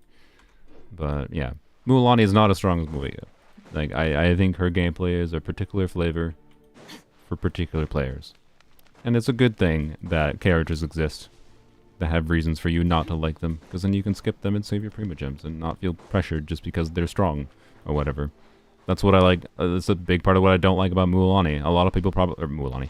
A big part of what I don't like about Moika. I think she's too pushed. She's too strong. Right? I think there's a lot of people who feel like that as well and feel pushed to pull for Moika because of the content that they made to try to incentivize you to play Moika.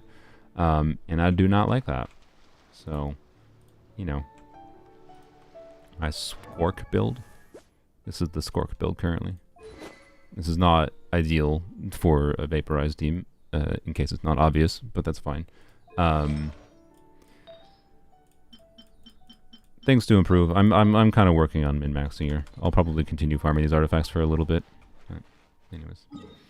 Okay, let's go into polearms only. We can take a peek-see at what that account will look like. Are we done farming on this account for the day? I think we are. Yeah, cool. Okie dokies. Yeah.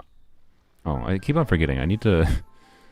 Every time I look at it, I'm just like, I don't feel like doing this right now. But I need to... I farmed the boss drops for it, for doing her ascensions. And I probably should do this in particular for Stygian. So, assuming I stream tomorrow... Well, actually, okay. You know what? Never mind. Remind me to come and do this. I should do it today. Today is like the free day where I don't have much specifically planned other than yapping, whatever. I should go do this right now. I should do her final ascension so I can get those ER rolls. Those ER rolls might matter a lot for Onslaught, particularly if I want to do what I mentioned where I use her against the... if I want to try to use Skirk against the Tulpa so that I can do Arlecchino Melt and whatever. I should probably do that. The ER is kind of important. But mushrooms...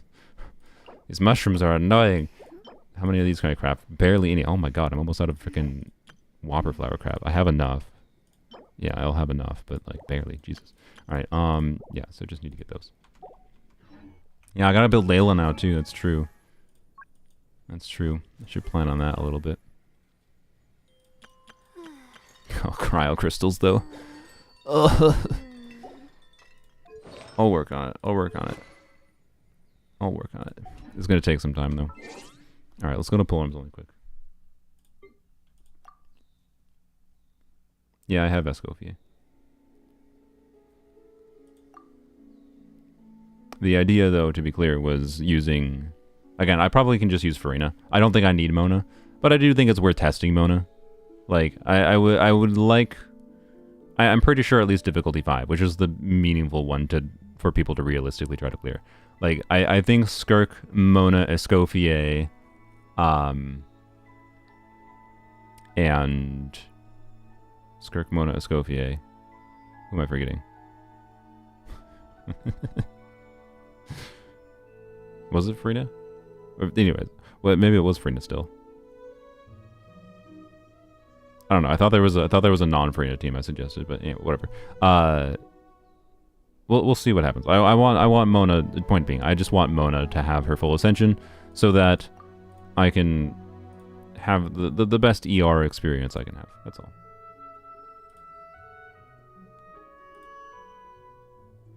Should Esco look with a Calamity Color build? I mean, Calamity Color gives you a ton of attack percent, so you're just prioritize your crit substats as much as possible. And ER, to be clear, because you need to burst if you're playing her with Freedom. So ER is going to be the actually annoying part. Like, I'm running Skyward Spine right now. I'm running Skyward Spine and Escoffier with 200 ER. And like, I'll give them one thing. The one thing that balances Escoffier is she has kind of high ER needs a lot with Farina. And that's a good thing. Because it balances her somewhat.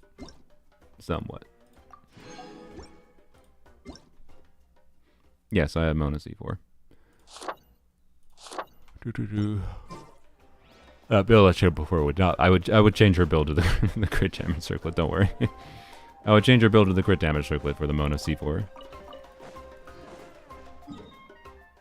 Yeah, you should definitely be on ER Sands with Calamity Queller, but you might still need ER substats past that. Is all I'm saying. Bam.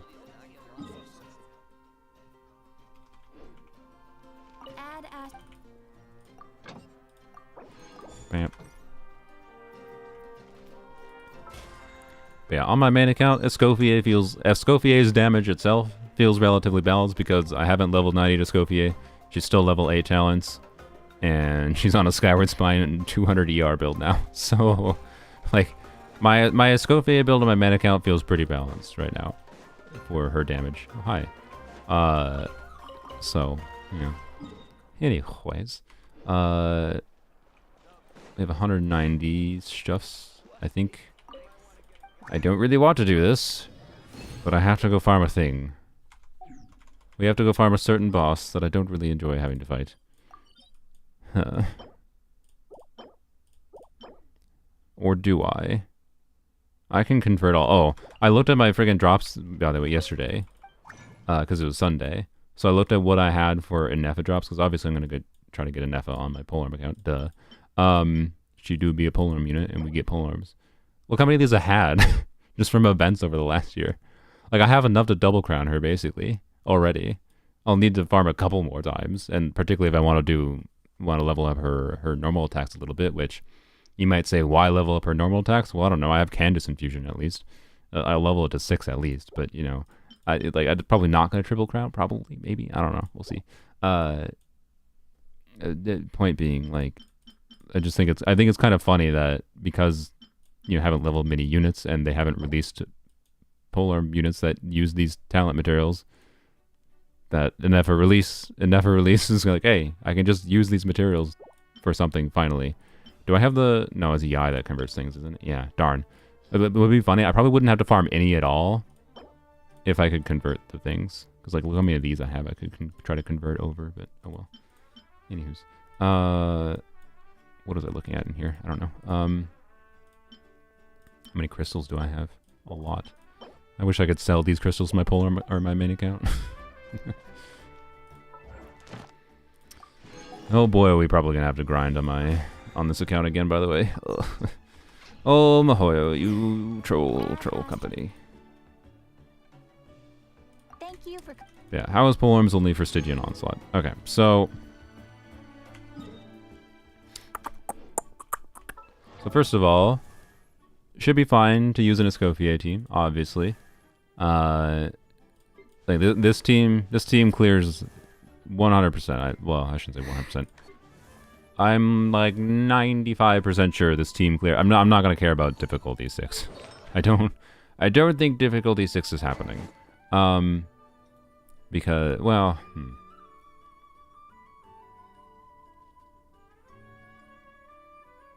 like Arlecchino Overload.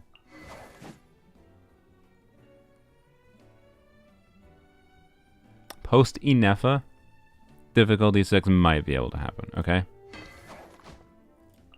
Particularly if I can get some Eons on constellations, if they choose to rerun Eons on Inefa banner. That would be the biggest dub possible for this account. Because I could, as stupid as it is, this team, Candace can be replaced by Mika here. I know that sounds stupid, but like, Candace can be replaced by Mika here, and the team performs slightly worse. And in particular against content that actually enemies can be frozen, that's definitely not preferable. But we don't need any Hydro application for the Stygian Onslaught Cryo Boss. And then that would free Candace for Inefa, so you can do a Candace Inefa team, right? And Inefa with any Hydro unit is like 40k DPS, so like, the point being, post Inefa, we might have like archetypes for something like Inefa, Candace, Eonson, especially if Eonson buff can be snapshot by Inefa, and Raiden probably, as crazy as it sounds. And then, so that would be a very compelling team. Again, to be clear, constellations on Raiden, whatever, right? But like Raiden, Inefa, Candace, Eonson could really work well. And then left over we have Arlecchino Overload. Like that, those 3 teams are enough potential damage contribution that might clear difficulty 6. But Inefa doesn't exist right now. So I don't think it's happening, and that's fine. So for not difficulty 6, just for difficulty 5, we have an Overload team as an option for 1. I would prefer not trying to rely on Arlecchino constellations. We're gonna have to use Arlecchino. I don't think we can do what I do in Abyss, where I just don't use Arlecchino, right? But I can try to power down Arlecchino at least to a level of like, hey, if I hadn't gone for the final 3 constellations, because I would have been able to get C3 Arlecchino. I would have been able to get C5 Arlecchino, technically at this point, without doing any top-ups. And in fact, well, okay. I would have been able to get C6 Arlecchino on Rerun banner without doing any top-ups, so between the 2 banners. But then I wouldn't have Shenhe constellations, because the resources that I spent on Shenhe constellations would have got spent on Arlecchino banner to get her to C6 instead, right? So, yada yada. Point being, but I don't think Shenhe constellations are going to matter that much for like Stygian Onslaught, to be clear. I'm just saying, this account actually could have gotten C6 Arlecchino without any top-ups at all, and I didn't even spend that many top-ups. It was just, was it 2 or was it 3? I think it was technically 3, but 1 was given for free from Paimon's Bargains. But anyways, functionally 3. But I still had to grind 80 hours. I don't know. My Arlecchino's in a weird spot where like I had to earn it, but at the same time, some money was spent. Anyways, and if I have to, try to power her down, I'm fine with that. Like, but it won't matter, right? To be clear, the difference for difficulty 5, C6 will not matter, and all I have to do to power down is just that remove the crit value, right? Because C6 gives 80 crit value, so it still increases her burst damage, to be clear. But if I'm not using her burst consistently, it doesn't really matter. So, yeah. Anyways, so thankfully I can just turn it off and treat it as if, you know, I had a C3 Arlecchino, as it were, essentially. But anyways, I think we have Emily on this account, right? So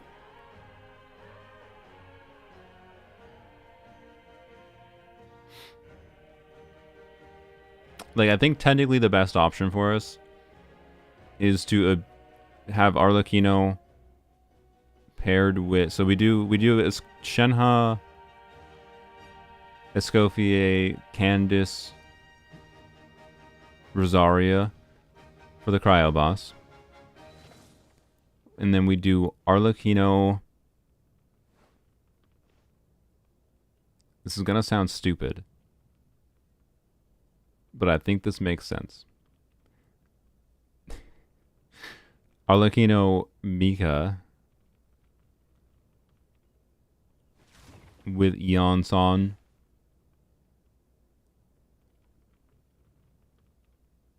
And Chevreuse.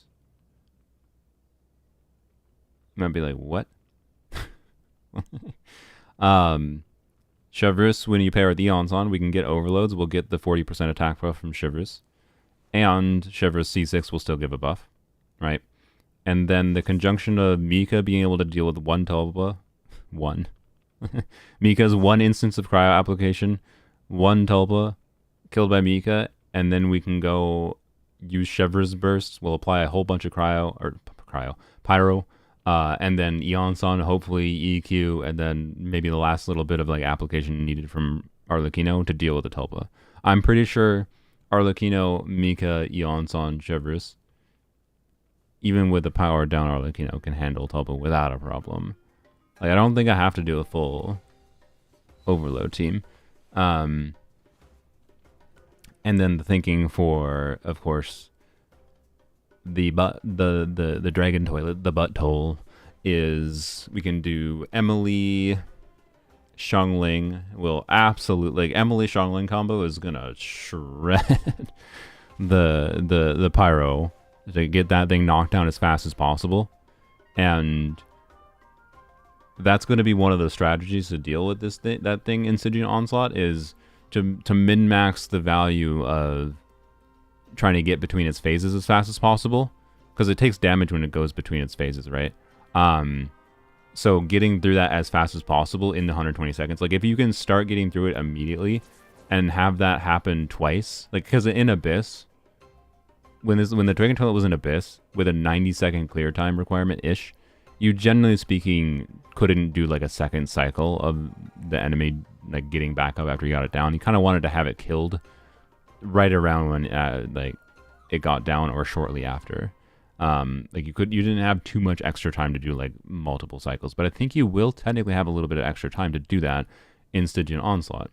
So Xiangling Emily combo, killing it as fast as possible to get it to do 2 cycles, just gets a bunch of free damage against it. And then I think other than that, you do... what do I do? It's maybe... okay, so if we're not using Eon-san,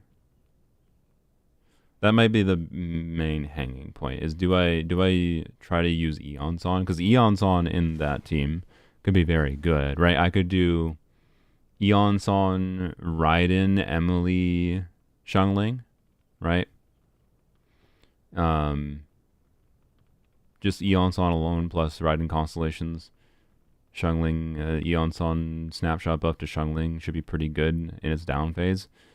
But I also might just be able to do something like Hu Tao, Emily, Xiangling, Xiao, and Hu Tao won't be doing much damage to it until it's down. But the idea is the team gets it down so fast it shouldn't be a problem. So I don't know. I think that's the route. If that's not the route, then instead we could do... We can try a full Shepard's team, of course, because we could do Toma instead of Mika for doing a full Shepard's team with Arlecchino against the Tulpa. It's just a matter, again, of the Tulpa shield. But we could do a Chevreuse team against the Dragon Toilet as well. Like, Raiden, Chevreuse, Xiangling will trivialize it. I don't even think we need Eons on. Just Raiden, Chevreuse, Xiangling, Toma probably is fine. At difficulty 5. Difficulty 6 is a different question. So I don't know. It'll be interesting to see on Poems Only. I don't think it'll be hard to clear difficulty 5. I really don't think it will be. But difficulty 6 is going to be more interesting. Because difficulty 6 is like, okay, it's going to be the true test of like how the high investment BS matters on this account. Because like this account is weird investment. and like not, but like not to a level where like I can have 300k DPS teams. But at the same time, the Dragon Toilet is only like so as far as man, I don't know what my DPS is on the Shenhe on this team. Like I do have a fully invested Scophia and Fork with C1, which will help. A really good Rosaria build available to me. Like basically as good as it possibly could be. And Shenhe like with C2 and whatever, and Shenhe on like a perfect Noblesse build. Like Shenhe's damage contribution isn't bad. So like, but is it 120k DPS? I'm pretty sure it's not like 120k DPS, right? It's a very strong team, but I don't think it's that strong. So I don't know. I feel like to be able to, it may like Inefa release will help, but it may be for polearms only to truly be able to clear Stygian Onslaught difficulty 6 might require an on-field cryo DPS that is very strong. Like a Skirk, right? Like duh.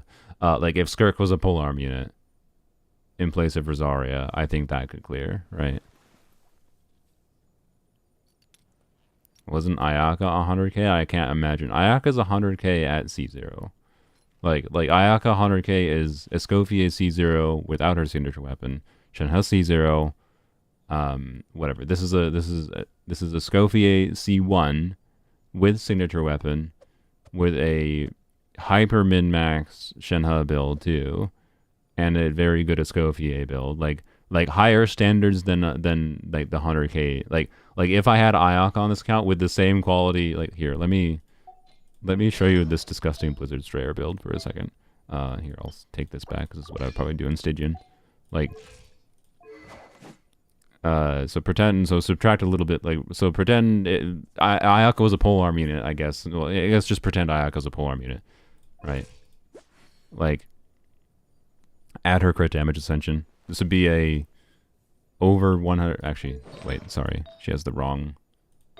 I would have like a 300 crit damage Ayaka basically if Ayaka was a polearm unit. And so my point is like this account Ayaka, an Ayaka team with like an Ayaka C0 would probably, even without Farina, perform at like 100k DPS if not higher. So I don't know. I'm like 99% confident this team is not 100k DPS right now though. Like it's just not. But I don't know. I guess we could try to measure this quick. How do we measure this? This should be pretty easy to do a rough estimation for. Let's do that. I'm gonna put her back on the other piece though. I know it's cope, but I'd rather measure this one. Let's go measure this quick. Here, we'll go to Blizzard Strayer domain quick though first. Oh, I should go here too. Please, can I click on the right thing? Please.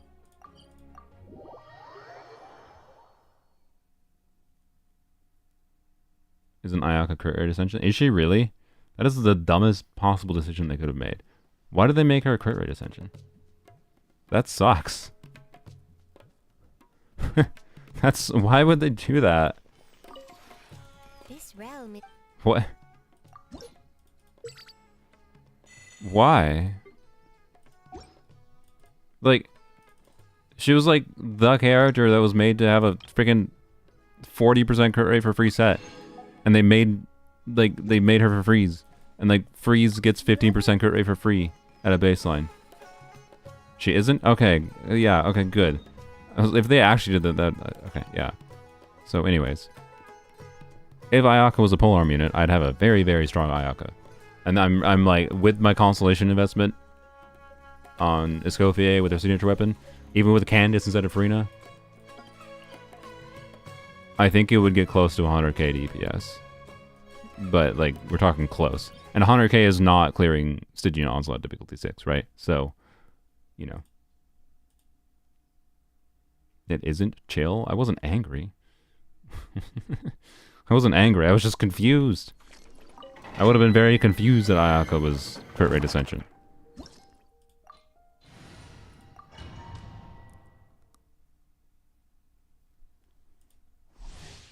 wouldn't have been that surprising, I guess. Yes, because Hoyo does weird things sometimes. Like, I think it's a dick move that they gave Unleash. Mualani crit rate ascension.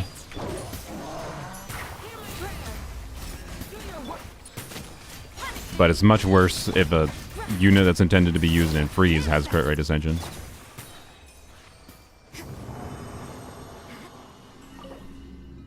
Freeze with Blizzard Strayer specifically.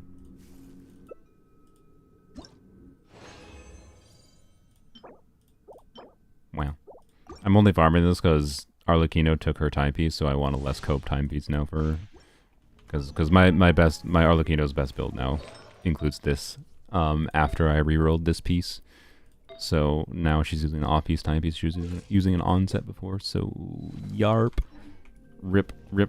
I mean, the thing is that, like, this team's this team's damage is diversified in a way that, like, I don't need... Like, min-maxing Rosaria's build isn't the end-all be-all, right? Because it's split between Rosaria, Escoffier, and then a little bit of damage contribution from Candace and Shenhe. Right? So the fact that it's, I think, relatively evenly split means... Darn it. It means it doesn't matter that much.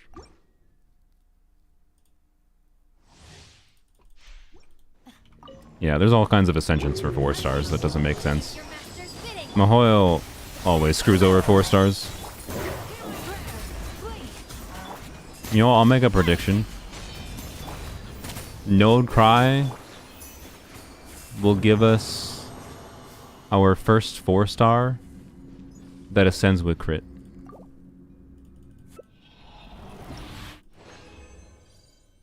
I'll make that prediction. No. I already have a really heavy ERP, so I don't need that. ER Feather, specifically.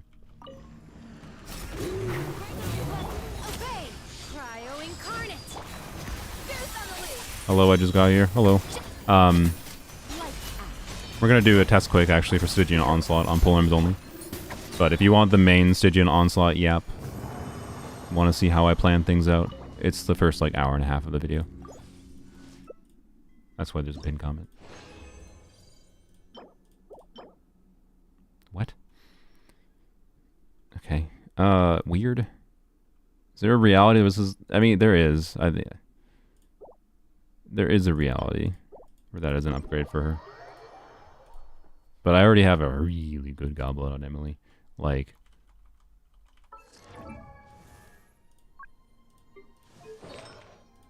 I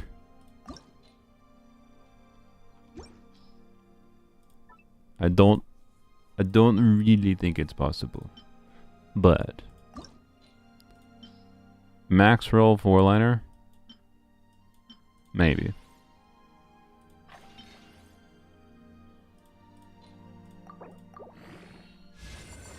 No. Goodbye.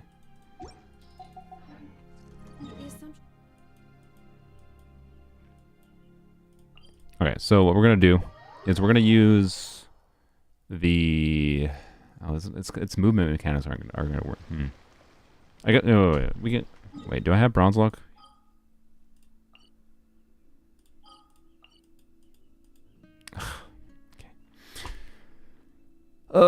Every time I want to go to bronze luck, I'm like, no, it's a pain in the arse to go to bronze luck. I just want an estimation of the DPS, and we can look at, because we can just look at like whatever the HP total is of a particular enemy and see what happens in a rotation. And it needs to be an enemy that will take most of the damage by staying relatively still. I mean, I guess, yeah, now that I think about it, we can just do it against this. I just had to wait for it to go into its down phase, or into its phase, whatever. And so, does someone want to look up what this enemy has in Overworld for me, HP wise?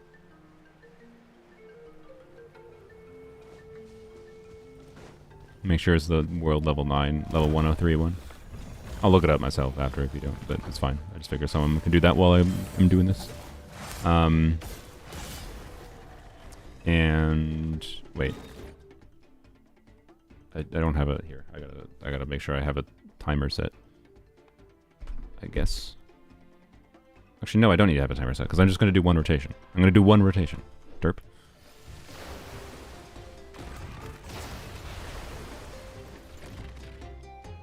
And we'll have to fudge the numbers a little bit, I think, because...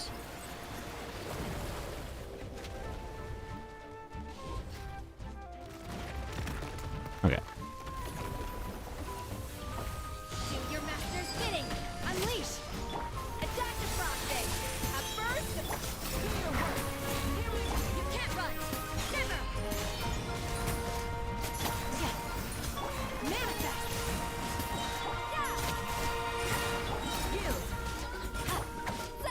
Off to the freezer. Okay, I think Rosaria's... Okay, we kind of killed it. Well... Oops. I mean, that was approximately one rotation. So... I think we can... the Rosaria burst wasn't quite done yet, I think. And I think we can get more damage out, technically. Because of... This seems a little bit weird, as far as, like, how much damage it can eke out, because it's quick swappy. And, like, things like the fact that Escoffier's burst can be used every 15 seconds. And Rosaria burst can be every 15 seconds. But Shenhe burst is not every 15 seconds. So, like, you want to use their burst every 15. You want it to be a 15-second rotation with these three. But then Shenhe burst, you just make sure you use it when it's up. And this is why, actually, Shenhe C1 is kind of maybe important for this team to min-max, because it gives her more flexibility for interfacing with that. But anyways, it has 1.3 million health. There you go. So 1.3347.046. Thank you for the information. Divided by 20 is, yeah, about 70k. So that's kind of what I figured. And I think I did snapshot the buff on Rosario, right? So 70k DPS. This should clear. Actually, that's not even. That's actually a little bit less than I thought it would be, maybe. But maybe it. So we'll clear difficulty 5. We'll clear difficulty 5, I think. Particularly factoring. Well, I don't know. Okay, so I divided that by. I did divide that by 20. It might be more appropriate, but again, how do you factor in the Shenhe factor here is kind of weird, because Shenhe makes it not 15-second rotations, but it's kind of 15-second rotations. So, because I was divided by 20, and that was 70k DPS about.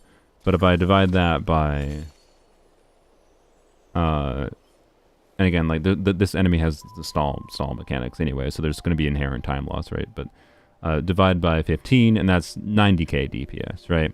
So the actual in practice DPS for this team is somewhere between 70 and 90k, which is it should be able to, right? Here, let's shrink this again.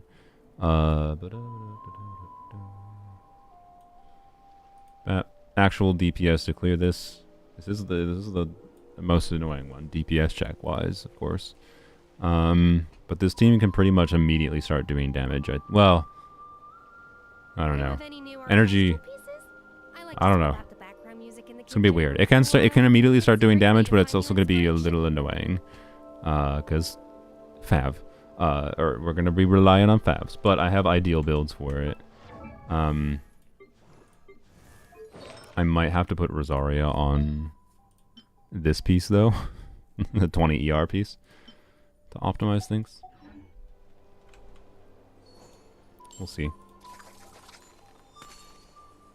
Yeah, the team doesn't have Knight, so we don't have to worry about that, which is good. Oh, whoops. An important part of cooking So, is making sure the ingredients absorb the flavors in the dish. 7.6 million, huh? Yeah, that's a lot. Yeah, so that probably obviously kills. So I was correct in my vibe that to have a real chance of ever killing this boss on polearms only in difficulty 6, either need, you know, all the constellations on Escoffier and, well, no, not on Shenhe. Shenhe doesn't gain any constellation value past C2 for this team, for this account right now. most And I don't think even unassuming Scopia ingredients constellations to would do choose that much astounding anyways. flavor. But I don't think it would not get us to this point. sense of I scent, think we would need colorful a palette, and an open Skirk mind. level cryo DPS being released as a polearm unit, which could happen, but probably not till next year. Anyway, 7.6 million divided by 120 is 63k DPS. In practice, it's probably closer to, if we divide that by 100, right? Like if we factor in like a 20-second loss, in practice, it's probably closer to 76k. So this team has like right arse on the borderline. Can you shush your yapping?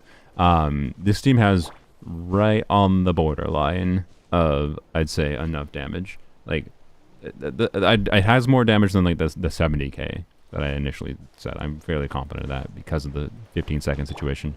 But I may have to reconfigure the build slightly to make sure I can burst every 15 seconds for sure. Yeah, first rotation factor, like, gonna be weird. Yada yada. I don't know. It's gonna be weird. It'll be interesting to see though. But I'm fairly confident it can with a little bit of optimization maybe. And Tulpa should be fine. The Emily team options, yeah, the other two should be fine. So realistically, it's probably going to be our trickiest one. I am also curious if Mika would end up beating out Candace in this case. Simply because of one extra instance of cryo. I don't think that matters. I don't think it matters. Does it? I don't know. I've never really truly tested it. If Mika is better than Candace. Yeah, against a boss. Because like Candace was definitely my preference. One, it was just more fun visually, and like Candace inherently is more enjoyable with quick swap. It's because like that's how our kit works for like doing her waves of hydro, so it's just enjoyable when the team is quick swap anyways. But like Mika theoretically could be better on a damage performance level because like I can do some physical damages, right? And I have some physical red shred from Shenhe. Unfortunately, I do not have C6 Rosaria. So I do not have C6 Rosaria's physical red shred. But I do have C6 Mika. Yeah, there's lots of alternatives to Shenhe. I like having Shenhe on my main account though, like for what it's worth. I do like the character. But she's just really niche, and pretty much every situation that she has where she's useful has alternatives. Like she's my preferred unit for Sunfire Skirk right now. But there's other alternatives still. So, you know. Like she's not that much better than Sitlali, and I also haven't like tried to really test Sitlali yet for Sunfire Skirk. Like a min-max Sitlali, C1, that is, to be clear. And I think that's important because if you're already at C0, if you already have C0 Sitlali, it's worth considering the fact that C1 Sitlali in many contexts is just better than Shenhe's kit is. Like aka Sitlali with C1 makes her a better cryo buffer than Shenhe. But the true nuance of that is it really depends on the team. Because Shenhe's at her most valuable in like an Escoffier team context, where she's buffing Escoffier and the on-field cryo. So like for an Ayaka context, it's definitely not the case. But it's also not that much worse, right? And again, from a perspective of you already have C0 Sitlali, so choosing to get Shenhe a C0 Shenhe versus a C1 Sitlali, and C1 Sitlali has more use cases of buffing things that aren't just cryo units and aren't just quick swap teams specifically. So you know. She's weird. I like the character, but I think they made her a bit too niche overall, or maybe arguably they should have just made her a bit stronger. Particularly, I think her failing at being super compelling of a buffer despite being a cryo buffer, failing at being a particularly compelling option for on-field cryo units is a little weird. Like I feel like for a niche cryo buffer existing, if you have an on-field cryo DPS, she should basically be the best in slot most of the time, you would think, right? But she isn't, so. The account has Welkins going. I haven't bought a battle pass in a while on this account. It has done a small number of top-ups, but the vast majority, as far as like primo gems, the primo gems that came from money was technically Welkins. And I don't think I'd feel bad about doing Welkins. I think that made a lot of sense to do, and made the account more fun. And I don't know, if you're logging in daily, playing the game anyways, and $5 a month doesn't change your lifestyle, like, yeah. So, anyways, no, it's not free to play though, because the Welkins in particular definitely mattered. The top ups, a little bit less so. The top ups definitely not, honestly. Yeah. So, anywho's, it should be interesting. I think polearms only can clear. It also reminds me, I forgot to finish making the polearms only theater 10-star video. Oopsies. It's a very interesting video. Maybe I'll have to wait. Oh, frick, but the theater's gonna reset in a few days. Okay, that video might be axed. I'm sorry. Now, I think the timeline has gone past for that. I forgot. Not forgot. Got distracted and with other things that I wanted to make, and oh well. It's fine. I don't think the video would perform well anyways, because people don't like theater. Some people do, to be clear, but I just think not as many people would click on a video titled specifically around theater. Or maybe they would, I don't know. I intended to make a video, and maybe I'll release it in the future. Because now that I've missed the time for it, I can just make that whenever I feel like, so it can be 3 months from now. People will be like, wait, this was a theater from a long time ago. And be like, yep, oh well. Do it now on stream? No. No. No. The 10-star theater attempt took like hours. Like, no. You can go watch the stream if you want. It was enjoyable. But like, it took hours. I'm not gonna go do it again. Okay. So yeah. Oh, we should go. Yeah, I'll go farm. That's fine.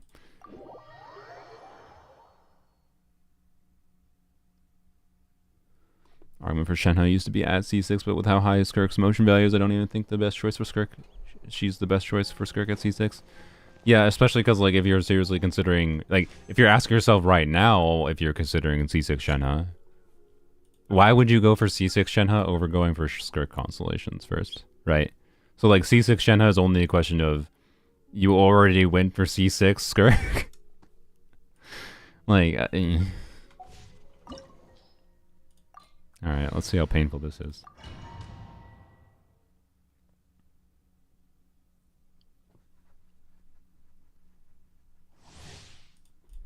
Yeah, the theater polearms clear could have been done better if I had gotten luckier with definitely could have been done better if I had gotten luckier with the bigger refunds.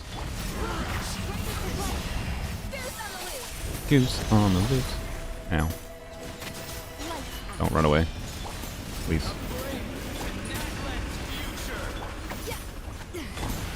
No. Butthole.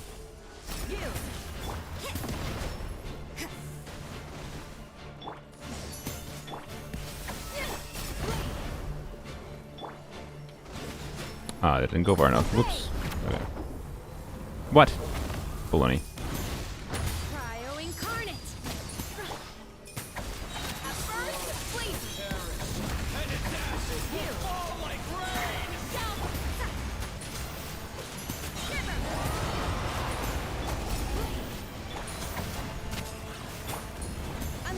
Alright, why did I do that skill? Dumb.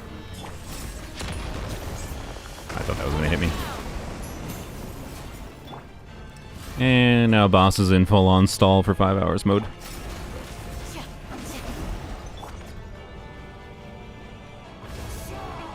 Bye, Foog. Thanks for joining. Okay, can we kill it here? I hope we can. We're not gonna be able to. Frick! Dang it.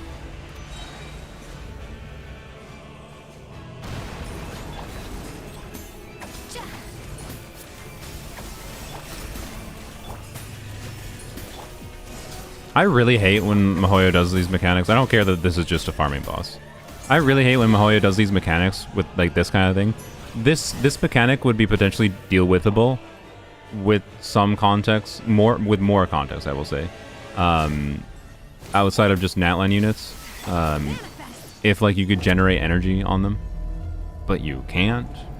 So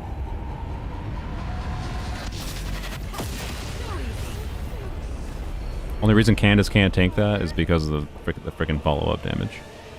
Anyways. Love that. My skill missed there. Okay.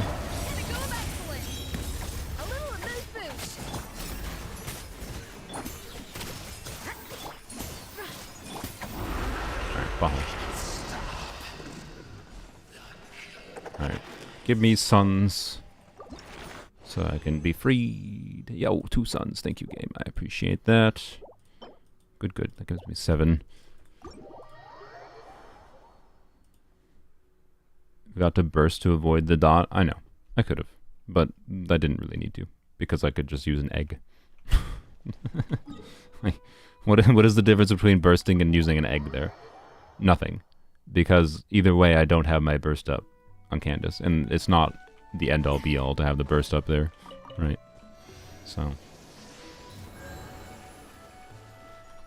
This is one of the more convenient teams and comfortable teams, I would say, overall, to play against that boss. But now I have 1 less egg. That's true. I did not lose 1 egg as a true loss. My bad. Let's go solve that problem here. Where's the cooking pot? I forgot. There it is. Alright, there we go.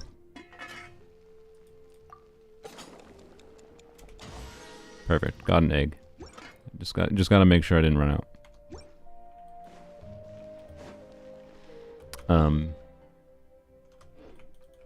Here. Come on. Free me from Blizzard Strayer. I just want 1 extra decent attack time. Yeah, okay. Okay. I mean, I'll level this for the meme.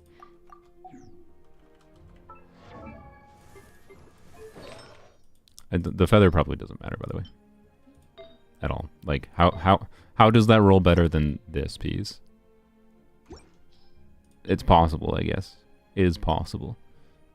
But it needs, like, all crit. And I'll keep it probably in the future, because I think this is the first 4-line double crit I've gotten, but not having attack percent kind of kills it, I think. Or ER, at least. ER could be good, too. Anyways. We leveled a funny piece first.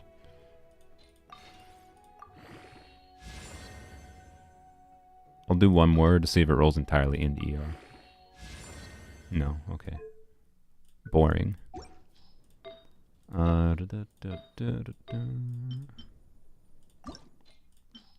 Alright. Yoli all crit or bust relative to the other investment on the account. Okay. Rip. Go 1 more. Okay. I think crit rate rolls are not exactly ideal for the set, but okay. I mean, it rolled really well, not perfectly. Is that better? I don't think it is. I think attack percent is too good in the team. And I don't think I need the crit rate at all, is the problem. So, also very satisfying looking piece, yeah. But, I don't know, obviously I'm not going to throw it away. Duh. There's no need to throw it away. But yeah, I just don't think so. Rosaria's already overcapped with this build, by the way. So, well, okay, not always. So, the reason she is theoretically overcapped, because 1, she gives herself 12% crit rate, right? So, we're starting at a baseline of 50% crit rate. And then you get Cryo Resonance, okay, 65. Cool. And then you add in Blizzard Strayer. Oops, 105%. But, sometimes enemies can't be frozen, and then we go down to 85%. And then also, sometimes, Rosaria does not get her this. So she goes down to, 73%. So like it's not actually 100% in practice in all situations. Hence why I am fine with preferring the slightly overcap build of about 40% crit rate. And why I am not against the idea. Oh yeah, I thought I was. Why wasn't I not using this? Okay, I should definitely use this actually, I think. So this I think is technically better for her damage. But when I was testing it, it was very, very minorly so. And I feel like the ER rolls might matter more in Stygian Onslaught. So, anyways, my Rosaria build, if I need to, I can take it up to... That's ER, right? Yeah. Oh, I forgot I switched the cryo level. Why did I do that? I don't remember why. Oh, I did that because of the... Yeah, because of the timepiece. So if I switch back to this... There we go. There we go. This is what might be the Stygian Onslaught build. Obviously a little bit lower crit rate than preferable though. But if I need the extra ER, if I don't need the extra ER, this is definitely better. But yeah, I'm sorry, this is definitely better if I don't need the extra ER. Right? Yeah, and this is what I was running before Arlecchino stole the timepiece, right? And that's why I want an improved timepiece. But for Stygian Onslaught, to be clear, like my Arlecchino, the rest of my Arlecchino build is so min-max already that I don't think I should see a difference in having this on Arlecchino versus here. Let me show you the point of comparison for Arlecchino. It's either that timepiece or this one. 10.1, 20.2, and 27 flat attack, or 10.5, 21, and 31 flat attack. Like, this is better. And then the reason I wanted to use it on her is because this one technically isn't 100% crit rate. This one is 99.7 crit rate versus exactly 100% crit rate. Right? Like this stat line is just a lot more satisfying. That was the main reason I stole it. But for Stygian Onslaught, I won't care about that, and I can min-max Rosaria a little bit more. So yeah, I'm pretty confident. I think with that factored in, since I didn't test with the min-max build on Rosaria, I think I'm pretty confident I can clear difficulty 5. But we'll see. We shall see.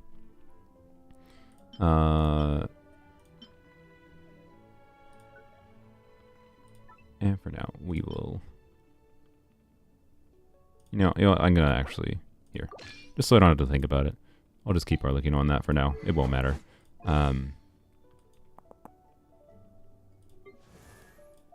Although, I swear, if I use Arlecchino in Stygian Onslaught, and...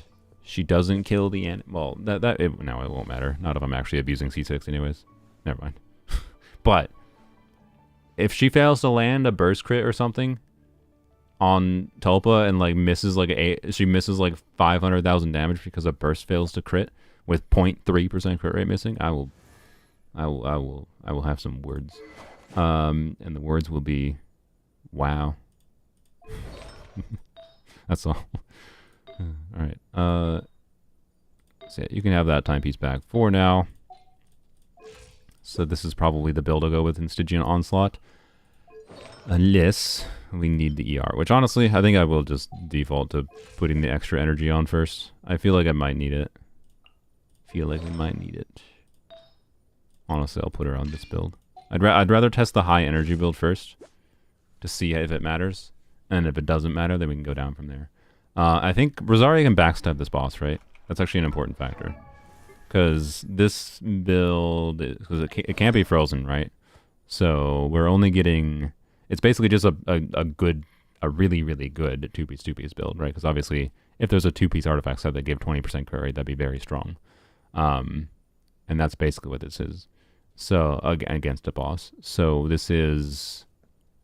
If she can't backstab, though, this is not enough crit rate, right? Is my point. So I might actually have to tweak things.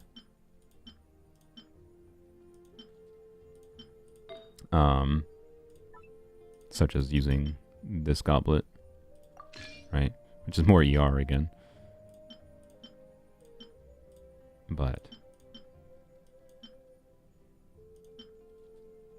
anyways,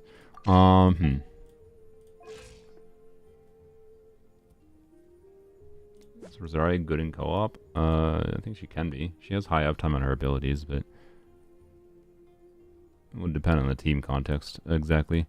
So 31.8 plus 12 plus 20 plus 15. So we're at 78.8% crit rate. Definitely a skewed ratio. Would prefer more crit rate rolls. I would switch her to a flower with more crit rate if I had it, but I don't. So I guess this would be a switch to this piece moment, wouldn't it? And this is assuming we get the backstab, right? If we don't get the backstab, this is a problem. Because like 80% crit rate is something that can be worked around. 66% crit rate is not something that can be optimized. And to be clear, even 80% crit rate is not very optimizable because Rosaria has a lot of instances of hits. Let's go double check she can backstab this boss. Because maybe this is maybe the play, right, is use the new feather. Oh, I forgot I had this one. Use the new feather and this goblet, right? Less ER, but so this would be if we can't get the backstab. 55.6. So this would be a 90% crit rate build with just cryo resonance and 20% crit rate from Blizzard Strayer. But let's see.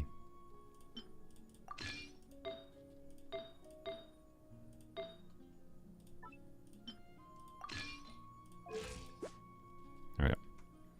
Higher ER, a little bit higher crit, lower attack build. Wait, I think that no, the attack was higher here too. Okay. Please backstab. Oh, she doesn't. Fuck. Shoot.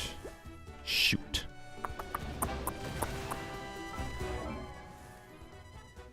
Shoot.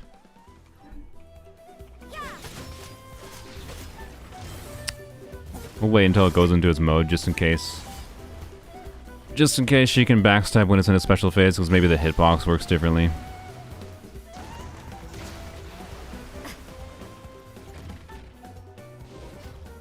Mizuki good in co-op? I don't think so. Nope. Nope. Nope. Ow.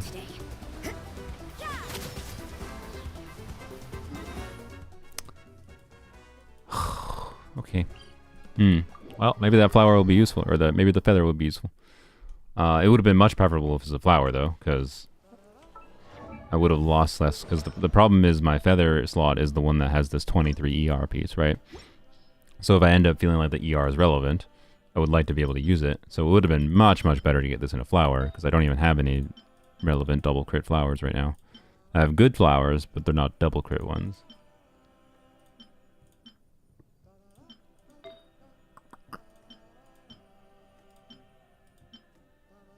I sure hope that's not necessary.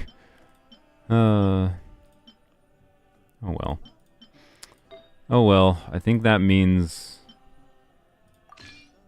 Okay, so what is this at a baseline if we stick to the heavy ER piece? 41.6. So this would be interesting. 41.6 with 158, so no backstab. That is 76.6. So it'd be a decision of,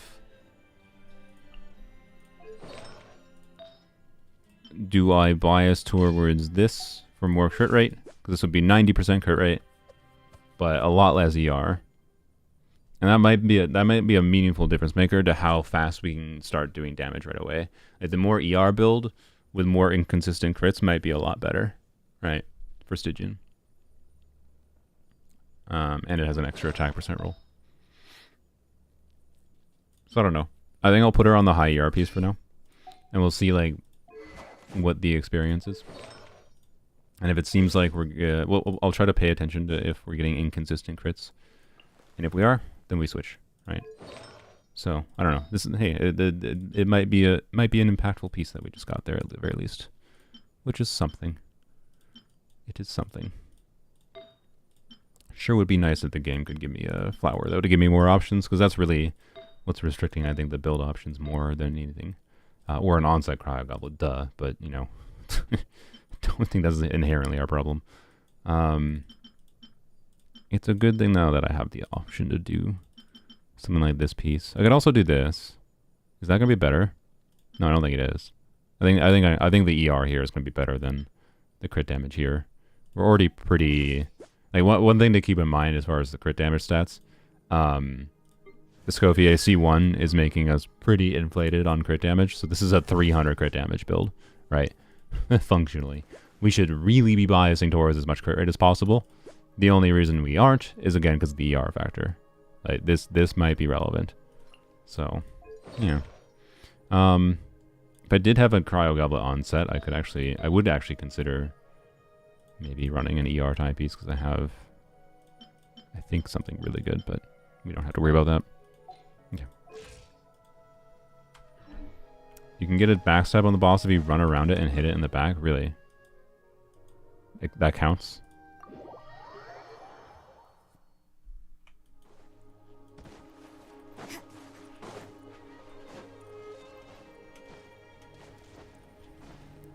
I'm gonna wait till it goes into its down phase.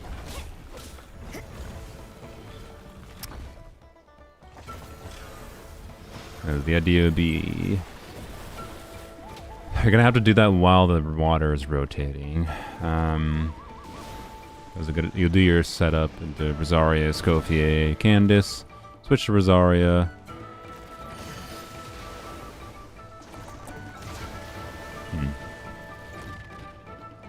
So I'll try to simulate that. But wait a second. Don't need to use the abilities, but pretend I am, whatever. Yeah, it starts. So that counts? Oh. Cool, okay. That should be doable. Good to know. I thought she had to... Oh no, it just says strikes an opponent from behind. Okay. Yeah, no, okay, okay.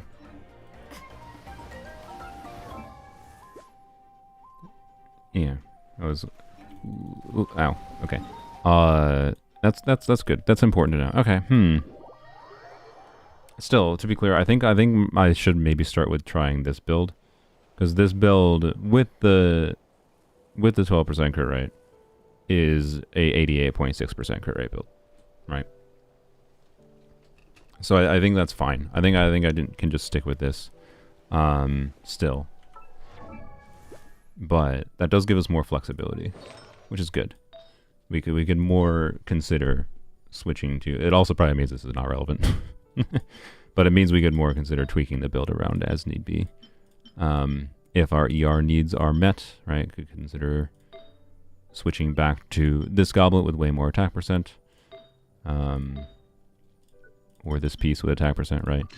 Like, if the ER isn't a factor, then this build should be the best option.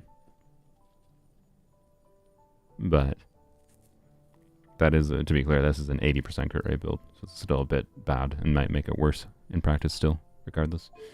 So I think I will try the biasing towards crit rate. I'll try this piece. And oh wait, probably would. If ER wasn't a factor, again, switch to this piece too. So it wouldn't be that bad. It'll only be about 5% crit rate worse, so it wouldn't be that bad. Okay. But I'm gonna try biasing biasing towards the heavy ER stats first to see if this makes a difference. That's all. I think this is the ideal starting point. But that attack might matter. Attack stats might matter.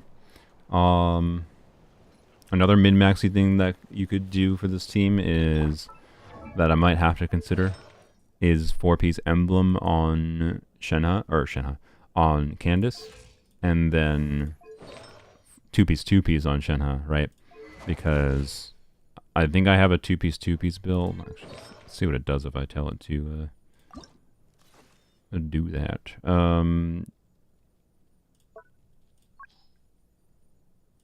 Actually, I mean, that's probably fine. Would I recommend it? What is it? So I think those are... Is these the sets I have? No, it's definitely going to be Shimenawa's and Reverie, I think. I don't know. We can check what happens if we do Gladiators. But these are the two domains I've gotten by far the most like 2-piece attack pieces in. So should be what I have the most in. So attack. Crit rate. ER. Well, attack percent is actually a secondary priority. Okay. I mean, yoinking from Emily certainly isn't ideal. And you're why are you trying to put something with crit damage? I mean, like, crit damage isn't bad to have, I guess, but 52 crit rate, 190 ER is probably fine. The attack total is less than I thought it would be.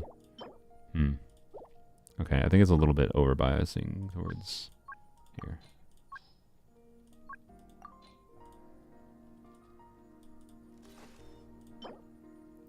It's still doing the same thing.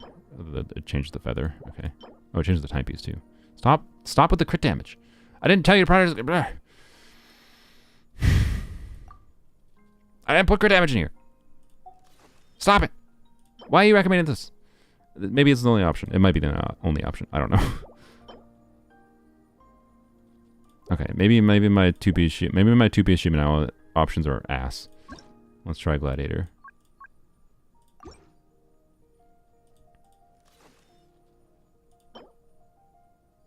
I wouldn't really say it's better. Oops. I mean, this is really good. This is really, really good.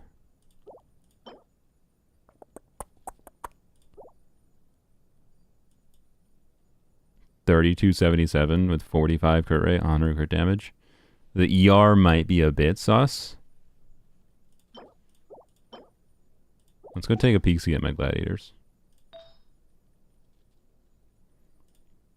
Finally, first I see someone. I've been using it a bunch just to like see what it tells me.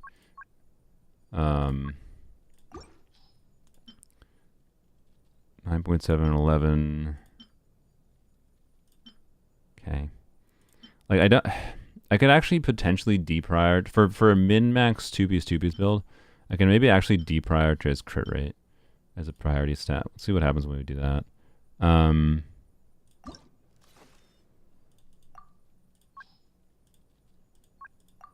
Reason being, because again, like cryo resonance, whatever, like you'll have a higher chance of triggering crits for Fav. So when I do that, it still has 30. Yeah, see, that's still a fine amount of crit rate. We have more ER. Yeah, this is a pretty good balance.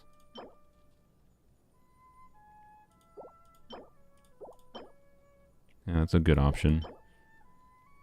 Wish I had a better option for this. So we'll take a peek there. Yeah, this is cracked. And that's pretty good. Okay. This is a pretty good 2-piece. Right. ER is about the same. We get a lot more buffing value. So this would be min-max buffing value for this team.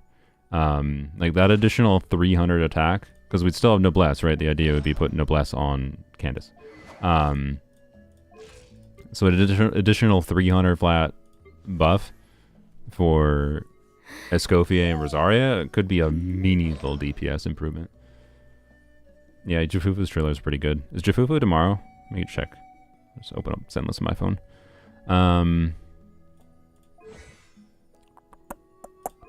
Okay. Interesting. Real quick though, let's look at the unleveled pieces. Crit rate, attack percent, ER. Oh, well, okay. Sure. We gambit.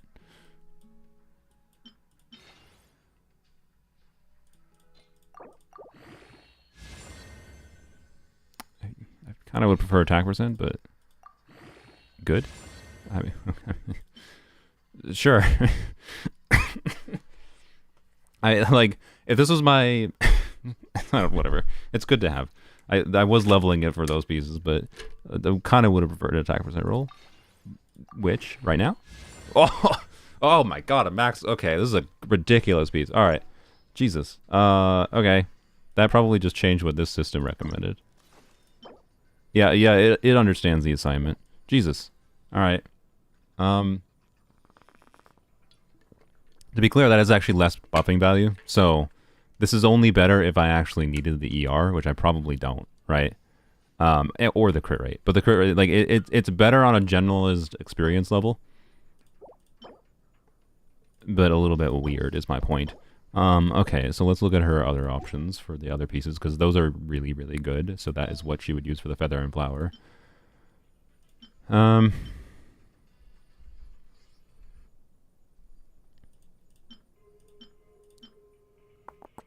Wow. Quality. Why did I keep this?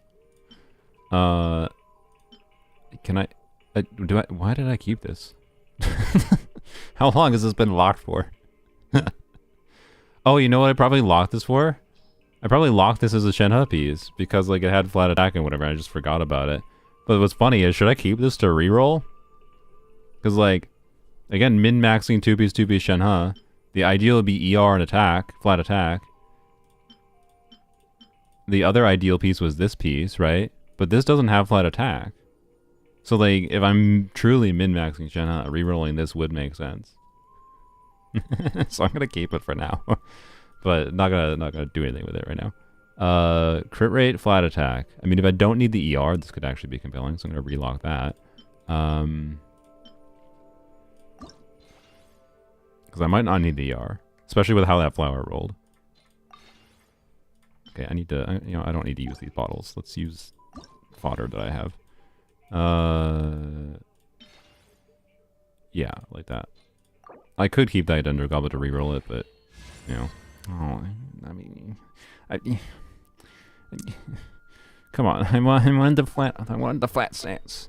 This is Shenhe min-maxing, by the way. You want flat stats? Flat stat min-maxing, let's go.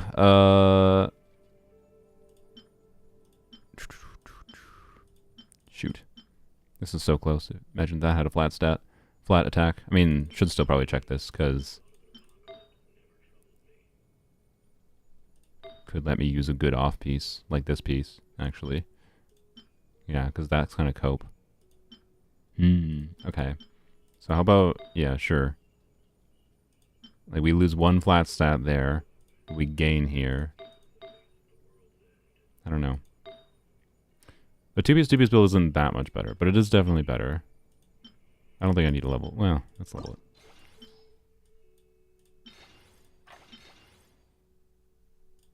it. I know this seems crazy. I have really, really good feathers already. And I don't think this can roll better than anything I have. And it's a 3-line. There's no reason to re-roll it. Yeah. Imagine for a second that was flat attack. I'd be so happy right now.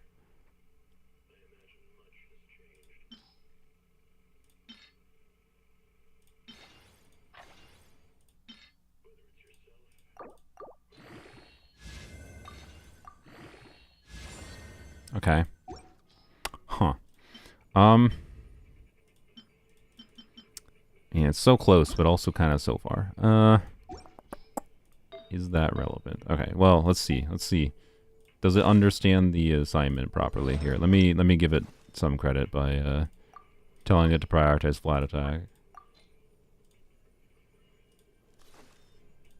It does. Okay. Although it took Emily's again. Why? Oh, because it has flat attack. Okay. I mean, yeah, if I don't need the ER, that is the right play. It's a 3,300. Yeah, okay. Wait, it's telling me to use this piece again. I probably wouldn't use this. I mean, it has... oh, it's because I told it... Oh, wait. Okay. Don't do it a major priority. Do it a secondary priority. What? Okay, I disagree with this choice, but that's fine.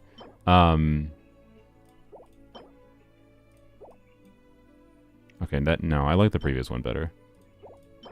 It would just require changing one piece, which is to this piece. So,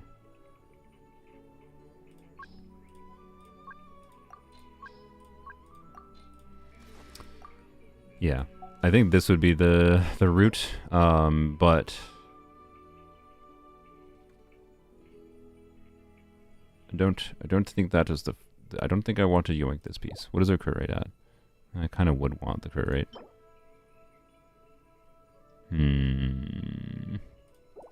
Like if this is enough ER, this would be the best option. So I'll leave this here. Point is, I have options, I guess, for min-maxing her. And that might matter for Stygian.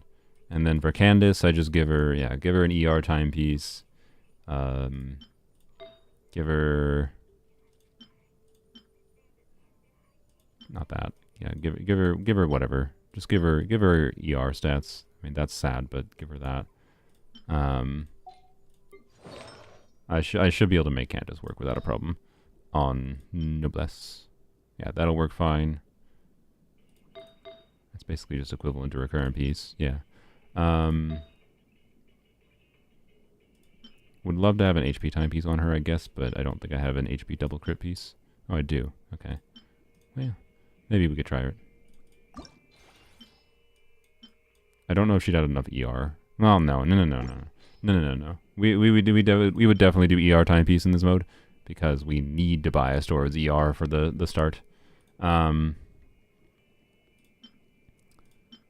is one ER roll. Yeah, this would just be sacrificing some Candace damage in exchange for getting more buffing value to Shenhe, which being that the majority of damage dealers are Escoffier and Rosaria would make sense to do. This is just not worth the pain in the ass to do normally. But yeah, we can yoink that from Shenhe. I think it'd be fine. Yeah, okay. I have the pieces to do this. I could get Candace on Noblesse, you on 2-piece. Okay. So yeah, we'll see.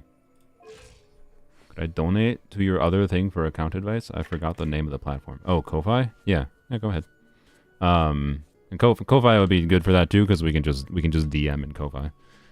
Or if you want to DM in Discord too, that's fine. Yeah, feel free. That should be linked below in the description, I think, right? If it's not in the description of the live streams, it should be in the description of my edited videos.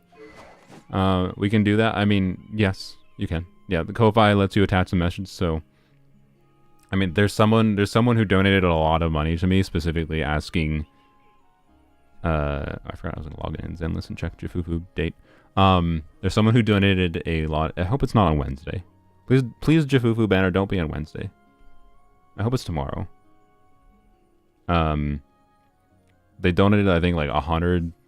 They did like $100 and then did another $50 or $100 after, and they were like, basically like begging me to, like, basically just they paying me for the job of like trying to log onto the account and help them fix things. And I was like, okay, first of all, even with as much as you paid me, I'm not gonna do all the farming for you, because that takes a lot of time, and then I'm gonna charge you by the hour, and it's gonna be very, very not cheap if I'm going to consider doing that, and I'm not going to do that. I don't even want to do that right now, because charging you by the hour for fixing your account, yada yada, right? So like, this is not me encouraging you to do this. Is my point. If a million different people say they want something from me that takes my time, after giving me a donation, I can't guarantee. I have finite time, right? I'm sorry, but I will, if you give me money, I will go out of my way to try to give you something back. If you wanted to try to get something back, that's what I feel is correct to do. So yeah, if you want to like donate to me on Ko-Fi, and so we can have like a more in-depth conversation about like how to maybe give you some specific advice, rather than the more generic things I would say on stream, because that's how it's gotta be, because every account be different. Yeah. Anyways, and eventually, like, if I more properly set up things like a proper content creator streamer boy, I would, be like, you have to donate this amount of money for that kind of thing, right? But I don't have anything set up for that right now. But obviously, if you donate a larger amount of money, I will feel more inclined to spend more time working with you and helping you out. But, you're still mid-maxing. You're mid-maxing, or was that a typo? was that a joke, or was that a typo?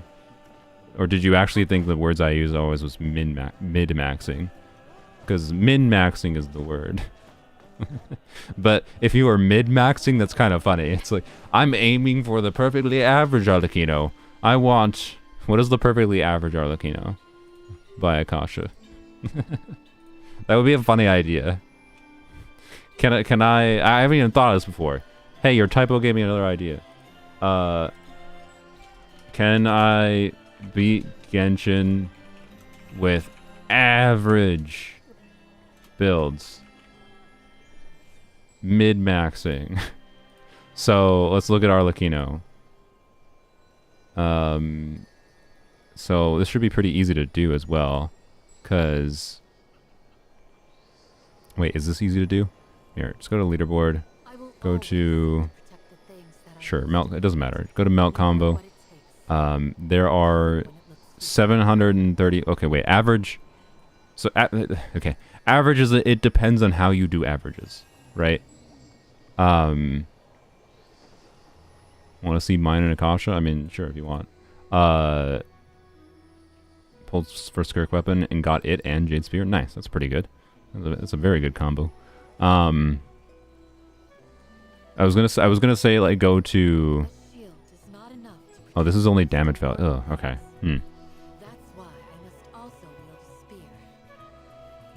Do they have an API?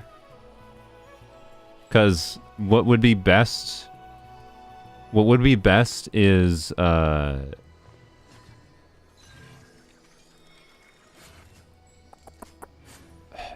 a way to do a rough approach? I'm trying to my brain is like stretching its math skills from what I'm remembering. This is not the kind of thing I had to do in a while.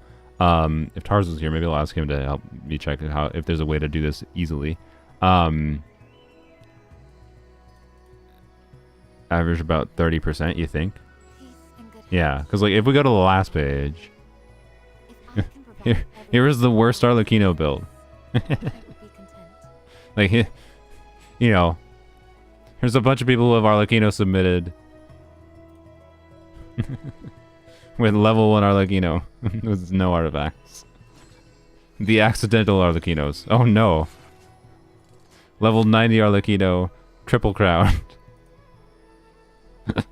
So, like, first of all, I think these should be invalidated, right? Like, I don't know how many pages there are of this.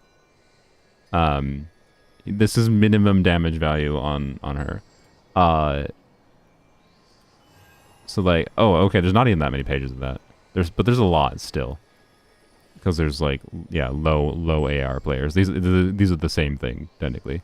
Like, I think we ignore those. You have to get into, like, actually AR 45 builds or whatever, right? Someone actually building the character. Like, how you gotta ignore a certain number of results. I don't know how many are here. Okay, I mean, this technically counts. So, I don't know. I got your UID, I see it. Why do I have all these open?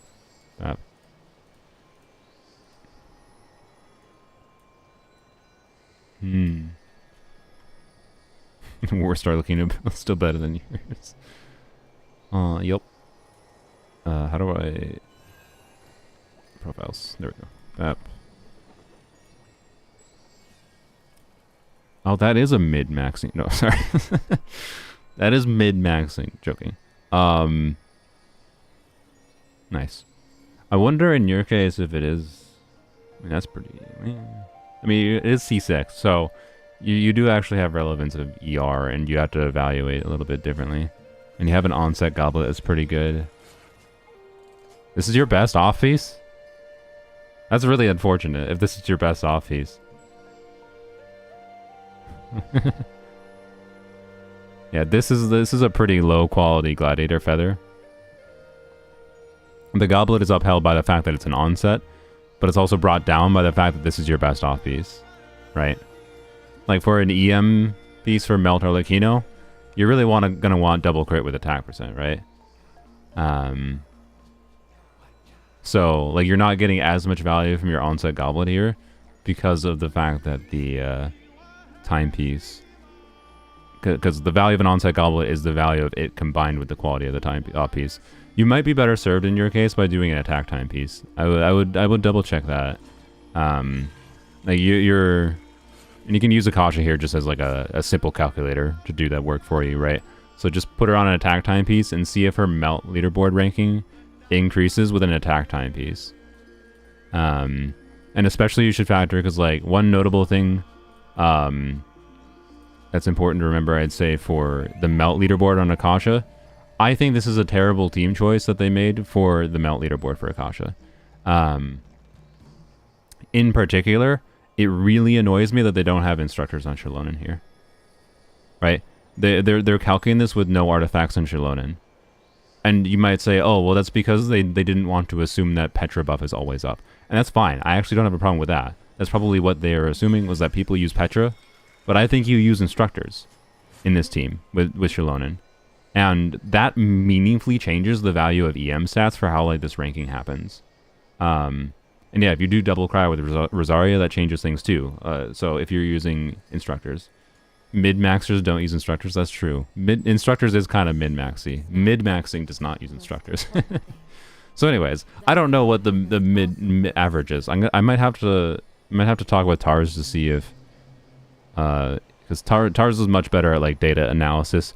He probably will have a good idea of like what the best way to approach using Accasha data to figure out what the average build is, and then I can try to just balance my build in a way that like I just need to like go throw the build in a damage calculator, right? And then go and throw my options for different artifact combinations into a damage calculator. It'd be a lot of annoying manual work, but I'm pretty sure I'd have the ability to do that.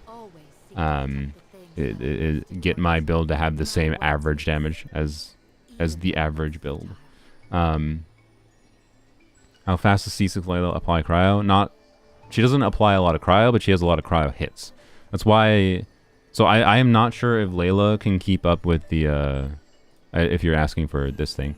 I'm not sure if Layla can keep up with the Stygian version of this, because it needs to have cryo every 0.6 seconds, versus the Abyss version is 0.8 seconds. That's enough of a difference that it might not seem like 0.2 seconds is not that much, but that's one hit per 0.6 seconds, right? So you need 25% more cryo hits, which is a lot. You need 25% more cryo hits for the Stygian Assault version of this. So unlike Abyss, there's a very good chance that Layla alone is not enough. So I think you basically will have to bring 2 cryo units, and it might have to be specific combinations of 2 cryo units. Layla will be one of the better ones, to be clear, because of how often she hits. So, anyways, yeah. What I was gonna mention is like, your build's in an interesting spot, being held back a little bit by the feather and flower, such that like, especially if you have a C6 Arlecchino, like I would probably be farming Whimsy for C6 Arlecchino. One thing that's interesting with C6 Arlecchino, if you weren't aware of Yold, is that C6 Arlecchino can mitigate, even without her signature weapon, can mitigate one of the downsides of the set, which is that, you know, so like for Arlecchino's normal attacks, Gladiator gives 35% normal attack damage bonus, and that 35% normal attack damage bonus is immediate, right? Whereas Whimsy, if you do E, so this would be a non-C6 Arlecchino. You do E, absorb the bond after the 5 seconds, whatever. Then you're only going to get that's only bond of, because the set gives damage bonus based on your bond of life changing. So your first normal attack, which lands a melt, your first normal attack, so your first big melt, does not get the full 4-piece Whimsy bonus, right? In fact, it only gets 1 stack. Your next melt will get the full stacks, right? But C6 Arlecchino, you do E, you do Q, and it will absorb and use your bond of life, immediately giving you 2 stacks. But you can actually do, I think you can do E. No, wait, I think you have to do E, absorb with charge attack, and then burst. And then you do E again, charge attack, and your first melt has maxed out stacks. But then on top of that, Whimsy is a lot better for C6 Arlecchino, because C2 will get the damage buff from C6 Arlecchino. or sorry, from 4-piece Whimsy. And then C6 bursts on Arlecchino will get the damage buff. So like I think Whimsy makes a lot of sense, especially in Strongbox. So I wouldn't. My point is I don't think you should craft any Gladiator pieces or anything. This is a more than usable enough Gladiator build for a C6 Arlecchino. It's C6 Arlecchino. It'll be fine, right? But yeah, I think prioritizing Whimsy would make sense for you. With C2 plus is where Whimsy I think properly starts to make sense farming for, right? I don't ever intend to get C2 Arlecchino on my main account, most likely. I don't know, unless if I really need her, if I feel like the power creeping gets to a point where I feel like I need C2 to get Arlecchino to feel more compelling, maybe. But as it currently stands, I like that I have a different gameplay experience with Arlecchino on my main account versus my polearm account. It makes it feel enjoyable to play her on either account to me. So, and C2 is a big part of what changes the gameplay experience of her. So, I don't know. I like the gameplay nuance of a non-C2 Arlecchino versus a C2 Arlecchino. And that's it. So, anyways. Why are you looking at some dude's numbers? Because some dude wanted me to look at it. And we had an idea that came up that is relevant to it. But anyways, it's fine. We can close that. Yep. Anyways. She's got C1 Skirk. Is there C2 a big difference? Can I view that easily from here? I don't think you can. Archive. By the way, how do you guys feel about the fact that people are calling Skirk the 100th character? Because, like... So if we count Traveler as 1... She is the 100th character in the list, right? Some dude has has questions, SMH, yeah. Well, dude is a gender neutral term in my area, at least. But dude is used to refer, like my sister calls her friends dude all the time. Anyway, so I apologize, but anyways. Oh wait, you are dude. Oh, I missed it. Oh no, I'm dumb. It's fine. I need to stop streaming. My brain is devolving. Hey, I understand. Yeah, you were talking to. So yeah, C2 Skirk, whatever. So sorry, it just popped in my head when I was in here. She's technically the 100th character if you count Traveler, put Traveler in the invisible spot here, and then, 1, 2, 3, 4, 5, 6, 7, 8, 9, 10, 11, 12, 13, 14, 15, 16, 17, 18, 19, 20, and then, yeah. So she is number 100, technically. But, like, if we're including Traveler in this spot, right? If we're including Traveler in this spot, then personally, I'm of the opinion that she's not. But, like, I'm more, like, mechanics gameplay focused than I am lore focused or whatever on, like, individual people. But, like, as far as individual people, she's not the 100th character. There's way more individual people in the game, right? But yeah, so I'm talking about all of the versions of Traveler. Like, Traveler has 6 different kits right now. So by that metric, she's number 105. And Eonson is number 100. Right? Which, honestly, Eonson is a way better number 100. I like Skirk a lot, to be clear. I just think it's better that Bennett 2... with interesting nuance is... Anyways. Eva counts as 2 characters. So yeah. Like I think the most appropriate thing is either to just say that Eonson is the 100th character or Anefa is the 100th character. Yes. Either you ignore Traveler entirely because Traveler is the main character and you don't want to factor in the 3 different versions or 6 different versions of the Traveler. I don't know. Anyways, like she's either 99, 105, or 100, depending on your perspective, I guess. Also, yeah, Aloy not. Oh yeah, Aloy too. That's true. If you count Aloy is a literal playable character out of the game. I can get why you skip Aloy. Great. So, depending on it, so she's either 99, 105, 100, or she is 101, 106, or one. Yeah. She's either 100, 101, 101, 105, or 106. Like there's I don't know. There's various factors at play. Anywho's, sorry. Did I ever do the Aloy Escoffier wheelchair clear? No, because I don't have Aloy. I think I was going to do it on someone else's account, but I forgot. So yeah, her C2 anyways. After unleashing her skill, Havoc, she gains 10 additional Snack Soul points. It's possible this changes her combos a little bit. Damage this burst instance will be increased by her Snack Soul points. Okay, that's kind of, I think that's kind of whatever. It's not nothing, to be clear. Attack is increased after, oh, she has to use her burst? Oh, no, that's just, sorry. Havoc, yeah, sorry. Havoc Ruin is the damage version of the burst. Havoc Extinction is the...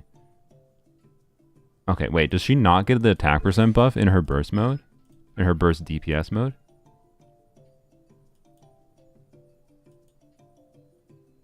Huh. Yeah, it's replaced. Bruh. I'm gonna tell you, after reading this through properly, this just made me a hater of her C2.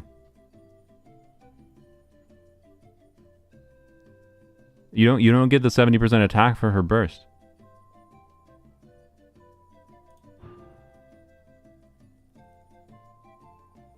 Right?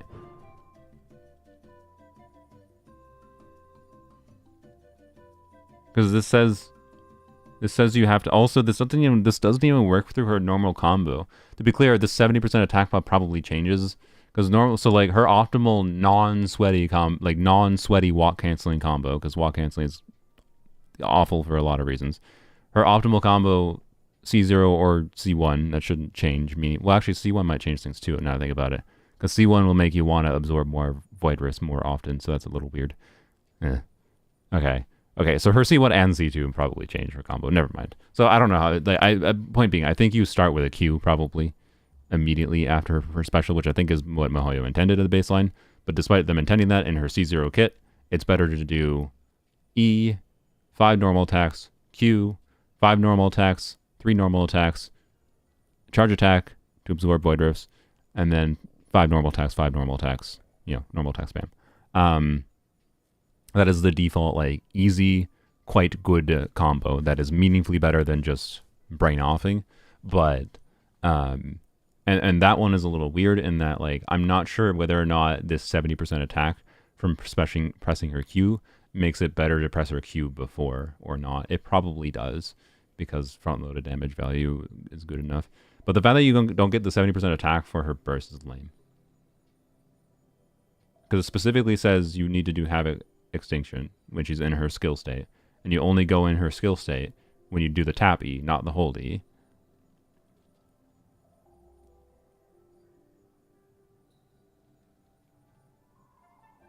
Disappointed in Nefa, to be honest, is a minor upgrade to Oberon.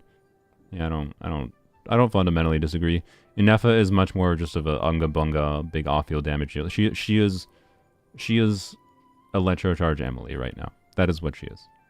She when paired with Hydro, but less mechanically interesting than Emily, because like Emily has nuances to her kit that are different to work around, whereas Inefa is basically just play her with a Hydro, and you'll be good, and she'll do a ton of damage. Anyway, yeah, more points. Yes, more points for her burst means you would not need Cryo for Sunfire Burst. You are correct. So like the extra points means she should get 3 and 5. Well, actually, that would require attack speed. So like it's not that. To be clear, I don't think this is that impactful for Melt Skirk. It technically makes Melt Skirk better, but so does like C1 and whatever. Well, C1 makes Sunfire better by just having the additional big hit. I don't know. So I don't think this meaningfully. I don't think the extra Snack Soul points meaningfully change anything, other than you don't have to do the setups. As like you can screw up the setups, right? It will let her get more. Like I think you still want the attack speed and whatever from C2 Gene, for example. So this C2 with Sunfire probably makes it so, especially with the 70% attack, probably makes it so you get... You probably get... I mean... I don't think you reach an additional normal attack hit. One thing that would be interesting to check with C2 for Sunfire is it's possible... So the extra 10 points from this and the 8 points from a mirror, I think you still do a second cryo unit, right? Because you want to get the C1 proc anyways. And it's still going to make your normal attacks last longer. I think even more attack speed would let you get to the point of doing 4 normal attack chains, I think. So, the other issues, Electrocharge teams are high EM, not crit stats. No, Electrocharge teams normally do spec into crit over EM other than the Animo unit.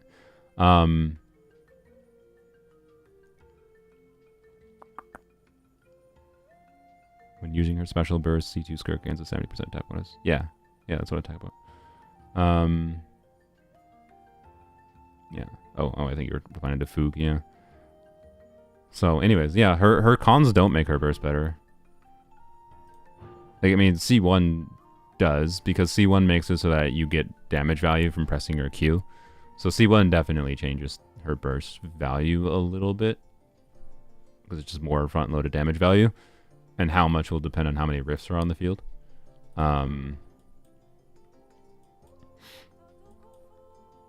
But this doesn't, really.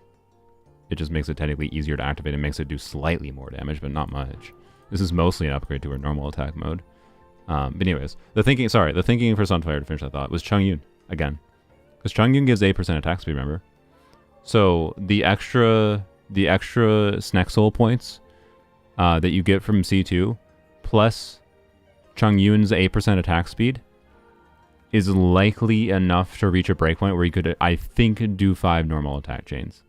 I don't really have a way of testing this. Wait, I do... Well, no, you don't have a way of testing this. Shoot. I was going to say maybe I have a way of testing this by purposely getting her energy to a particular amount, but I can't. Because once you use her skill, she just drains it all. Because if you swap out, you don't like maintain this energy or whatever.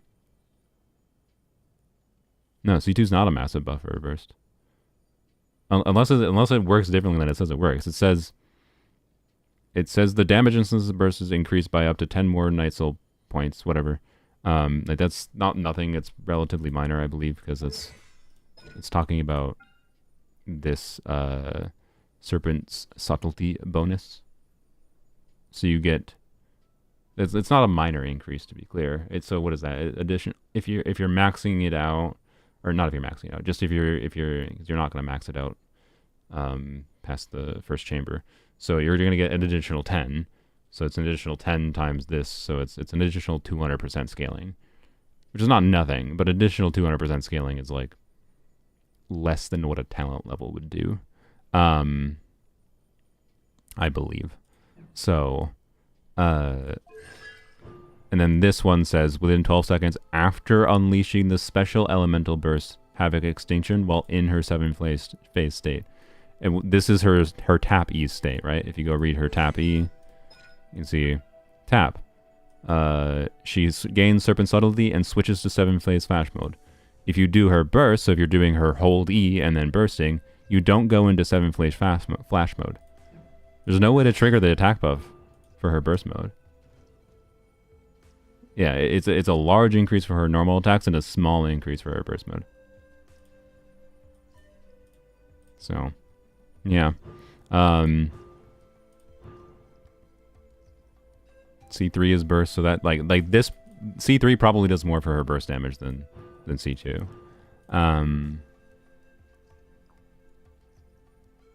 Okay. Also increases her attack. Sure. C4 is underwhelming. It's not nothing, to be clear, but it's less than what this does. So, unless this is a 70% total again, then it's basically the same as what this does. But my assumption is it's not 70% total. It's an additional 40% at max if you max out the stacks. That will obviously be a fairly big upgrade because 3 talent levels on her normal attacks. Oh, what the fuck is this? Will grant 1 Havoc Sever stack. Okay. Each Void Rush she absorbs will grant her Havoc Sever. She can consume the stacks to initiate coordinated attacks and decrease the damage she takes. Okay, decrease in damage she takes is whatever. I mean, not bad. I mean, yeah, but stacks last for 15 seconds. Each stack is okay. Cool. Okay, so what do the stacks do? Havoc Sever. When she uses her elemental burst, Ruin, she will consume all Havoc Sever stacks to initiate a coordinated attack with each Havoc Sever stack, which will deal 750% of her attack as cryo damage. Okay. So this is basically, what, an additional 2,000% scaling on her burst? Okay. She's normal attacks will be consumed when the 3rd or 5th sequence attacks hit an opponent to launch 3 coordinated attacks. Okay. And then it does 180%. Skirk takes damage. 1 Havoc stack will be consumed to decrease its damage. Oh. Oh, and attacks nearby opponents. Wait, what? 1 Havoc Severs. So normal attack mode, Havoc Sever stack will be consumed when a 3rd or 5th opponent. Blah blah blah. Each coordinated attack deals whatever. So this is 1 stack. This is 1 stack for 180% multiplier. Or you can take damage and have 180% times 3, but it's charge attack damage. Taking damage is better for her C6 than doing normal attacks for consuming this. What? To be clear, the burst mode is the best one. Like, the burst mode gives you like a crap ton additional damage value. Like I think C6 Skirk players are playing her C6 like trying to nuke down the enemy. Oh yeah, you're right. Sorry, it does say launch 3. Okay, sorry. So taking damage is just the same as this. Actually, no, it's worse because it's charge attack type damage. Okay, never mind. So the damage reduction thing is actually actively bad then.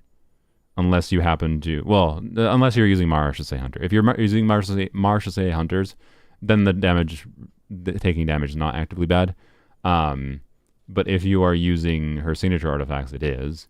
And I think you would want to use her signature artifacts for this burst thing. I don't know. Anyways, does Farina count as taking damage? No, it doesn't. It counts as HP changing, though. Okay, so, I don't know. It's a freaking C6 of a really strong character already. It's strong.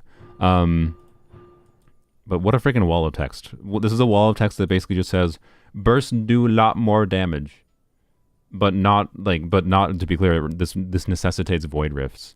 So this means in the teams that aren't generating void rifts a lot, aka something like Sunfire Melt, this is hot trash. Well, I shouldn't say hot trash, like her base multiplier, she still gets like 750%. But like for Sunfire Melt, this is kind of poopy. This is not very good. And in fact, it probably, if this applies cryo, it's probably bad. But anyways, so I don't know. I guess that means the stopping point for Sunfire Melt Skirk is C2. I don't know why I looked at that long. I don't know. That's the first time I looked at her C6 that seriously. Can confirm it's strong. Yeah. I don't know. If you're considering really high investment Skirk things, I'd say stop at C2. Maybe. It's just talent levels. I don't know. C2 I can get why you go for it, but like it's also not that interesting. It's just attack. It's just some attack, and the fact that this doesn't buff her burst is super lame. So I don't know. Anyways, because like she already has really heavy incentivization towards doing her normal attack playstyle. It's better. And like her burst or her C2 pushing her even more towards that is lame. Like one thing I liked about her C1 was giving more nuance to using her burst, but it doesn't really do that much because you can use the void rifts and use C1 without doing her burst mode, right? So it's not really a benefit of the burst mode. I don't know. I got her C2 and it makes her burst really insane. Are you sure? Did you actually directly compare C0 versus C2? Or versus C1? Because I think what you might be seeing is the effect of C1. Because when like C1, if you have three Void Rifts around, C1 you'll absorb the Void Rifts. And you deal 1500% additional damage value as charge attack damage, but it's not that big a deal. C2 doesn't do anything other than add a little tiny bit of additional scaling. Dude, it gives her burst more attack through more stacks. What are you talking about? I literally just showed it.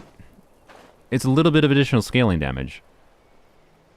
It increases the one little like point bonus aspect to her passive. It's not that incredible. Like, I think you're seeing the value if you feel that C2 Skirk is doing insanely more burst damage. I think it's because you activated C1 and C2 at the same time and you're seeing more of the value of C1 than you are C2. Oh, it's 350% per attack? Oh, okay. Then my bad. I thought it was like 350% total. I didn't say it doesn't buff her burst. I thought it was. I said I thought it was the one extra bit of scaling.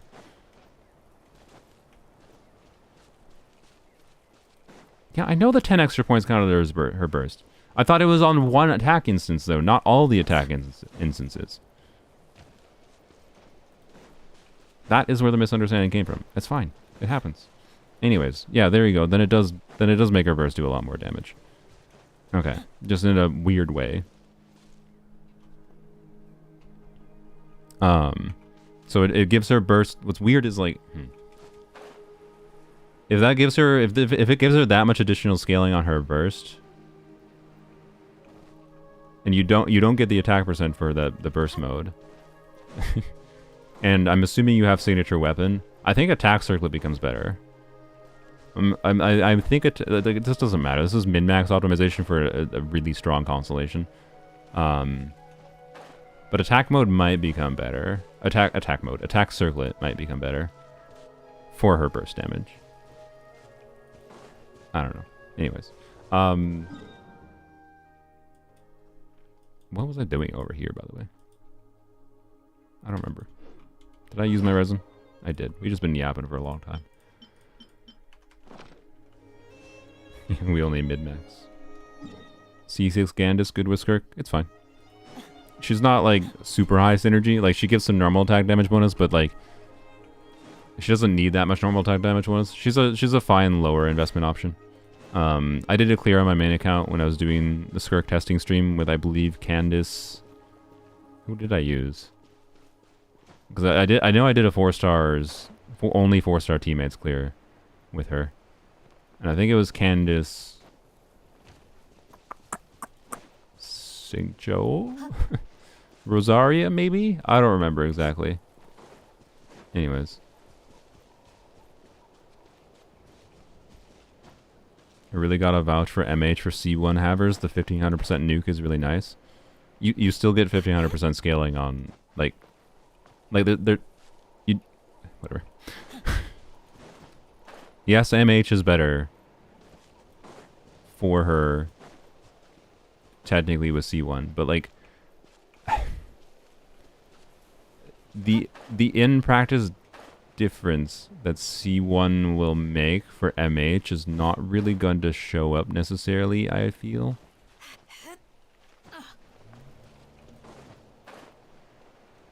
Because I would hope if you're getting C1, well, I don't know, people don't always do this. I was going to say I hope if you're getting C1, you're min-maxing the build anyways. And when it comes to min-maxing the build, like, the crit rate matters less in practice. This is the problem with, like, crit rate matters a lot on a spreadsheet level. In practice, if you actually want to get the fastest clear as possible, right? And this is like, you might have to find you do something like this. You might have to crit fish, is my point. Like, I have found that on an optimized, this is one of the main things I've learned, honestly, in the last year of Genshin, is if you're really getting to min-max territory, you run into the territory of you need to reset no matter what you do. because of minor mistakes that will happen or things outside of your control like enemy RNG. And resetting then also to like crit fish is also a factor.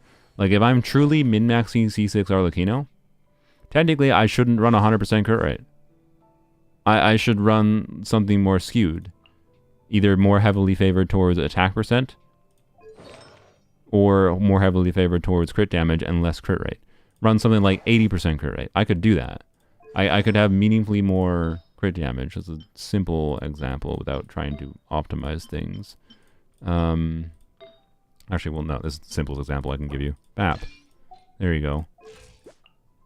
This arguably makes more sense. Arguably. The reason I say arguably is because my crit rate circlet is way too good. This circlet is way too good. I don't have the equivalent circlet. If I had the equivalent circlet for this, it would have one more crit rate roll, right? But anyways, or if I had like an attack circlet, that was really, really good. I mean, this is really good, but not good enough. So, anyways, 1500 times 1.15. What do you mean did you really trick yourself with this? You're really getting distracted by the fact that Marshall Hunter says charge attack damage bonus? You know what the 2-piece of go.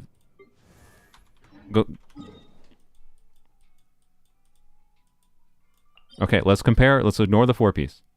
The only difference is the 4-piece, is my point here. 2-piece bonus. Cryo damage bonus plus 15.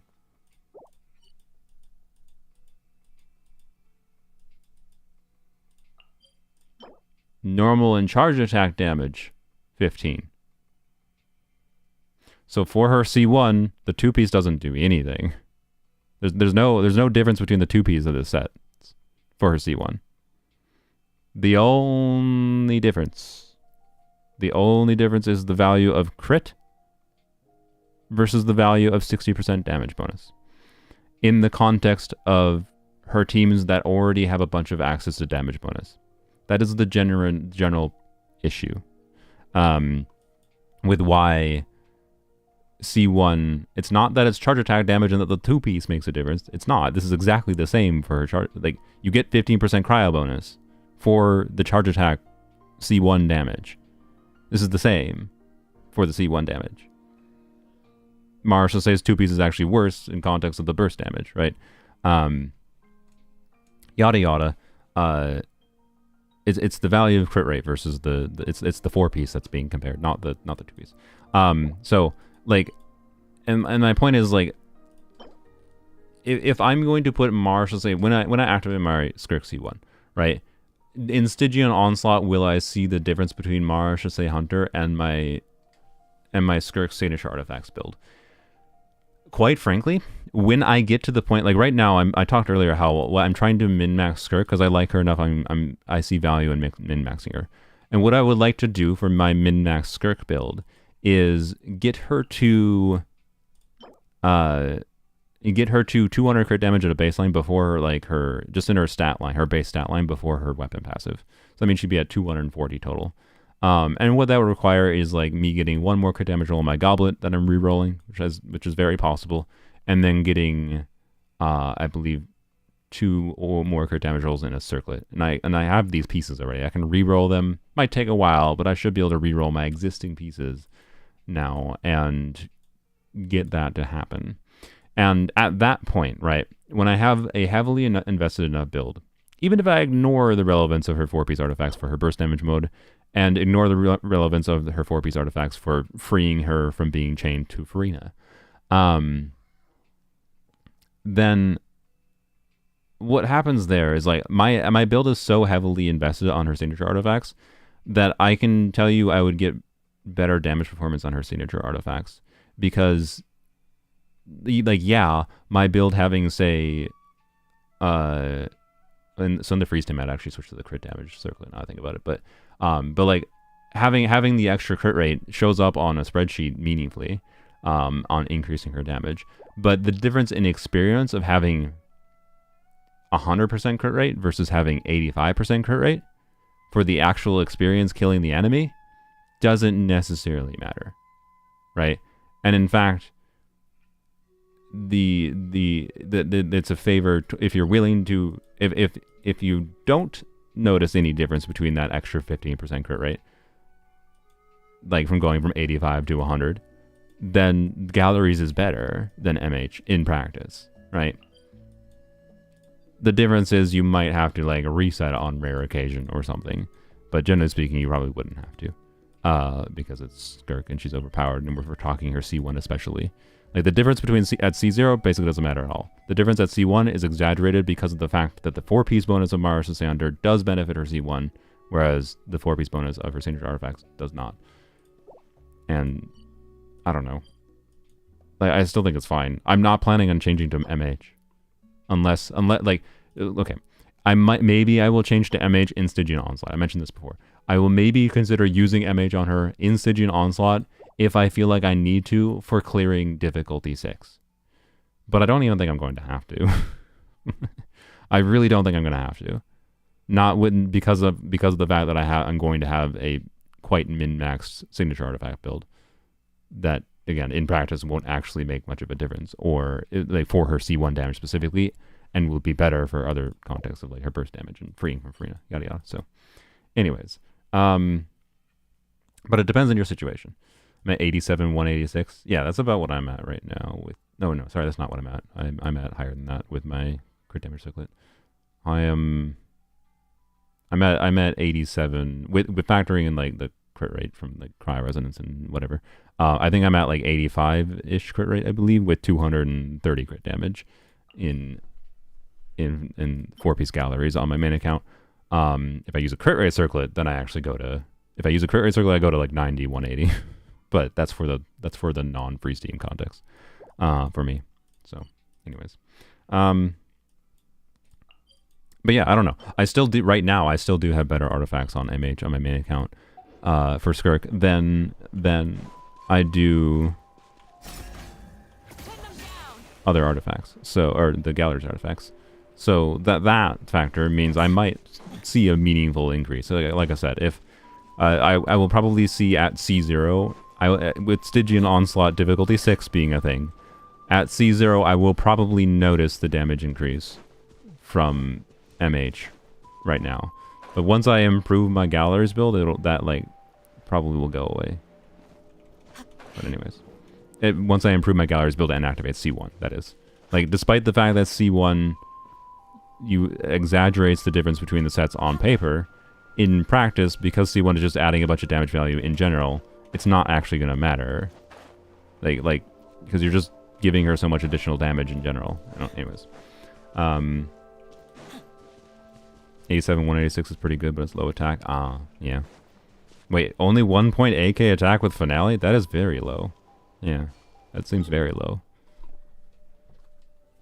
I feel like it should be higher than that. Wasn't my level 80 Finale build, like, I don't have that many attack substats. Maybe it's not that low.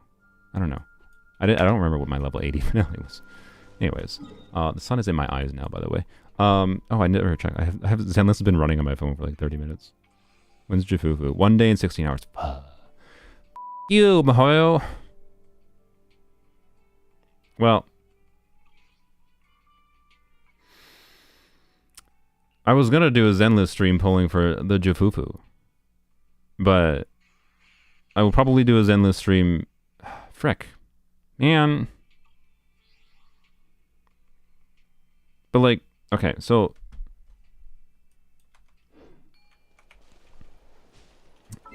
here, so my plan was, no, Tiger is Wednesday, aka the same day as Stygian Onslaught.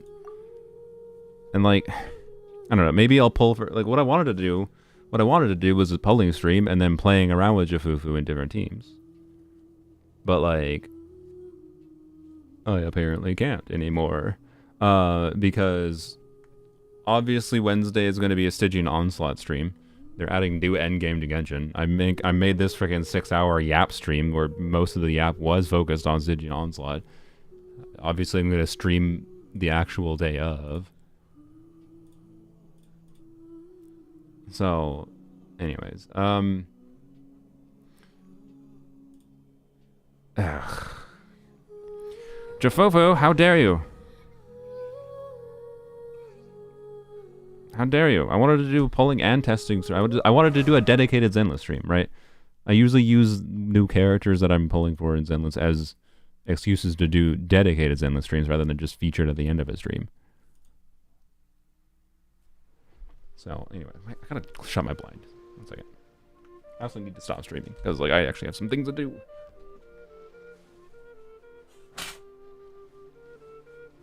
There we go. I can see. I'm not blind. How dare you blame the orange cat? I mean, orange cats are at fault for many of the flaws of the world.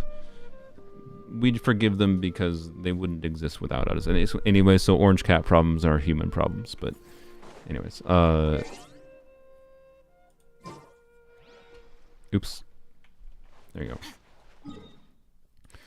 Orange cats are problems, but they're problems we love. Is another way to phrase that, maybe. Oh yeah, I was gonna look at image. So I think I actually had the loadout saved here. Yeah, I did. What is this? Oh, I mean, okay, no, that makes sense for because I had crit damage selected. Yes. I just have crit rate on right now, but that's fine. Oh, it's recommending the attack. Oh, that's because I set it to attack. Yep. Nope, that's fine. Okay. So yeah, my MH build, cryo, crit damage, attack. Yeah, like 1, 2, 3. Yeah, so 4, 5, 6, 7 attack percent rolls. I actually don't.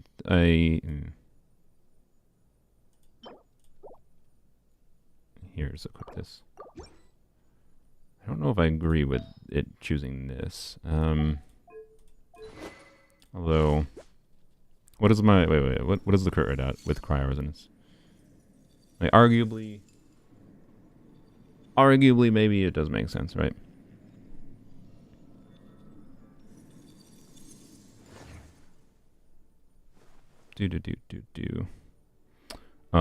So what? 36 plus 48 plus the 15. So this is 99 crit rate. Okay, so this is a kind of ideal. Is it though? Or do I swap to? Oh, here. I hate that it. I can even not do the recommend order thing. Or is this better?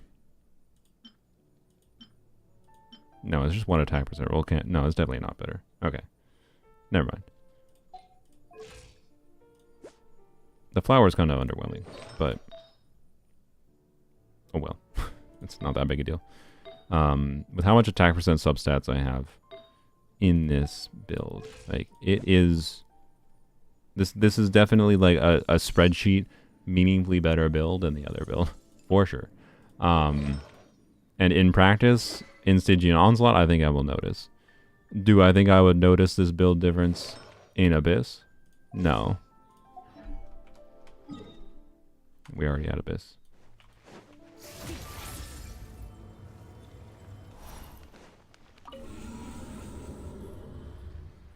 Yeah, we're using a cryo goblet.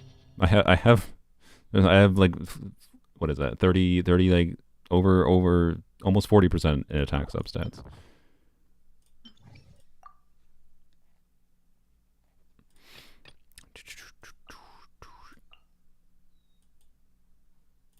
Oops. And last slot. Mona, I guess. It doesn't matter. It's the last slot of a Scophia Skirk team. Like this literally doesn't matter. Like it just doesn't. Not for Abyss. Not for Abyss. It will matter for Onslaught. Well, not really. It will matter. It'll probably matter for Onslaught for the difficulty 6. or like in my case, to be clear. I think it'll matter only for difficulty 6. It might matter for you at difficulty 5 because it depends on your overall investment in other factors. But we're just going to do a first chamber comparison, right? With the same exact team context. Yada yada. I was planning to do Zenless, by the way, but I think I need to... I need to get something done tonight, so... I think I am not going to do Zenless on stream today. That's fine. I will... I don't know. I will figure out what I'm going to do with Zenless this week. The problem is, like, the plan... The plan is to do Stygian Onslaught stream, and I would say, okay, I can just pull for Jufufu on my own, because I'm going to be impatient. I'm not going to wait for you guys. I also have a guarantee, so it's not that interesting, almost assuredly. If I get an early Wii, but it'll be like literally 2 minutes of pulling, right? So, anyways, I don't know. My thinking was I would do a stream for Stygian Onslaught on Wednesday, of course. That's because that's when it's coming out, and play it on Pool Arms only, play it on my main account. See what happens with difficulty 6 on my main account. Like, there's gonna be a lot of time spent in Stygian Onslaught just in single player, and then I was gonna do a separate stream.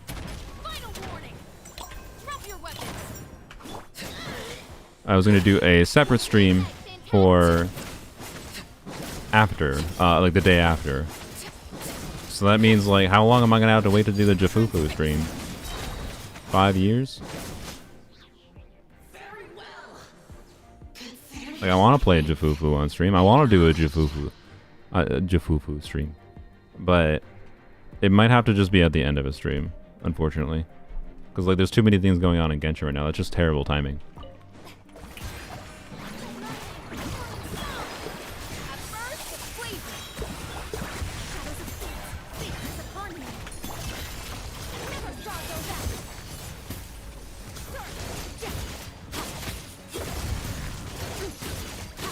Oh, shoot. I forgot, because, I forgot because my brain can't compute. Because I used her burst, you have to do a charge attack, not a Q. I pressed her Q and it didn't absorb any Voider, so I almost lost the... Oh, I should have bursted while I did that. That was dumb.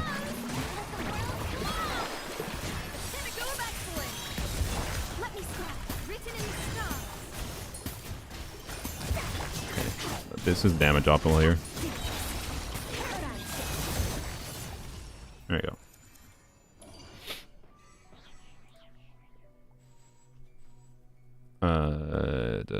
Leave for now. Wait, okay. Should I do a full run? Honestly, it's gonna be fast enough. Sure, let's do a full run through. Why not? Why not? Why not? Particularly because the first chamber biases towards burst damage a little bit. Because you get the burst at the start, and then also the optimal thing to do for that phase is to let it die from Escoffier and whatever, and then burst, but yeah.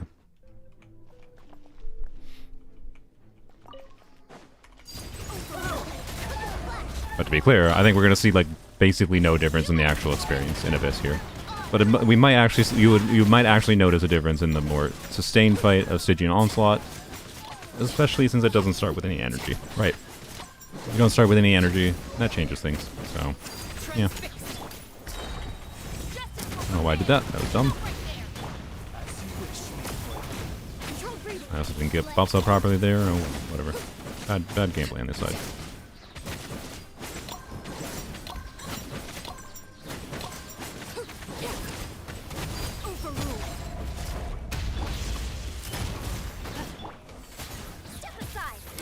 That early.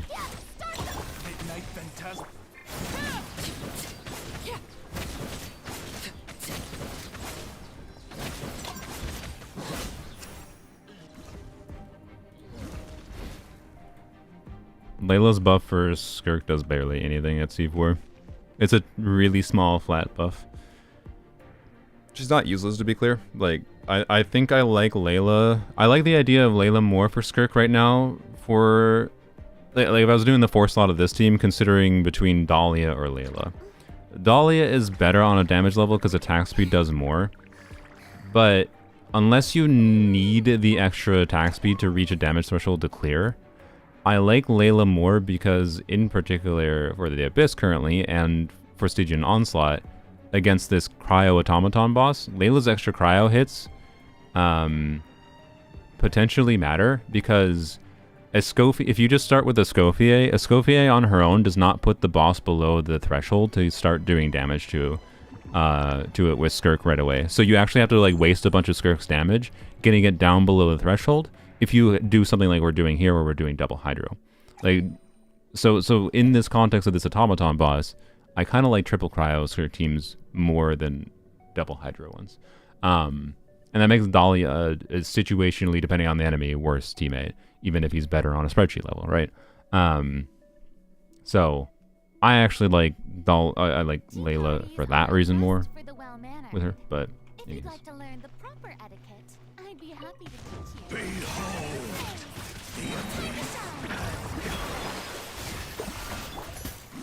you. I just gave TTDS buff to her, but whatever. It won't matter.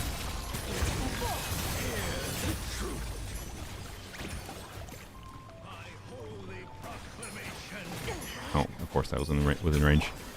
That's...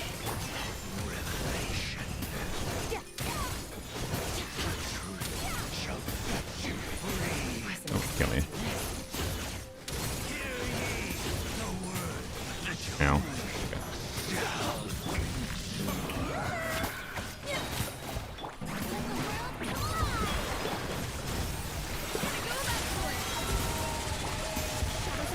I maybe should have saved Mona, I'm not sure.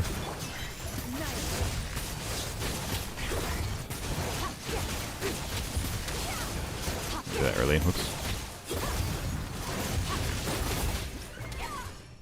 There you go. That actually, like, right on the line. Like, we were doing enough normal type damage there. It's possible. I slightly didn't expect that. It's possible MH there let us get to a breakpoint where, like, the Seahorse in particular might be a better experience, because we were able to brute force the Seahorse basically. So, oh yeah, a lot of cryo application also leaves cryo resonance up. Yeah, that's true, exactly. I forgot about that. So yeah, I think generally triple cryo reduces Escoffier's ER needs meaningfully, and a lot of people might prefer that. So yeah. How do you decide when to do alt versus normals? So in the case of like the Lecter, I knew that my alt in this team was going to be able to get the Lecter down to its phase without having to do normal attacks. Theoretically, that's faster. Like, the damage happens faster. The only problem is the time the animation takes makes it so that it's not necessarily that really different. Like, it basically didn't matter for the Lecter there, essentially. With the main difference being that my cooldown would start for my skill immediately as soon as my burst was done. So in that case, it was better, not necessarily because like I get to the shield phase meaningfully faster, but more specifically just because the cooldown immediately starts, and I need my cooldown to be back on Skirk's skill again, so I can immediately start doing cryo applications to try to break through the shield again. But I kind of wasted that though in the previous instance because I got hit by its explosion when it transitioned. So yeah. If I didn't have enough damage though to get it down to its phase with its burst, then the right play would have been to do normal attack mode.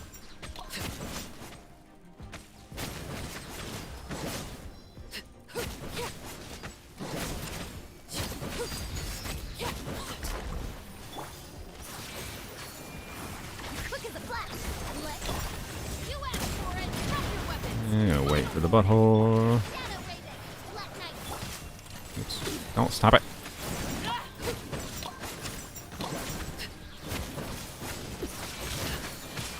My turn. Overrule.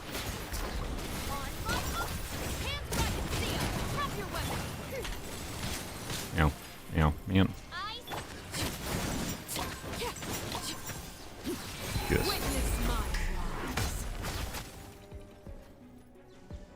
Full team buffs him at 3k attack. Nice.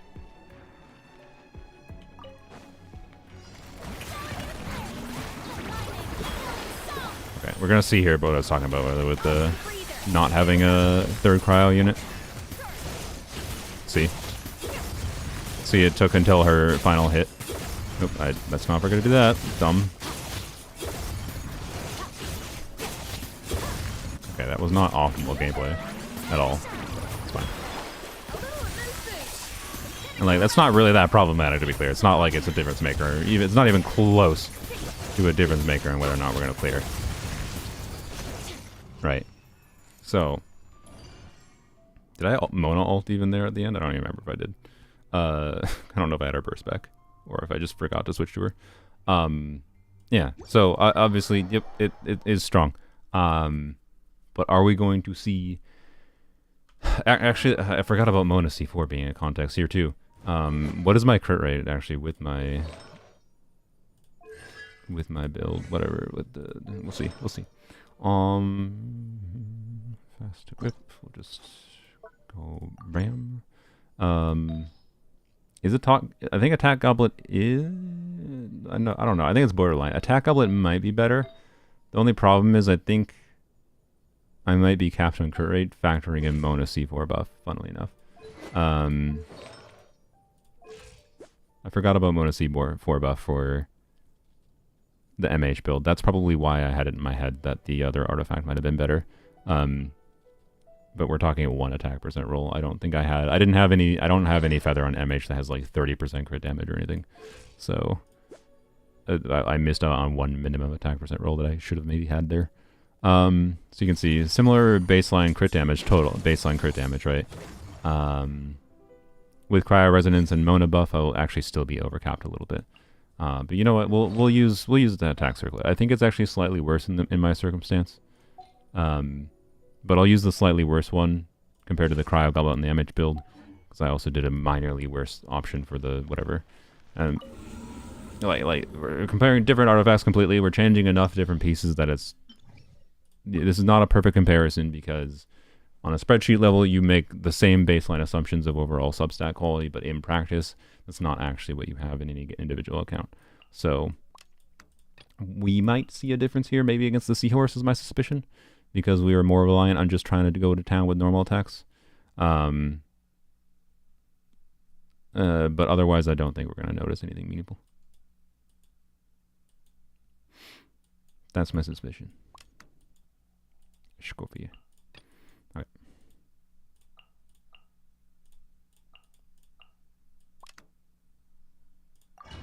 Alright. No, I put Eons on the wrong spot. Oh, I was going to screw up my muscle memory.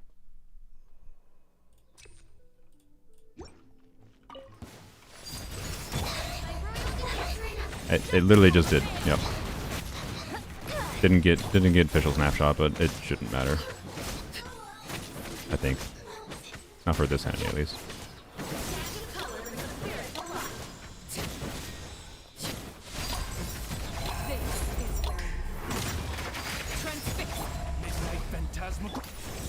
Oh, I didn't want to target that one.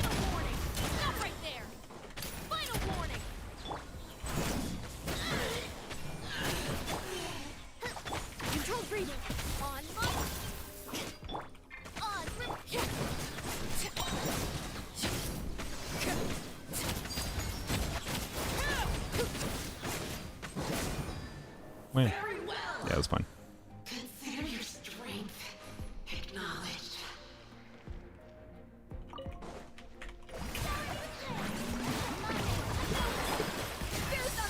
Goose on the loose. Switch.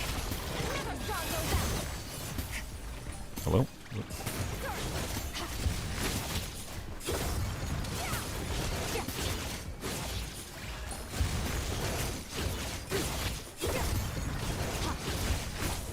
Like, you tell me what the difference here was. And now we got, and in this instance, now we have the worst enemy, but it's fine. I think. Maybe. We'll see. It'd be really preferable to kill this with, yeah, okay.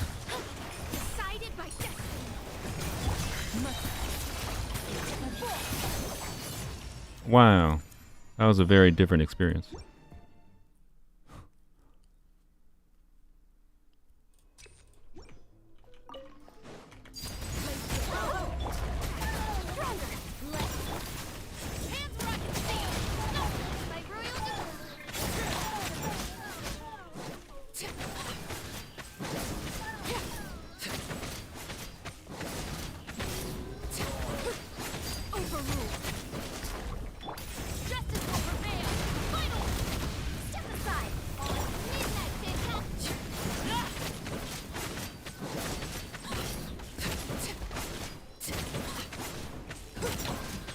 I actually did really good at keeping up Eons on both that time.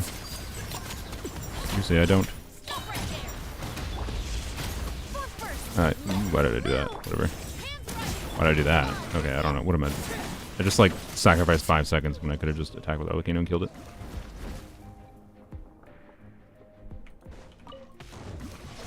But yeah, we're gonna test this again. We'll see if we see a difference here. Again, I think this chamber might be where I see a difference.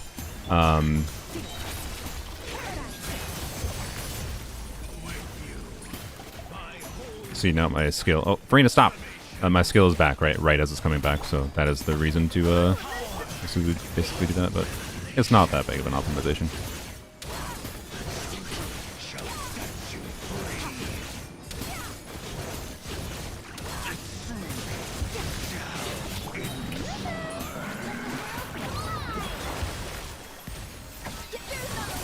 We might get screwed by horse RNG or seahorse RNG, but we'll see what happens.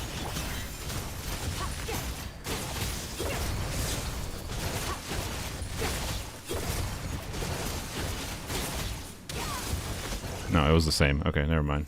Actually, we killed it beforehand this time, but I think that was just I don't know.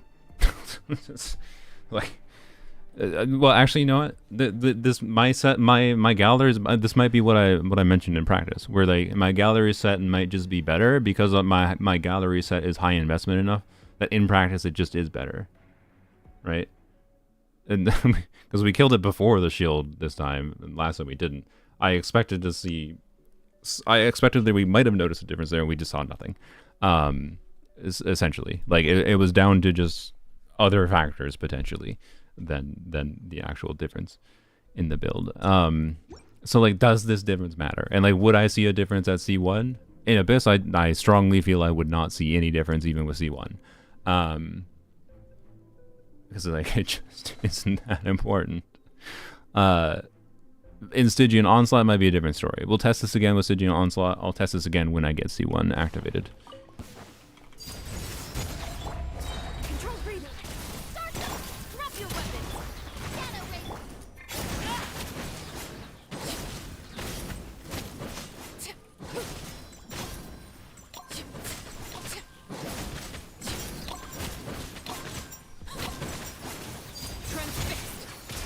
Skirk equals OP no matter what. I mean, I could go use it on my casual account and you'd be like, oh, that Skirk's not that OP.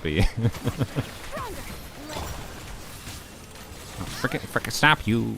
Yeah.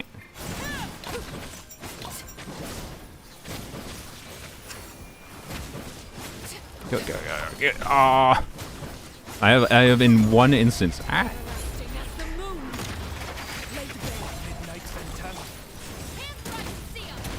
Die. There you go. I have in one instance killed this thing at before it got his second shield up with that team. It's very tricky to do. It's like right on the borderline. All right.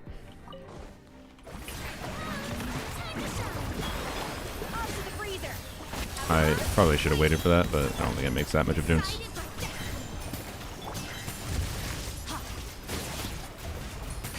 Why does that sound effect not play there? Oh, I think I didn't do that right. Whatever. I don't think I did the previous time right either.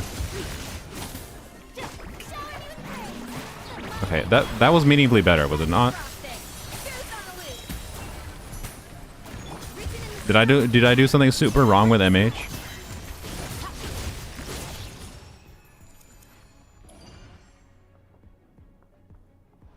Like, that thing was tanking of that.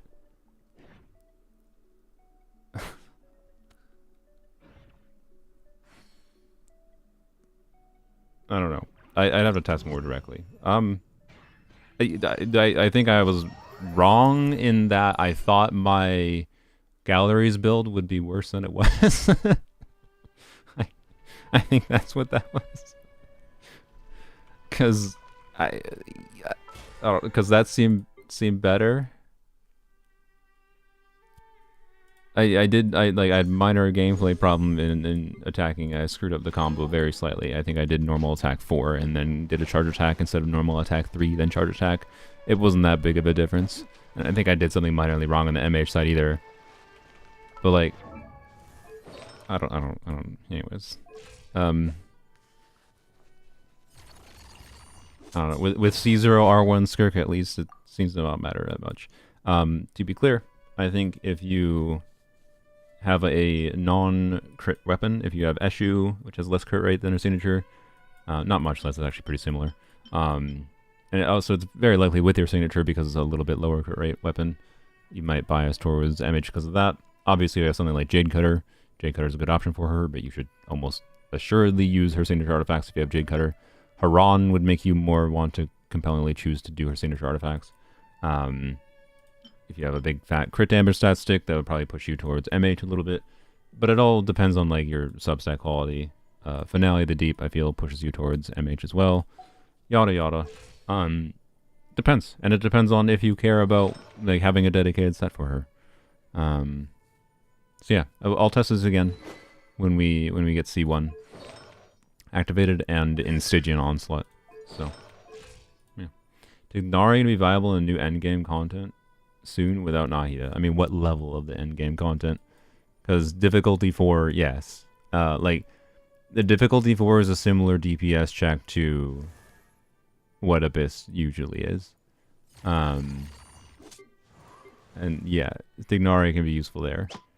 Difficulty 7 or 7 difficulty 5 is a different story. So yeah, anywho's switch it back to the crit rate circlet for now with the cryo gooblet, mostly because I've been playing Sunfire.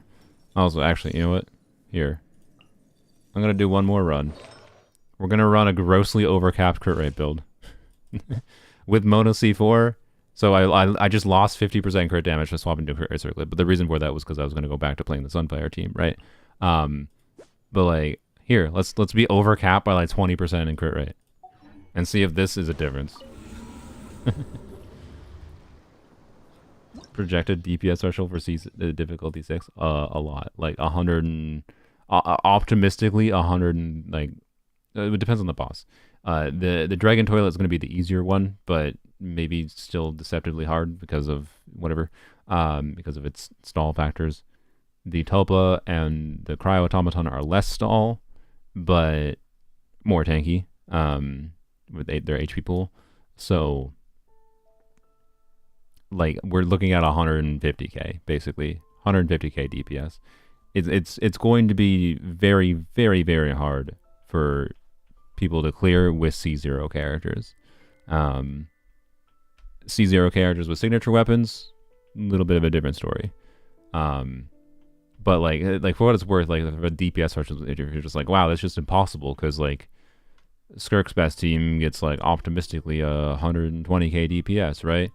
Well, no, because those DPS evaluation standards from Theory Crafters are using like KQM standards for artifact investment, build investment, as well as talent investment. Like they're talent level 9, I believe. So like you can, and they also were, those were also calcs that were done, for example, without like sweaty DPS, like sweaty better gameplay combos. So like, can you clear?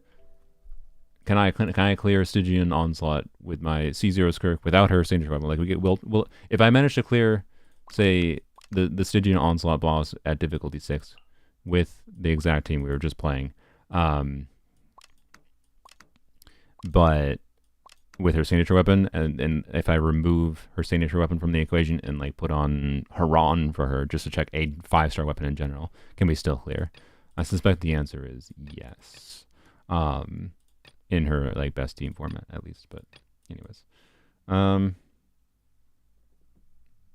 So we're looking at C0 plus SIG with top 5% level builds minimum. I think it might be top 1%. I think it might be top 1%. It's like really hard. Because on top of that, you need to have like the ideal teams for also clearing the enemy mechanics too. Like the Tulpa is going to be super sus because like the ideal teams for it are Chevreuse teams, I would say. Like a Chevreuse Arlecchino team or a Chevreuse Moika team is ideal. But then you got to break the shields. And the breaking the shields might mean that like just whale investment into constellations is necessary. So I don't know, right? I don't know. It's definitely like a C1 signature weapon is what most people will probably feel is the baseline required at minimum. That's what I suspect Jeff's going to say about it. And that's I suspect what my feeling is going to be with it too, where it's going to feel like it's very, very difficult to clear difficulty 6 without having some amount of extra 5-star investment onto your team into weapons or constellations. But I could be wrong. In fact, I hope I am wrong.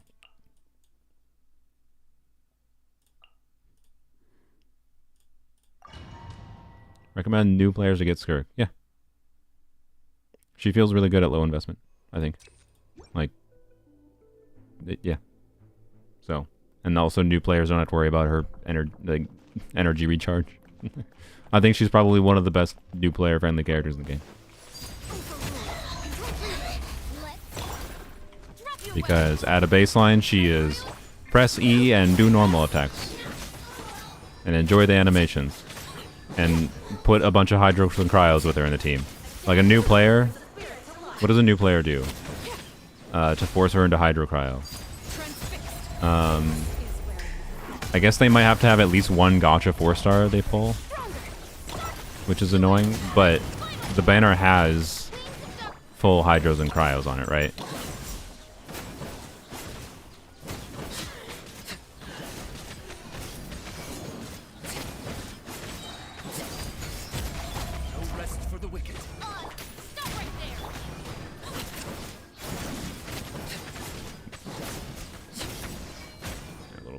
Right, the banner has full Hydros and Cryos on it. So, like, I sure hope you manage to get, like, a Dahlia, right?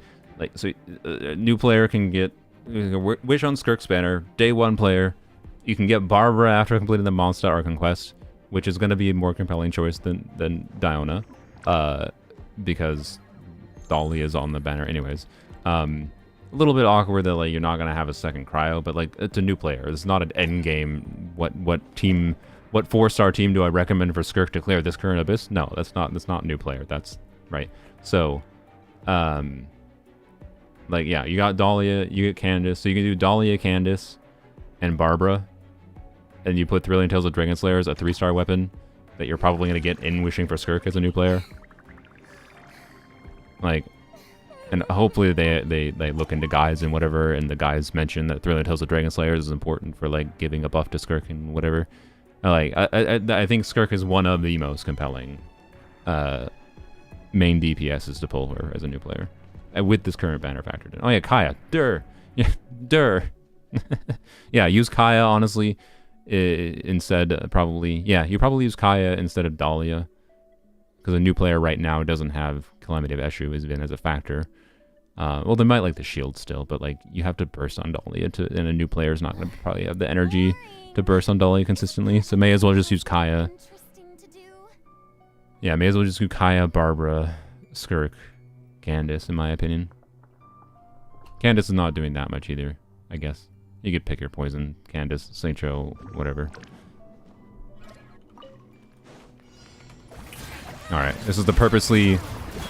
The I'm 20% overcapped on crit rate build.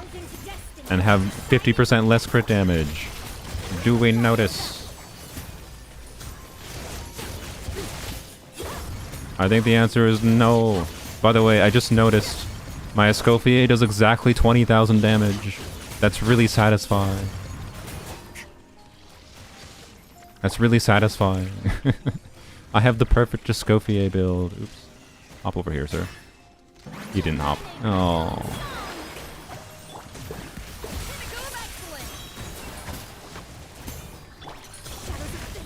I should not have done that. Whoops. Okay, whatever. We're in normal attack mode. Yep. It's like this is a very inoptimal build, right? 100% crit rate, 100% crit rate, cool and all that, but like, 120% is a little bit imbalanced, right?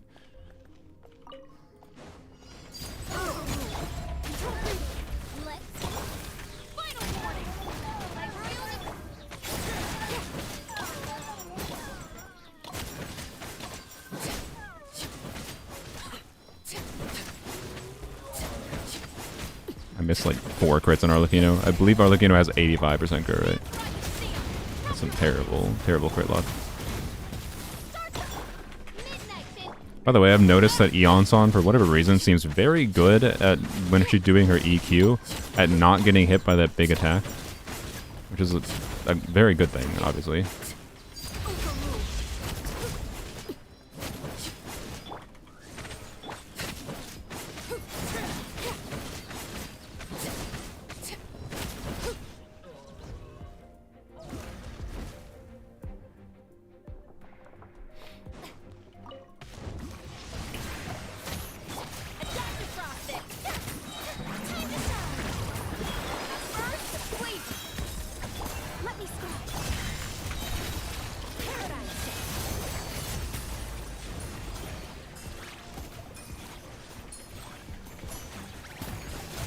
Oh, I should have reset scope EA probably, but it might not matter.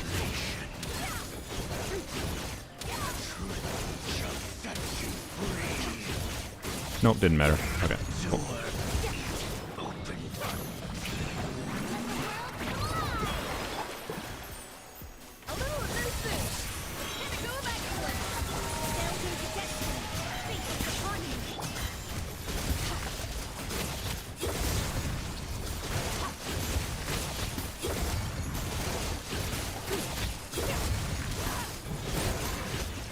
Like it's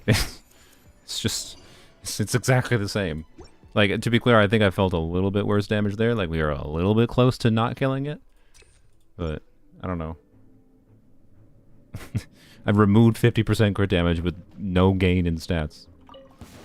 Other than we technically swapped to a cryo goblin instead of attack goblin, I guess that maybe is a gain, but it's probably a wash.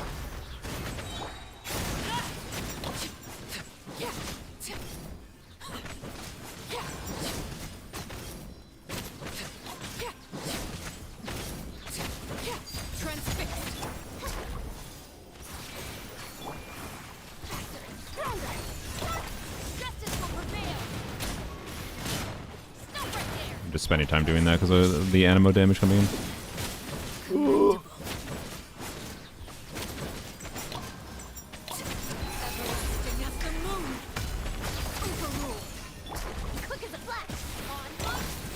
By the way, I like that Eonson can break that shield.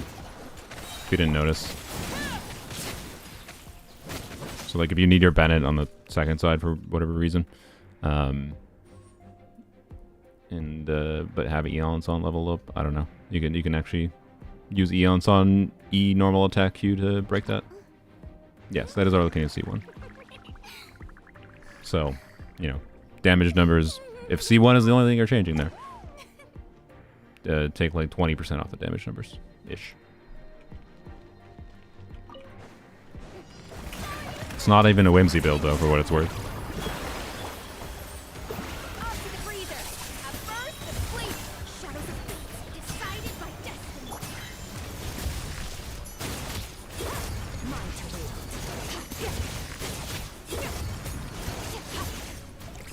Did that with this Oli.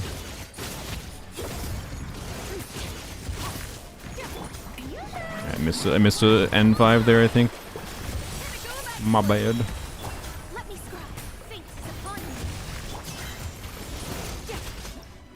Wow, it was the same experience. Yep. And this was, I think that is proof of why, unless it starts to matter in Obsidian Onslaught, why I just don't think the artifact situation matters. So, yarp. Anyways, And also why I am probably going to stick to a crit rate circlet most of the time. I'm going to try to improve this crit rate circlet, to be clear, and the goblet, because, like, I'm not quite happy with them. But, yeah, I don't know. It seems like I'm very far away from 200 crit damage, right? But, I don't know. With like, the next 2 patches of rerollers, I feel like it's likely I can hit that. But I kind of really need crit damage rolls. Actually, there's an interesting question here. If I'm going to use a crit rate circlet, do I select when I reroll this? Do I select attack percent crit damage? Huh.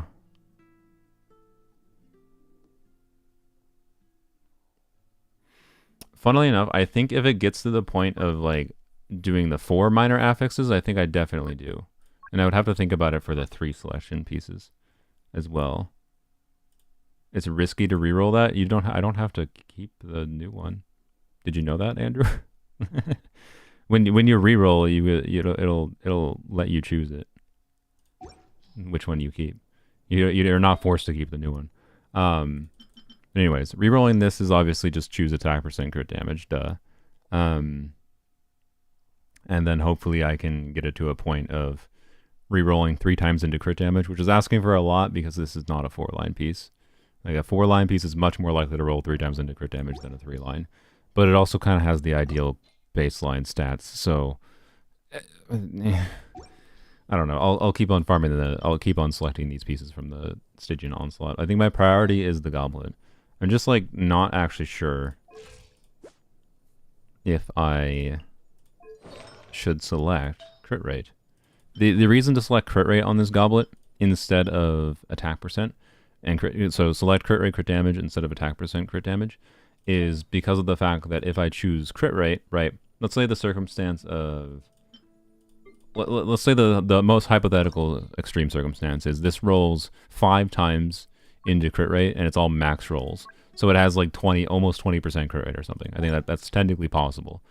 Then obviously that would mean this build is now super not ideal, but I'm on a crit rate circlet, right? So I would switch to a crit damage circlet.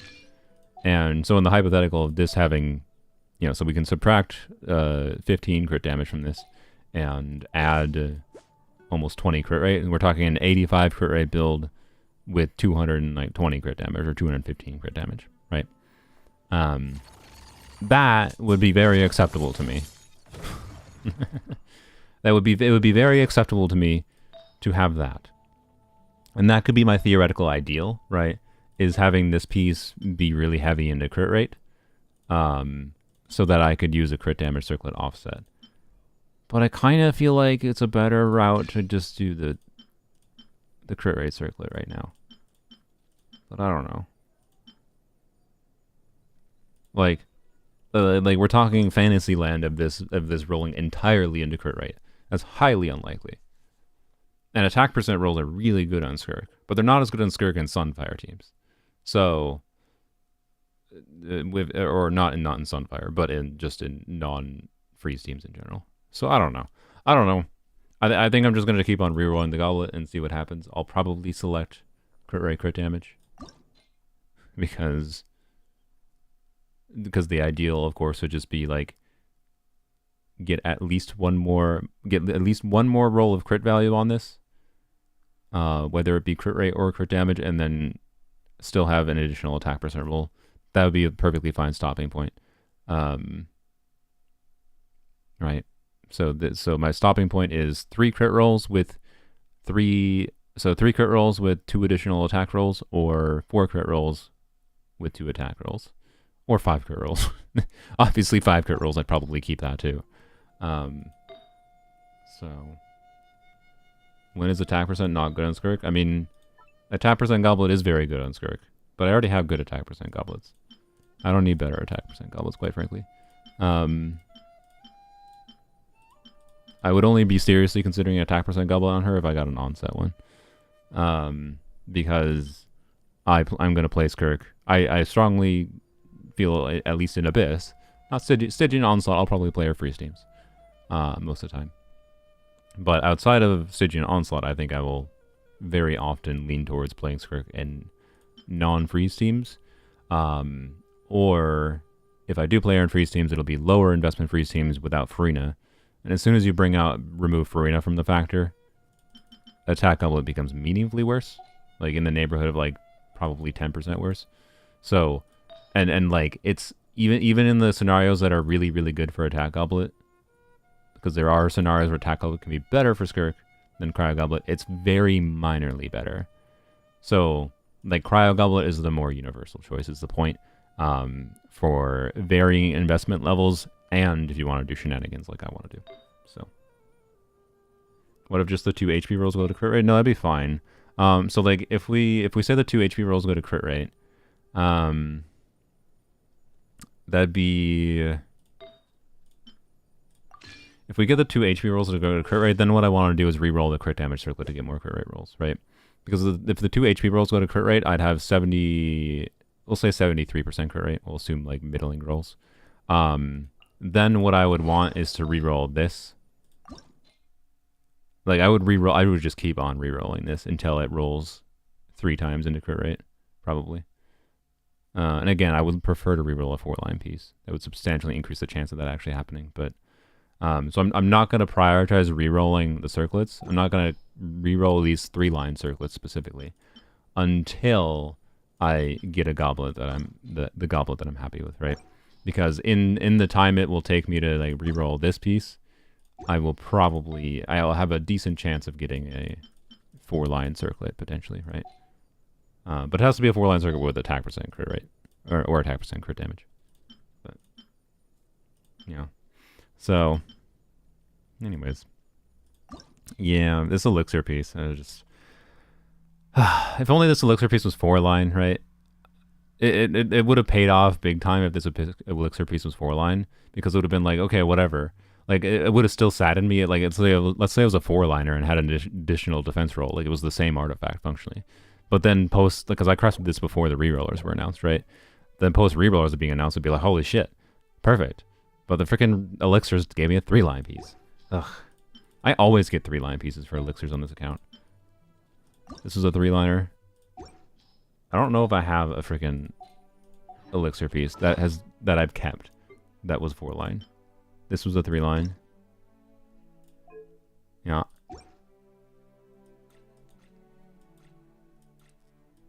And I don't know if there's any elixir piece. Actually, no. There's one. I think this one was one. Yeah. So this one was an elixir piece, which in hindsight it's not being used right now. So in hindsight, this one wasn't worth it. But oh well.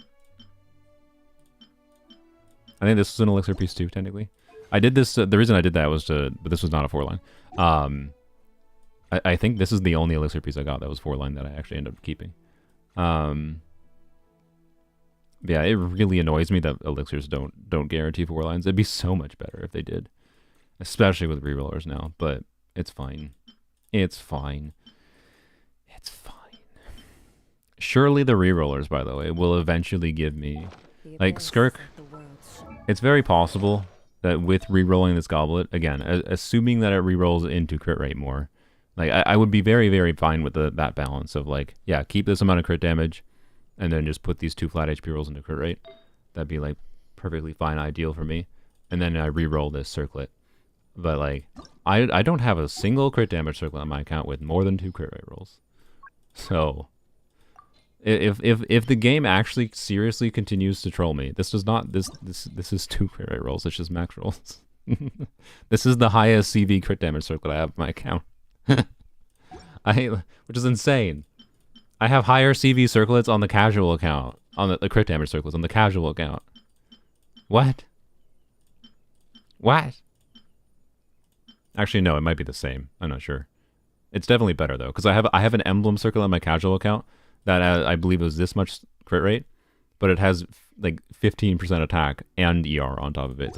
It's a godly crit damage circlet and emblem. Meanwhile, on this account, lol. I have the crit damage, but not the crit rate. Yeah. I mean, I think crit damage circlets are now better than crit rate circlets on average, at least for.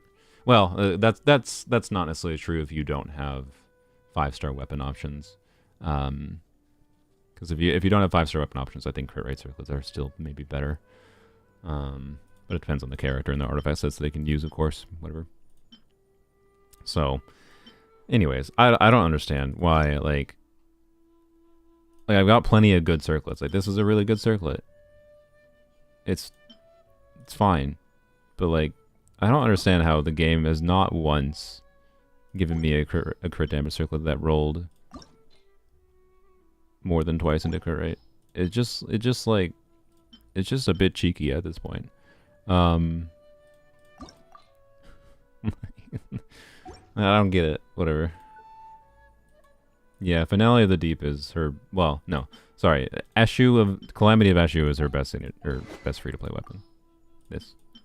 But this requires a shield, and the problem I noticed this on my casual account was you're dealing with a little bit of it. Even Layla, like rotating shield Layla directly into Skirk. Skirk lasts a bit longer than Layla's shield uptime is.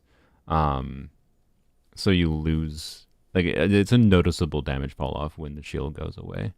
And that's kind of annoying because, like, that doesn't happen with Finale, and such that, like, I might notice in practice despite the fact that I don't have an R5 Finale on that account yet, but I can make one, I think. And I might make one, but the problem is right now the Skirk teams I'm playing for freeze teams don't use healing. So I don't know right now. I think I'd recommend Finale of the Deep R5 over Eshu, unless you're playing Seat Lolly with her, or Dahlia C4 Plus, because Dahlia C4 Plus, I believe his shield lasts longer. I believe it lasts 15 seconds, which is enough to, yeah. So Dahlia C4 or Sit Lolly is enough consistent shield uptime that Eshu is the go-to if you have it. But otherwise, Finale of the Deep, yeah. Which requires healing, so, you know. And by the way, for what it's worth, I cleared with Finale of the Deep. I cleared with Finale of the Deep with Skirk in a Sunfire team the other day, aka a non-freeze team. It was fine. It cleared. And that was level 80 R2. Like, it's a good weapon for her. So, anyways. Yeah, Dahlia C4 is 15, otherwise 12. Yeah, that's what I thought. So, by the way, that's the reason I'm not leveling Dahlia on my mini account. I was considering it, because I do think Skirk is... The nuance of Skirk with attack speed is interesting. But if I want to have extra attack speed Skirk, I'd rather play Sunfire with Jean C2, giving 15% attack speed. And if I need even more attack speed, well, guess what? I can use Chungus. So I can have a whopping 23% attack speed. Which is more than I can get from a C0 Dahlia. And a C6 Dahlia, sure, takes it to 30%. But, no, like, yeah, I don't know. Like, I was considering leveling him because, like, I would have access to, like, doing a slightly more relatable Dahlia team with Eshu. But I'd rather level Layla right now, if I have to deal with 12-second shield uptime. So, yeah. Oh well, is what it is. Dahlia C6 I think is actually pretty good. Dahlia C4 Plus I think is strongly worth considering using. Pre C4, I'd rather Layla. So yeah, that's my vibe right now. But it still is not perfect. Like I said, it's awkward. Fab better on Layla. I wasn't talking about the weapon for Layla. I was talking about it for Skirk. But yes, for Layla, most likely you just use Fab. The alternative is an HP sword, such as... I thought I leveled it up. Oh, I did. It's right here. Yeah. Wasn't sure if I had gotten extras. You can use an HP sword to make her shield more tanky. To be clear, I think this is worse. This is just worse on the damage level, but you might want it depending on the enemy you're against. I don't know. The reason you build Fav on Layla, the thing, so I actually think you build Fav on Layla, generally speaking, for Skirk, because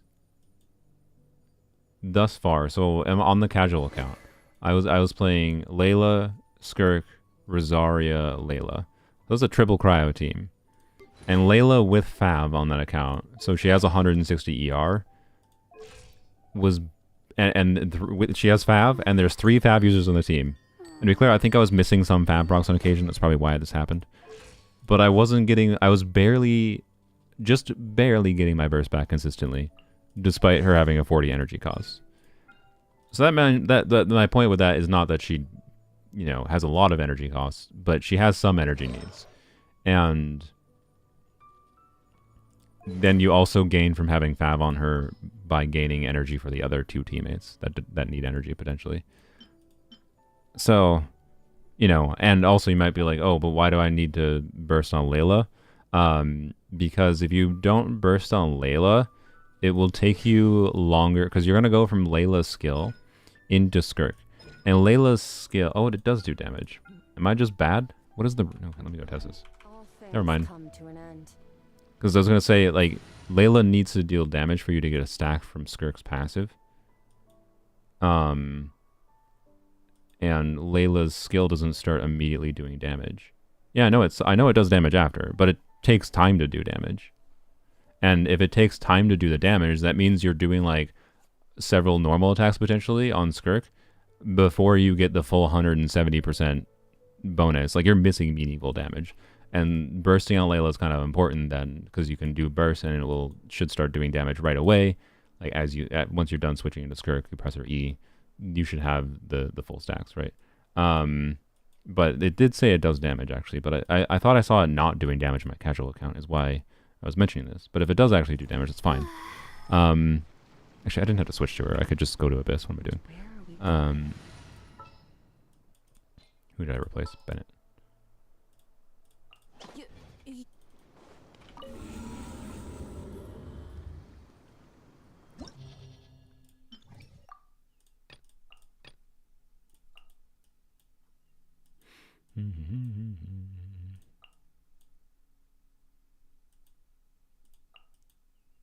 Where are you? There you are. Yeah, because so if we just skill is what we're gonna do. We're not gonna burst. Oh, it does. Okay, never mind. So I think I just saw it not hitting because I was too far away. Let me see if I can do that again. I think the range on her skill hitting is really low. Low gen. Maybe I do it here. Yeah, I think that's what was happening. Yeah. So that's a little awkward. I still think there's a reason to have energy on her to make sure you can burst consistently. But if you're hugging the enemies, it does hit and it does get a stack on burst on Skirk, which is that little symbol that pops up above your character. So yeah, the range is super low, and that means I think you kind of probably want to do... Normally I think you want to do Q, and then E, and then you switch to Skirk, and yeah, you can go to town, right?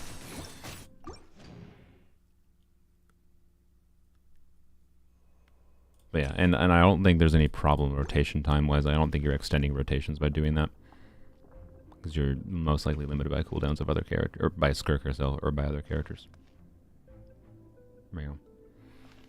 Makes sense as a shielder. No, it's just a thing to be aware of for Layla when it comes to Skirk. Because if you don't get that cryo hit from... If you don't get a cryo hit from her, and this is the same for... Like, Mika will have the same... If you whiff on Mika's skill, say you, like, aim into the ceiling with Mika, he will have a similar problem.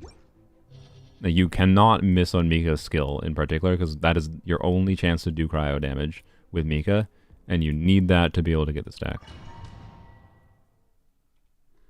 But yeah, and I think I just recommend Layla's Burst. It's not necessary, but I recommend Layla's Burst. It makes it more consistent.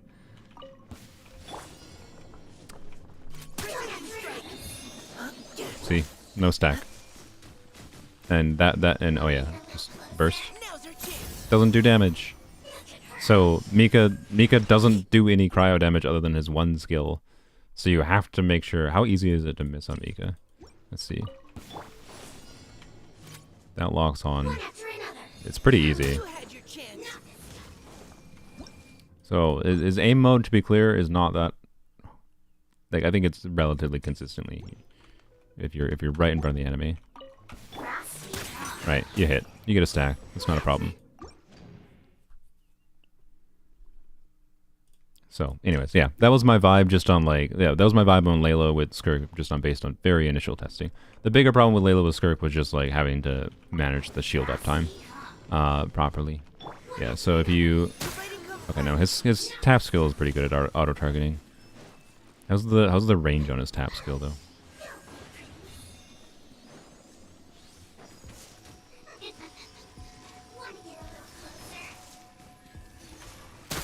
It's still pretty good. Okay. Does he always generate 4 cryo particles? No.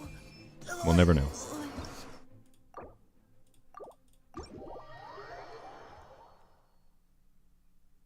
Is it better to run Charlotte instead of Layla for that comp for TGS? Not if you need Eshu. Not if this is a factor to you.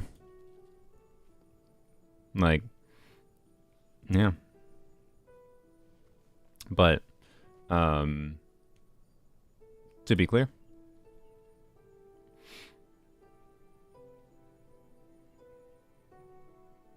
so if Arena is a factor, Mika is better than Charlotte, right?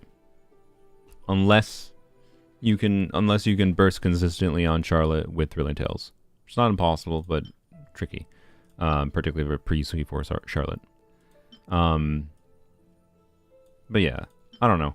Eshu is kind of a tricky weapon, I think, to keep the full uptime on, such that I think this weapon is a little bit overrepresented on a spreadsheet level for how good it is. Like, I think it's worse than I thought it would be for Skirk's normal teams.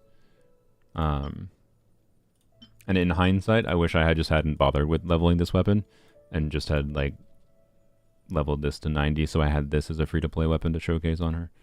But now I don't have the resources to even level this up right now, so I'll work on it maybe in the future. But yeah, if we're talking Charlotte, to be clear, in a non-Farina Skirk team, then yeah, I would say, like, yeah, maybe. I'm gonna mess around on my casual account whether or not I want to try to get Thrilling Tales of Dragon Slayers working on Mona as an option, but I might try Charlotte instead, just from the level of Charlotte being a healer might be more compelling. I don't know. We'll see. Charlotte, Thrilling Tales of Dragon Slayers, and then I switch from Eshu into Finale, right? Might be more pleasing, maybe. But yeah, if Farina is a factor, Mika is better. Because his energy needs are lower. And he's going to be easier to use. Better, easier for the rotation, whatever, right? I think rotation flexibility is a pretty big deal for Skirk, actually. As far as like min-maxing her gameplay utility with her burst and all that. Rotation flexibility is ideal, and that's a big part of why I think like Mona is potentially one of her best options. In some ways, it's actually why Shenhe is better than expected, because Shenhe kind of incentivizes you to do weird partial rotations that aren't like consistent on a like every 15-20 second level. Instead, it's like 25 or 30 second rotations with variable uptime on burst and skill at different times and whatever. And that nuance is kind of valuable, but anyways. So something like Thrilling Tales of Dragon Slayers restricts your rotations more. That's kind of annoying, but anyways. Get more glow up to Mona? Yeah, I just did a bunch of runs of Mona. I like her. Yeah, I'm not sure what the Mika, how Mika changes her combos. I think the baseline combo is still the same, with do 5 normal attacks and then do Q. But I don't know if it changes much past that.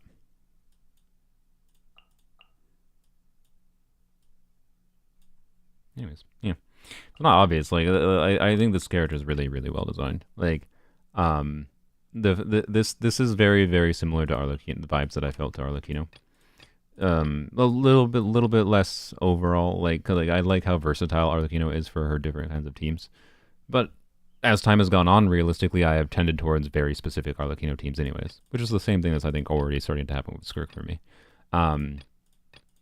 So removing that as a factor, then both of these units are units that are like, yep, you do a bunch of normal attacks at a baseline. Wow, complicated. That's brain dead character. Except actually utilizing them to their full extent has much more nuance than that. And I think that's just good design, I think. I guess I just need them to duplicate Arlecchino for every element combo, and then I become happy.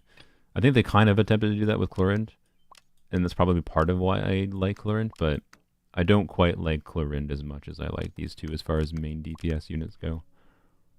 So, yeah. I wish my unstarred units didn't appear in the top of this list, by the way. I wish I could control the order of this list, because that would make Siegeween... I would make my less used units not appear here, because there's a lot of force. Like, I have to scroll down for Bennett, man. Like, it's so annoying to have to scroll down for frickin' Bennett. Ugh.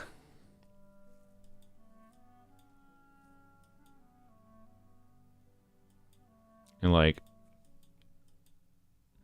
I would be tempted to level 90 Chevres to make her appear higher in the list, except, like, it wouldn't do anything. I mean, it would do something. But it would push Bennett back more. It would push Fischl down. As soon as I leveled the next 4-star, the next new 4-star that I leveled to 90 is gonna push Fischl down. So I'm gonna have to scroll down for Fischl too. Ugh. Yeah, I don't like Alhaitham. Alhaitham feels bad. I don't know. Like Alhaitham feels bad because if you do a terrible combo on him, he just feels like ass. I don't know. He just doesn't feel very good. His damage contribution isn't that good. Like, his ER needs are annoying.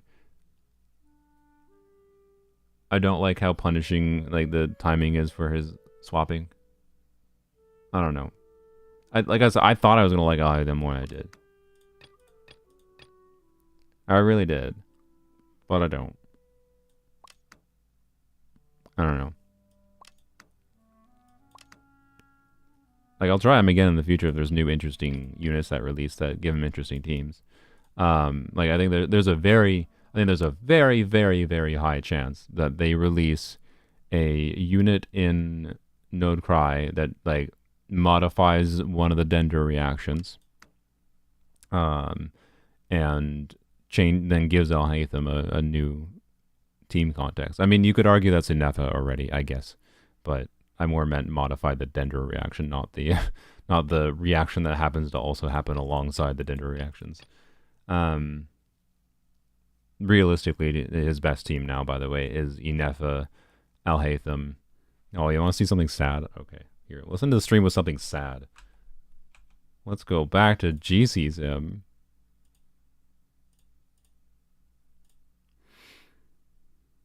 Close that. Alhaitham. So the thing I'm going to point out here is right now the expectation is that that's a freaking C6. The expectation is that I want this team, but with a Hydra unit. Actually, you know what? This one is probably fine. Let's say we replace Kuki. We replace Kuki with Inefa, right? So right now, actually shoot, this won't work properly, will it? Because you're removing healing. Ah, frick. God dang it, Freena. Okay.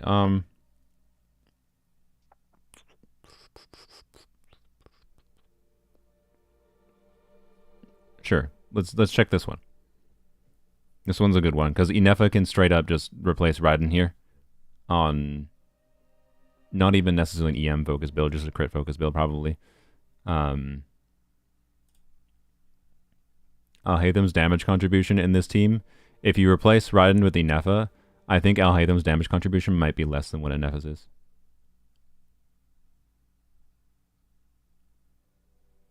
Yeah. Oh god, it's way less. Oh no. Oh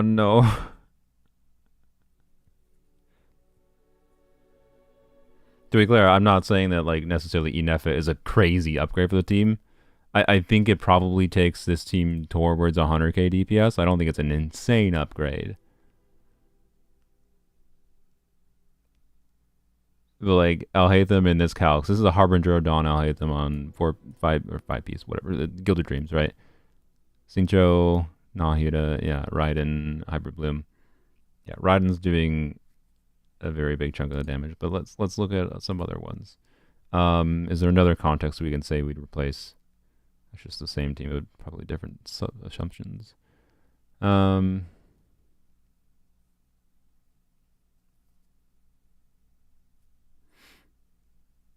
I find a non? I kind of want to. I wish there was a calc that had this team, but with like, well, like Xingqiu here. Xingqiu, EI, Nahida, I think is the calc I'm looking for. That I want to see what is the damage content. Well, I guess we can just use this. Yeah, can we? Yeah, we can. We can use this as a baseline. No, we can't. Not really. Is there one with Yelan? Can we find a Hyperbloom with Yelan? That's what I want. That's what I want. I want a Yelan variant with Raiden. That was close, but that's a Electro Charge. Actually, frick. No, no. Check this one. Oh, frick. Oh, God. Actually, this is an Electro Charge team. I don't know how fake this sim is. There are fake sims on. Yeah, Deepwood Xingqiu is fine. I don't think that's a problem. Is it annoying to do that? Sure. I don't think it's fake to do that though. Option to weave NAs during setup on energy drops based on. This is with a low file height, them to be clear. But I expect Alhaitham's damage contribution is a little bit higher here. Oh, it's still... No, I lied. I lied. How is Raiden doing 48% of the team's damage in this? What?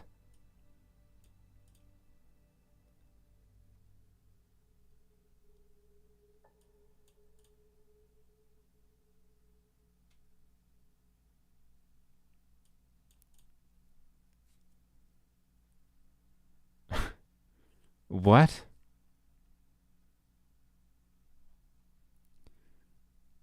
Yeah, Inefa should be a meaningful upgrade though in this team context. I think. I'm not 100% certain, but that is another good comparison though. But Alhaitham is doing 20% of the team's damage in this kind of context, and it was similar for the other one. Like you know, you want to know what, like, the fact that I'm not 100% sure of this, I guess, because you're removing Hyperbloom from the context, but if you replace Alhaitham with Inefa, no, so I was just operating a level of, oh yeah, here we go. Hey, so here's another one that might be interesting. What if you replace Kuki with Inefa here?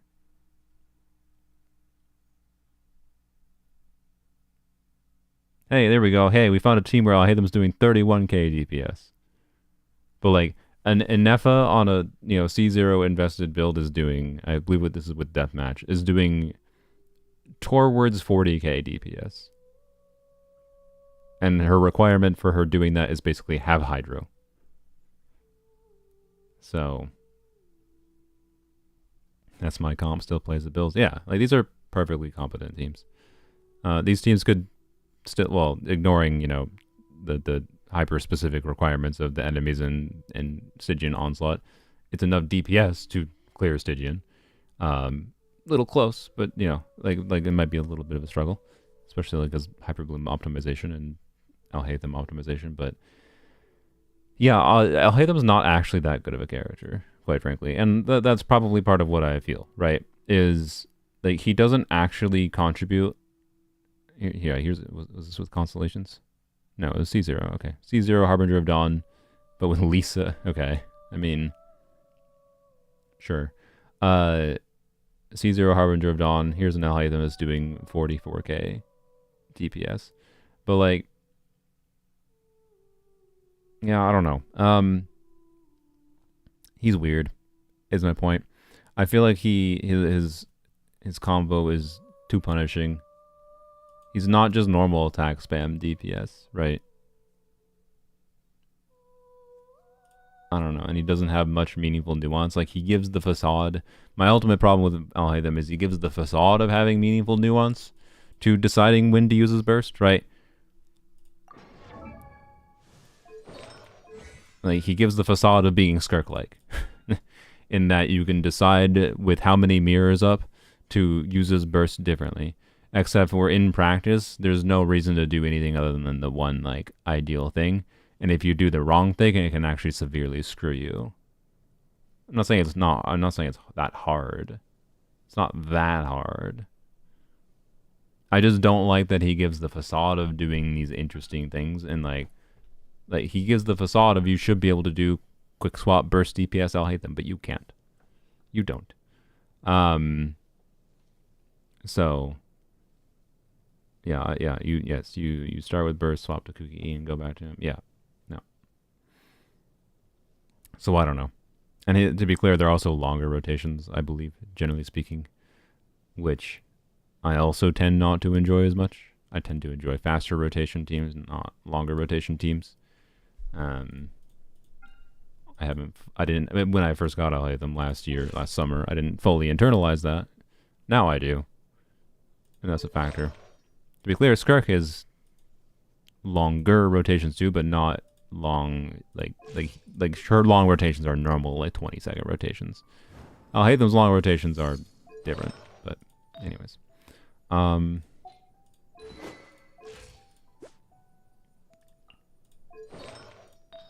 you back on the crit racer clip for now. Bring it. Alright. Anyways. I have been yapping way too long. Jesus Christ. How did this turn into a 7-hour stream? I feel like something happened to my brain in the last, like, 3 weeks. Where I just started doing 6-hour, 7-hour streams more regularly, and I don't know why. It hasn't been intentional. It hasn't been a conscious change. I honestly feel like I need to go back to doing 5-6-hour streams.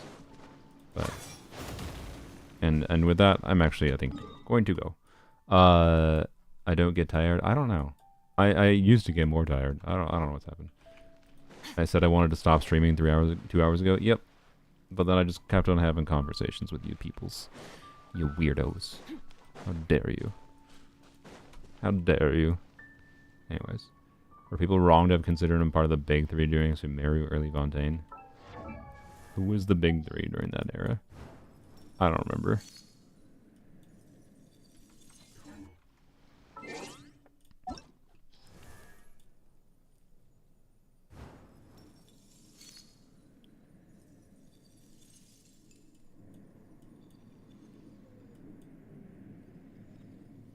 Who was even considered the big three as far as main DPSs go? Was Hu Tao in that list? Hu Tao probably was still in that list in Sumeru times. Was Raiden still on the list? She doesn't deserve to be, but she might have been. Like he deserved to be back then because his teams had the ability to have diversified forms of damage that,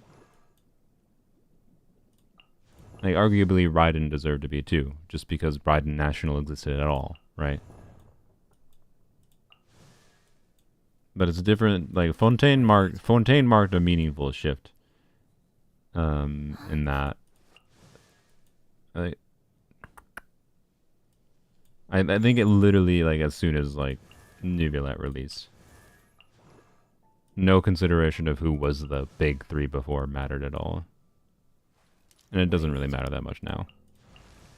But I don't know.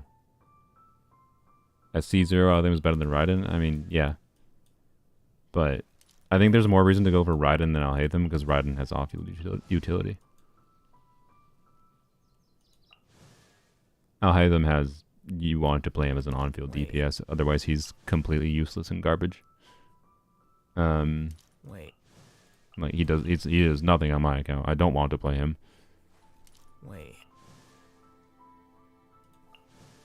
So, you know. But he is a better character, yes, than Raiden as far as a main DPS goes, for sure. That is not in question. It's short, he is useless and garbage all the time. No, he is useless and garbage to me. That is different than useless and garbage to you. Dendro, a non-field Dendro can still drive mini a reaction, so I don't know. But it's just an interesting thought. It's a fair thing to bring up, because like he does have fundamentally similar baseline design. But yeah, despite liking Dendro units, despite liking that baseline design of normal attack units with nuance to how they're used, Alhaitham feels like shite to me. So, yeah, and that's what I was just trying to, to mull through and articulate, is why exactly is that? And I don't have a very highly specific reason why, other than the conjunction of things. Rhymegrass will save him. Maybe. Why? Because then I can do Skirk and Alhaitham together, and I can just burst on Skirk. And we can pretend Alhaitham contributes. No, sorry. I was going to change Alhaitham, make him so he generates energy on skill cast. And change how his burst. Like, honestly, at this point, imagine if Alhaitham had his original burst scalings. It's like when they changed him from beta, he was like, clearly he was too strong in his original beta for the current state of the game. And that's fine that they changed that in that context. But then in a modern day Genshin context, if he had his original numbers, I don't think he would be that broken. And I think the big thing that would fix with him, to me, is that it would feel like he's doing more personal damage, and it would feel like you get more value out of optimizing his personal damage output, out of optimizing his build, right? Yada yada, right? But I don't remember like at all what the exact numbers were to try to get an approximation for how much of an actual damage increase that would be for him. I suspect it would take his like 80k DPS teams probably towards 100k. And again, in the current contest of the game, that's perfectly fine, right? So you know what? That's what they should do with Alhaitham. Make him generate energy on skill cast, so I can actually consider doing burst Alhaitham for real, with some amount of interesting utility, and then yeah, and then give him his first beta numbers back. He's probably more interesting. Not more interesting. I still probably wouldn't like him because of how he feels to play. I don't know. Something about how he feels just doesn't feel that good. But yeah, 100k might be generous. I don't know. Yes, I do think old units should be buffed at this point. Like, with how the direction of the game has been going, I agree. I think some old units are in need of changes. Oh. If you ever want to trade tactics. Oh wait, I'm literally tired. I just yawned.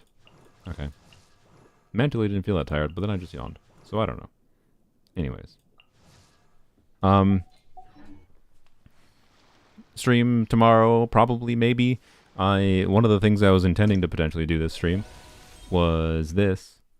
And if you somehow watched through all of this stream because you're as insane as I am, thanks, I guess. I didn't do any of that. So, yup. Also, that's C5 Sethos for me. All things come to an end. Anyways, Even time thanks for itself. watching, I suppose. We will maybe stream tomorrow, or maybe I'll take a break tomorrow in favor of trying to make... I might record like a simple video to throw up on Wednesday. To throw up. Not like vomit, but like to put up. Anywho's. See people hating on the event, but I liked it so far. I did it on my casual account to get Primo Gems for Skirk. But yeah. Power Traveler video? No. Probably the Skirk no artifact video. Pyro Traveler video is going to take more effort. And yeah. So, yeah. Anyways, I've just never been in the mood to do the Pyro Traveler video. Was that your idea, Yold? Oh, yeah. There you go. Yold's idea. The no artifact Skirk video. which will be my opportunity. I've had a lot of yaps on live stream about this point. It was part of the yap we had today in the testing and whatever. But yeah, and part of the point is just like, for the context of Abyss, the fact that I can go into Abyss with a C0 Skirk and clear with a Harbinger of Dawn, no artifacts build, means you probably don't need to worry that much about the artifacts. In Abyss. Stygian Onslaught, different context, higher DPS. Higher sustained DPS matters a bit more there. So, anyways. Bye! Maybe stream tomorrow, maybe not. I'll have to figure out what I want to do for the Jufufu, for the tiger. Probably just going to pull her on my own. And then we'll have a stream with Zenless at some point. Bye. Yeah, the buff is very strong, but you do realize that the 75% damage bonus does less for you when you don't crit, right? Damage bonus value scales with crit because they're multiplied together. So if you're critting way less by not having any artifacts and having way less base attack, you're getting less value from the damage bonus stats. You get more value from the damage bonus the higher investment your build is. But yeah, thank you for reminding me, because that is something I should mention. But yeah, bye. Bye. Bye. Awkward.